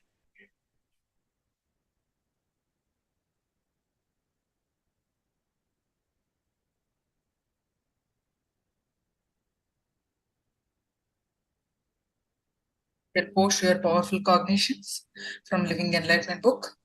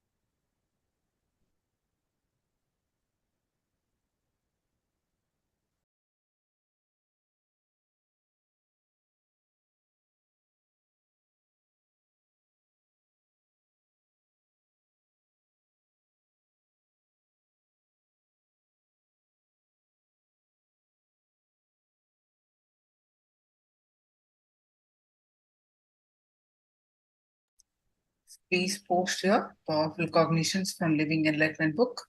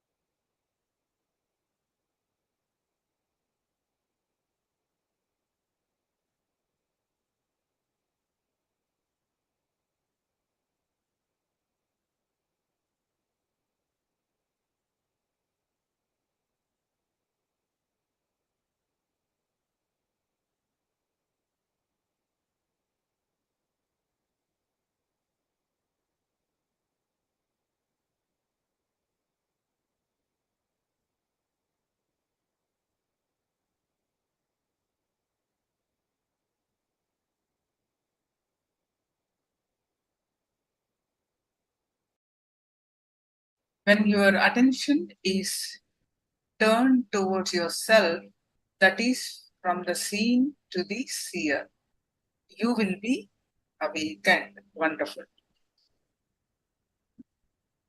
Please sit straight.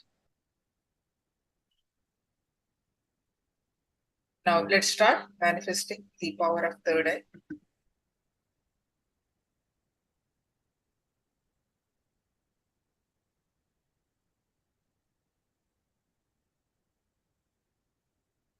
Please sit straight. Close your eyes. Tie your eyes with the eye band. Visualize Swamiji's form in your third eye.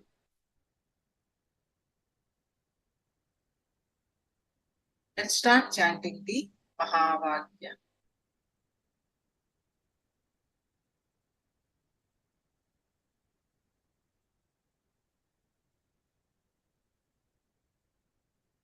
Experience the space of oneness. With the space of oneness,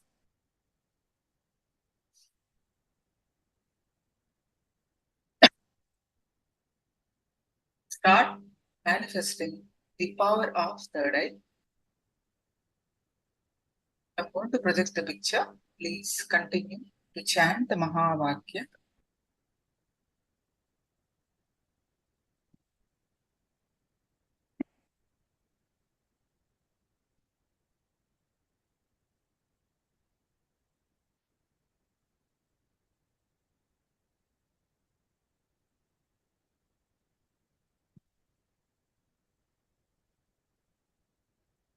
Projecting the picture, scan through your third eye, manifest the power of third eye.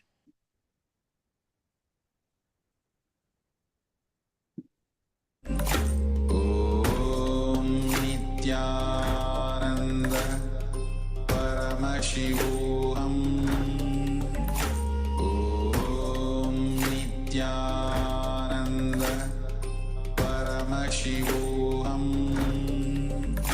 Om Nithyananda Paramashivoham. Om Nithyananda Paramashivoham. Om Nithyananda Paramashivoham. Om Nithyananda Paramashivoham. Om Nithyananda Paramashivoham.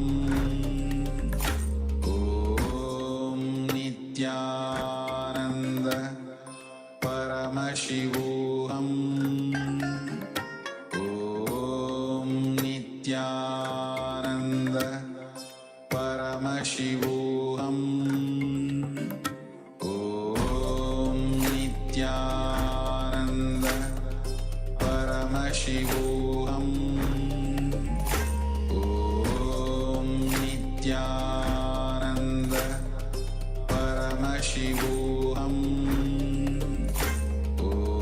Om Nithyananda Paramashivoham. Om Nithyananda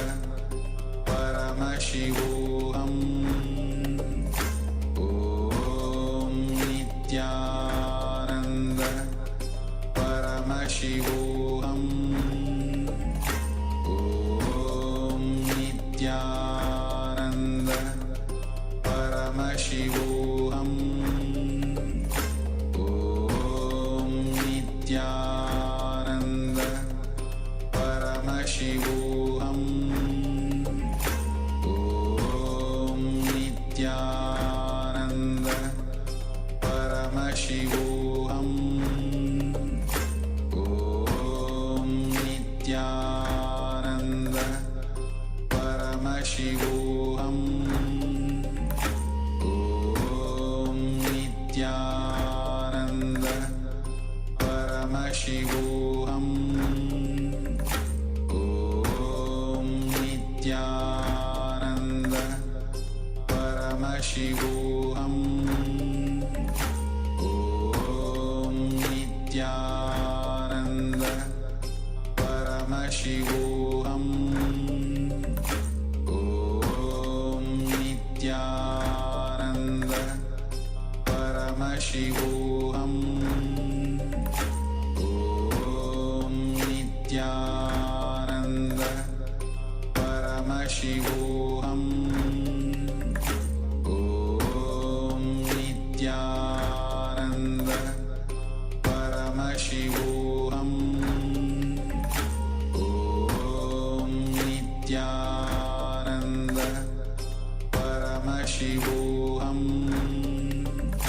Om Nithyananda Paramashivoham Om Nithyananda Paramashivoham Om Nithyananda Paramashivoham Om Nithyananda Paramashivoham Om Nithyananda Paramashivoham Om Nithyananda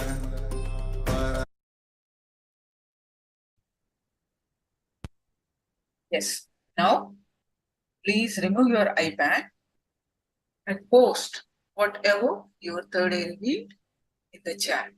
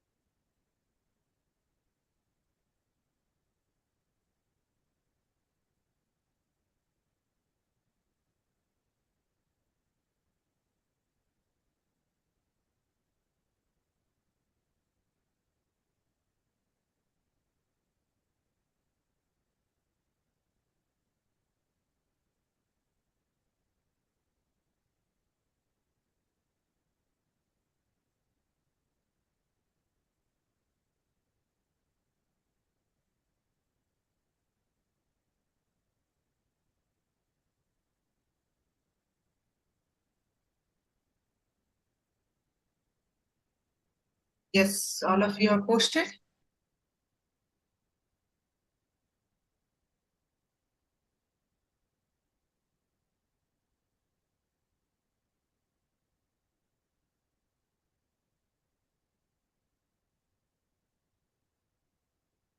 I'm projecting the picture now.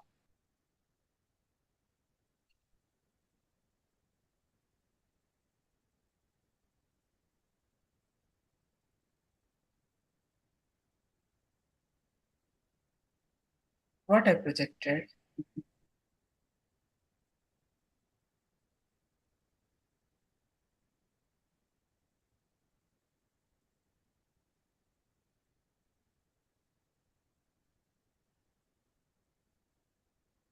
A Paramashiva revealed letters, something like a tree, then something like female. All right.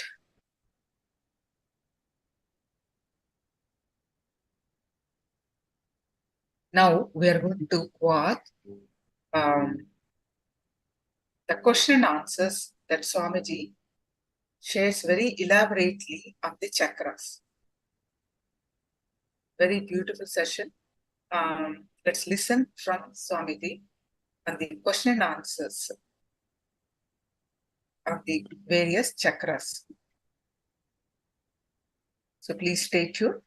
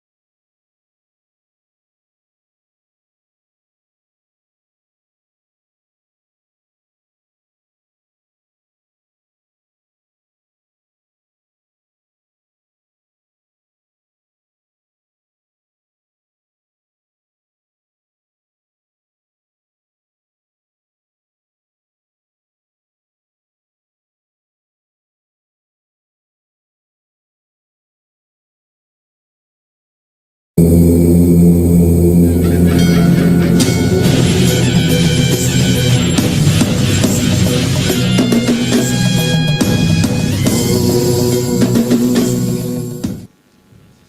on, please share your answer for all the three questions.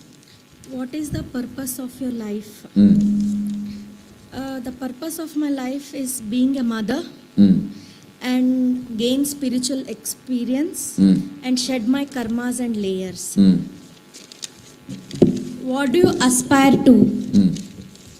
I aspire that my children grow up to be responsible and happy persons, be mentally, physically, emotionally and spiritually healthy. These are my aspirations. What is it that keeps you alive? My children keep me alive, hope keeps me alive and meditation keeps me alive. What motivates you to awake each day? My children again. What do you value most in your life? Again, my children and my connection with my inner self. How do you plan to achieve what you aspire? Through meditation. Are all your actions aligned? Not yet, but I'm trying. What is your reason to attend this program? Get peace with myself. What do you hope to get? Understand myself, recover from past traumas, make peace with myself and become stronger. Wonderful. You have set a clear thought trend. Now I can infuse energy into you. I can awaken your Kundalini. Your Kundalini will have a direction. Understand? How many of you understand what I am saying?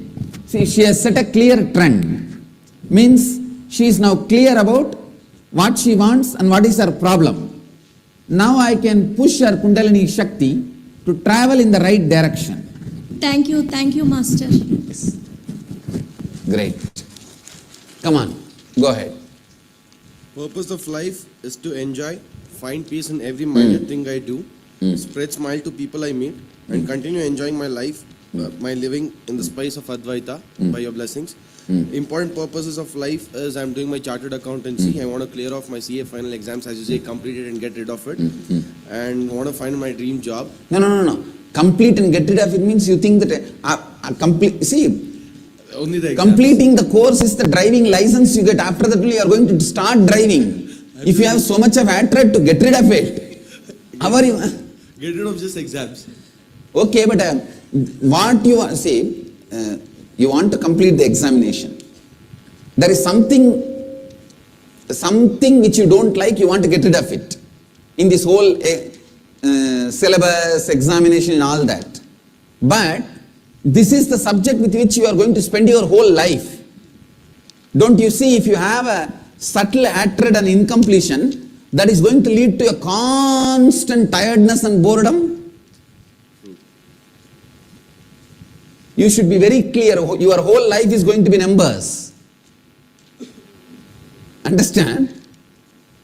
So, I think you need to complete, if you have any hatred towards the subject and syllabus with which you are working. It's not actually hatred, it's just laziness to study.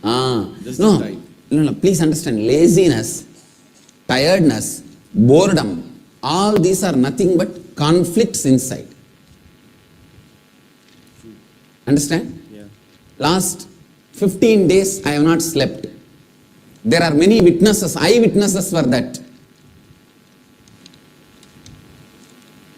How many of you are here whose houses I have visited now? Oh, okay. Just now, just today morning, yes, only one person is here. Just yesterday night I came back. 15 days no sleep. It will go up to late night 2:30 and early morning 4:30 it starts. And even in between, don't think I can sleep in the car, because every 10 minutes there will be one reception or a house, darshan, something. Continuous.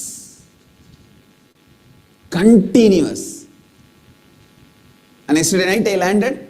Today morning I am back for morning satsang. Everywhere, the only thing people ask, whether it is morning 4:30 or night 2:30, Swami is fresh. When I get down from the vehicle, that is the first thing people ask. Especially these media guys who wait. அப்படியே செதுக்கின சில மாதிரியே இறங்கி வராரேடா. That's the comment I heard. Means he comes down as if a carved deity, and late night, 2 o'clock, 1 o'clock, how he is coming down like a carved deity. The only secret is I have no conflict about what I am doing. I am completely convinced what I am doing is the best for the world and for me. Understand? Yes. All aspects of what I am doing, I am convinced about it. So you need to be convinced about all aspects of what you are doing. Laziness, tiredness, boredom is nothing but your own conflicts and parts of you not convinced about you. And also a bit of negative energy which is around me. No, please understand, there is no negative energy other than your incompletions. Nobody can send any black magic to you, don't worry. Understand? Nobody is sending any black magic. And if you complete within you, no black magic will work on you. How many of you understand? See, the next step is understanding about who you are. That is what is the next session. I'll lead you into that. Before that, I'll just listen to some more of your... Thank you. Yes. You understood what I am saying? Yes. See, do not ever put the blame on negative energy. No negative energy. It is we not completely convinced about what we want to be or what we are. Understand? Yeah. We not being convinced. That's where the whole thing is.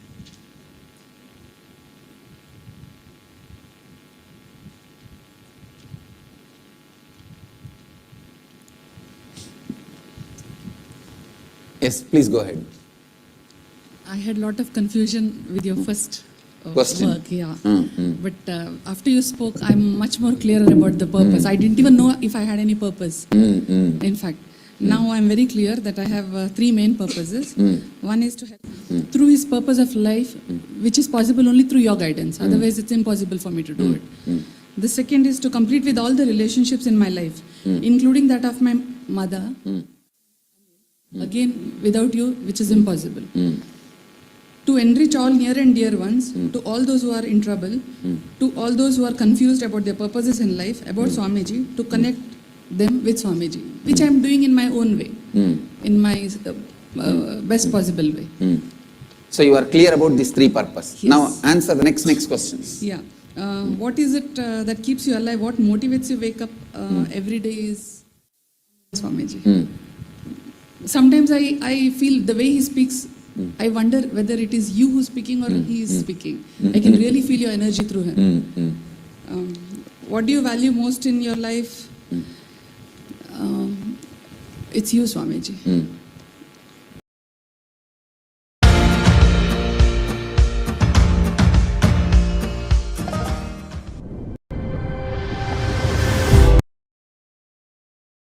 More to you in person and not just in heart, by doing more courses with you and to grasp more of your teachings. What is your reason to attend this program? What do you hope to get from it? The only reason why I'm here is I want to learn the essence of completion. I think I'm highly incomplete and I don't know how to do completion. The only reason why I'm here is to do completion, Swamiji. So now you are very clear. I saw your thought trend is completely clear. Yes. There is no contradiction about your thought trend. No. Now I am very clear where to infuse your Kundalini energy. Yes, Swamiji. Great. Just help me do completion. Tathastu. I'll do it. I'll surely do it. Please come. Help him. No, please help him. Yeah. What is the purpose of your life and what do you aspire to? To find reality and to be a good researcher. Second question. What is that keeps you alive? What motivates you to wake up every day? human knowledge is incomplete and to find out complete knowledge of world. Third, what do you value most in your life? Knowledge. How do you plan to achieve what you aspire to? Or all your actions in life aligned to this thinking and action? Thank you so much. Tatastu. Is also clear? Yes. You are clear? I can infuse your Kundalini energy into it. Great.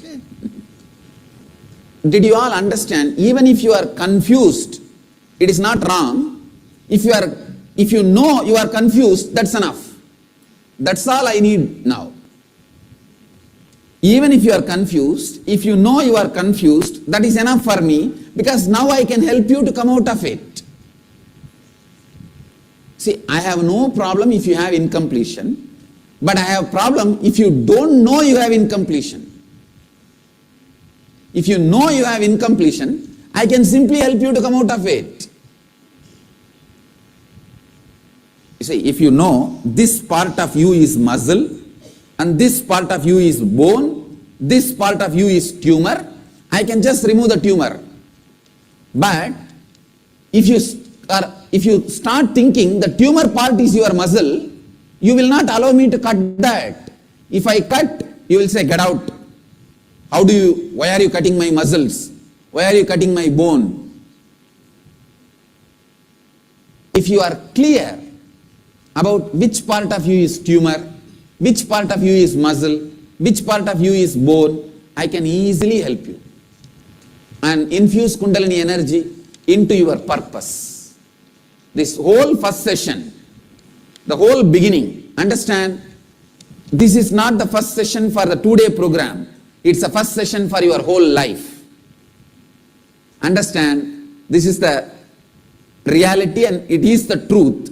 You are not here for just 2-day program. You are here to discover a new world for your life. And in my experience, I tell you, you may walk in for 2-day program, but you will be there forever. Learning and discovering. How many of you are here? Please listen. You also came for some 2-day program only, but you are here forever. Raise your hand. Just look around. All of them came just for 2-day program only at one time. So understand, you are here to transform your whole life.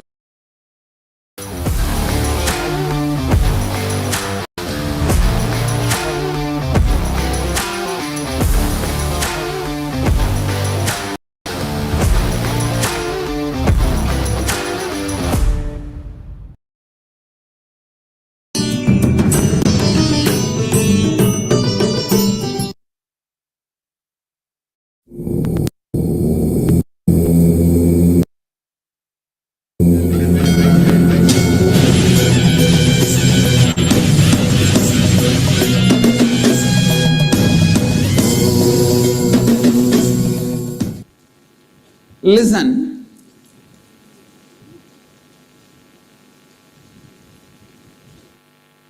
Now I want you to understand the genesis of identity. Means, who are you?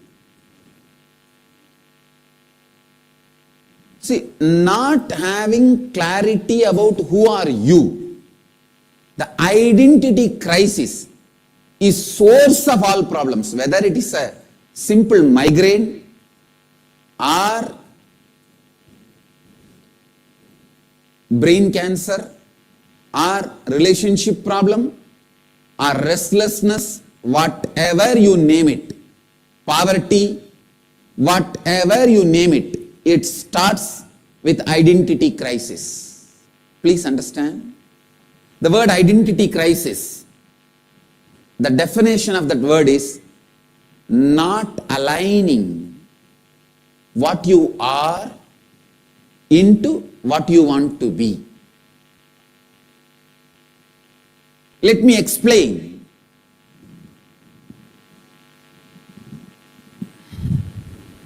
How we are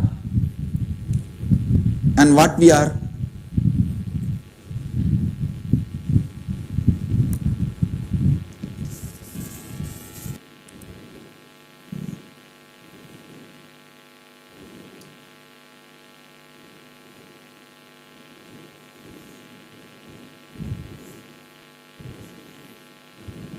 Just I am trying to draw a human body. Imagine, that's all. Listen, inside your body, what you feel as you, what you think as you, that is inner image.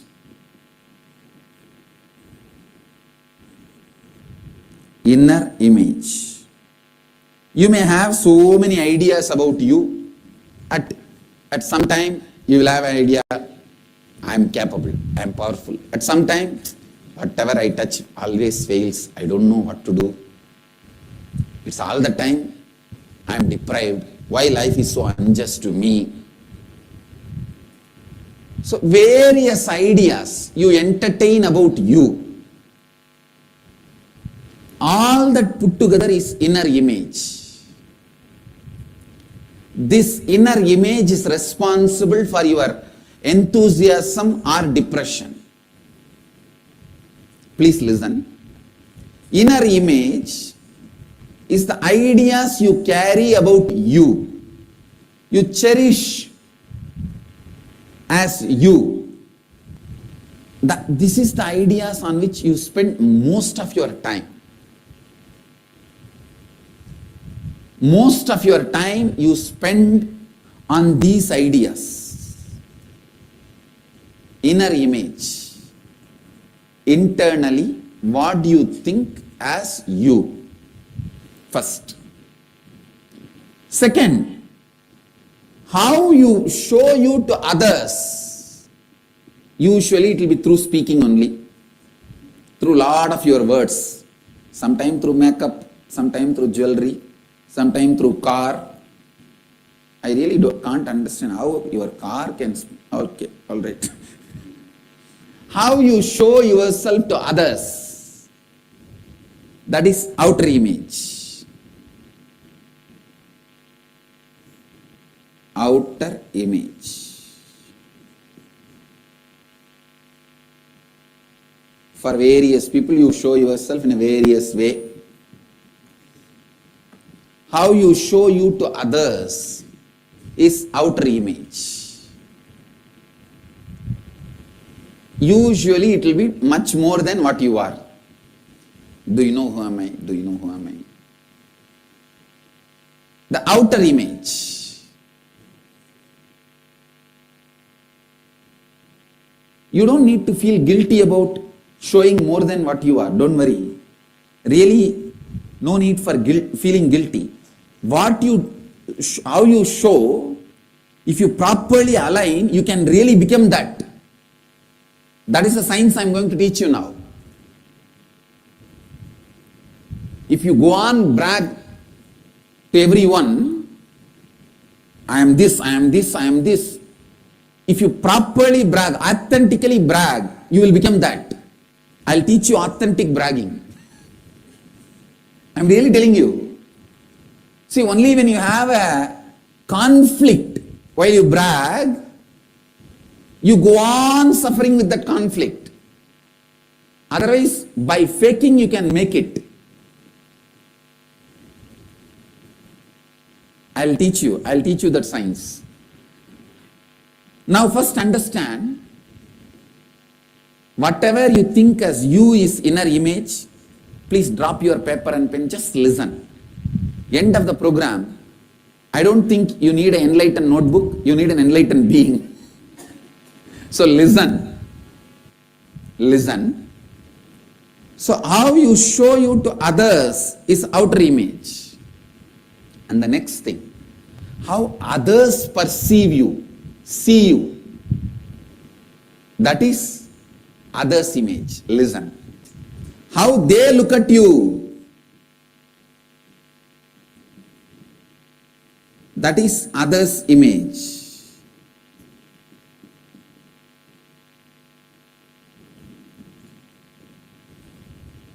One important truth, please understand. People do not believe you as you show you to them. How many of you really think people believe you as you show you to them? If you believe, you are fool. Be very clear. You may show you are very humble.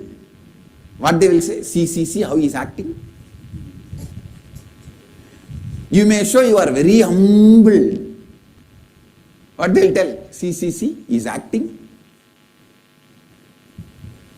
So understand, people have their own perceptions. Sometimes we say, what is there? We should not care about others' image. Do you really don't care about others' image? No. You may tell. And what others think about you is one of the part of your life. You are responsible for it. You have to be responsible for it. That is the way life moves. This is law of life. We really doesn't want to be responsible for what others think about us, but life is like this.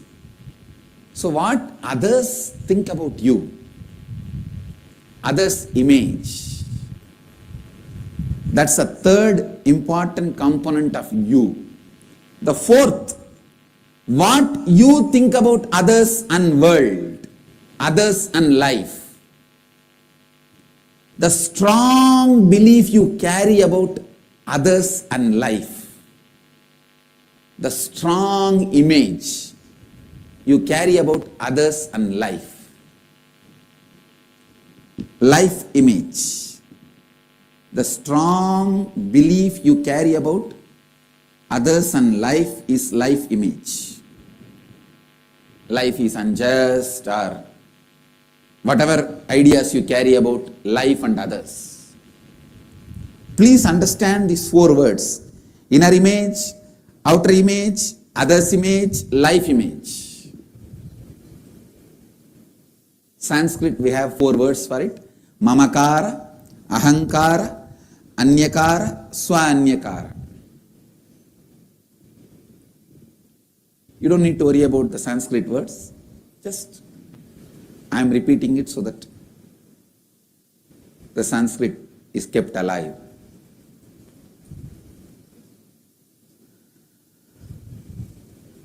Listen. Please listen.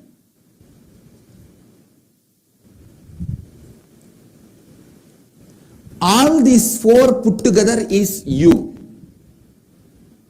Now let us first find out what is the inner image we have, what is the outer image we have, what is the others image we have, and what is the life image we have. Let us first find out. Don't edit. Just write as it is, as you think, as you feel in your mother tongue. Then later on we will work on it. We will do what we want. Now let us do the stock taking. Do not judge yourself. Don't curse yourself. Don't say you are right or wrong. How many of you understand what I am saying? How many of you understand all these 4 words? Raise your hand. How many of you don't understand these 4 words? Raise your hand. I'll repeat. Please keep the hands raised. I'm talking to you. Yes. Keep the hands raised. Who don't understand, keep the hands raised. Listen. Listen now. Whatever you think about you inside you, that is inner image. Whatever way you show yourself to others, that is outer image. What others think about you, that is others image. What you think about others and life, that is life image. Now clear? Now first let us write down all the inner image. What all inner image you have. Means like a when you are up, how you feel. When you are high, how you feel. When you are low, how you feel.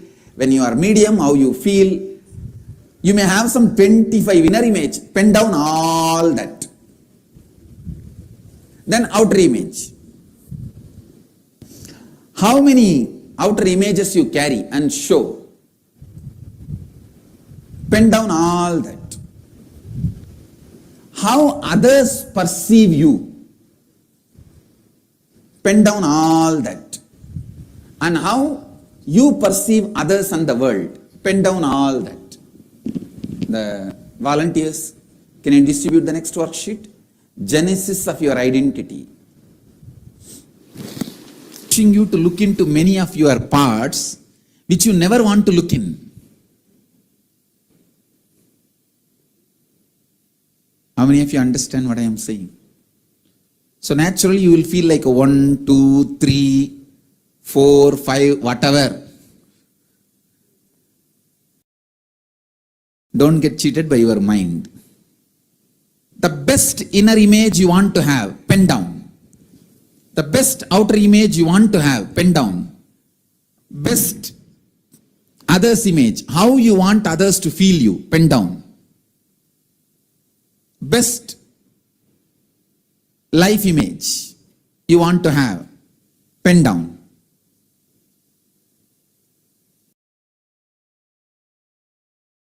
You order what you want, making it happen is my job. So now, I wanted to ask everyone, please listen. When you have written, what's the image you want to have? Inner image, outer image, others image, life image. Do you see all the 4 is aligned? 3 are aligned, Swamiji. World's image, there are things like, mob mentality should decrease. People should compliment each other. Correct themselves if they do wrong. What is there in this not aligned? I mean, because it's an outer people, I expecting something. That is what I am saying.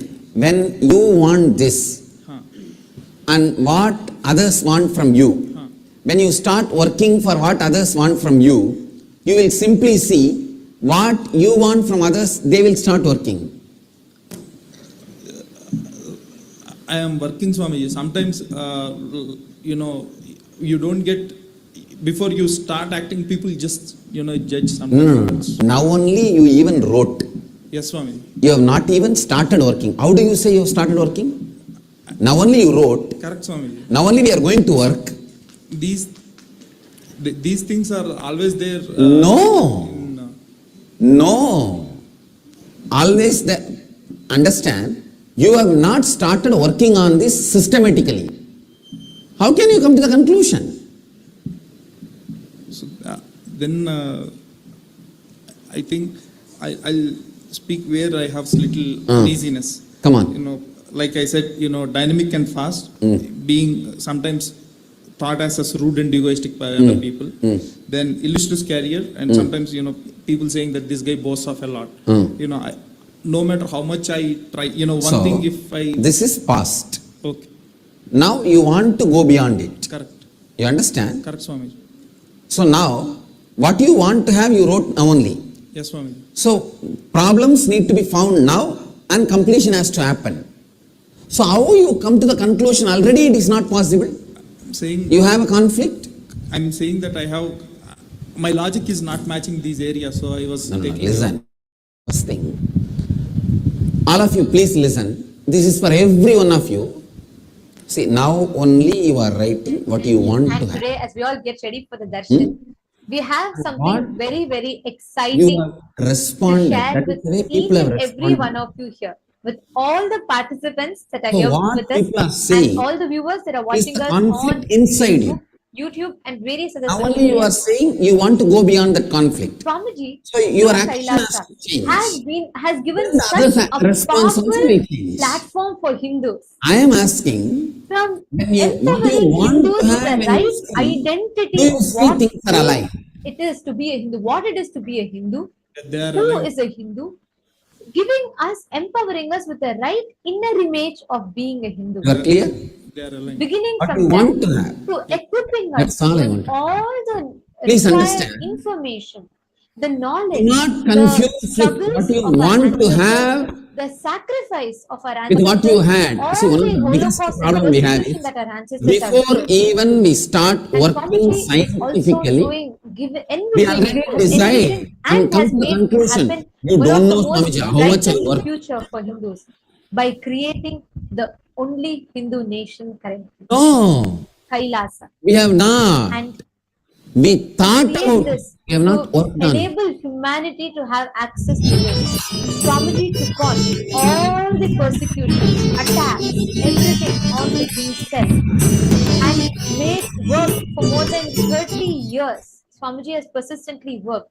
I should say, actually, Swamiji has worked for 42 years because Swamiji started his first Chaturmasya at the age of 14, taking sannyas from the young age of 3. For 42 years of dedication, tireless hard work, and sacrifice, today that stands as Kailasa, which all of you, me, every one of us Hindus can be proud about. We all are enjoying, accessing, availing the various different I'll answer your question opportunities first. that we are able to access through the Hindu nation Kailasa.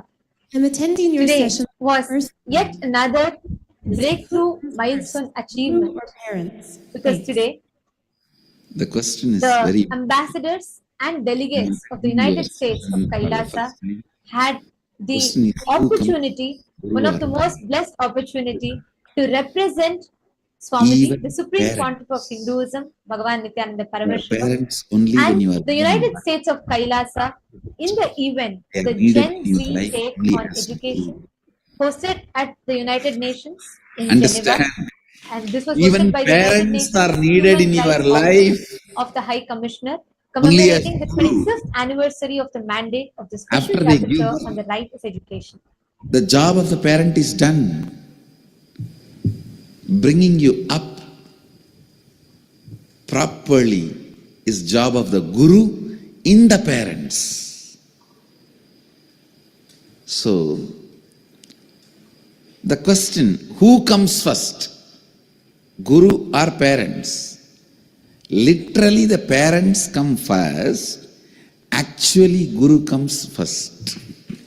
If you take this letter, see if you take this question, as per letter, parents come first. Event brought But as attention per to a spirit, crucial aspect of the Guru comes.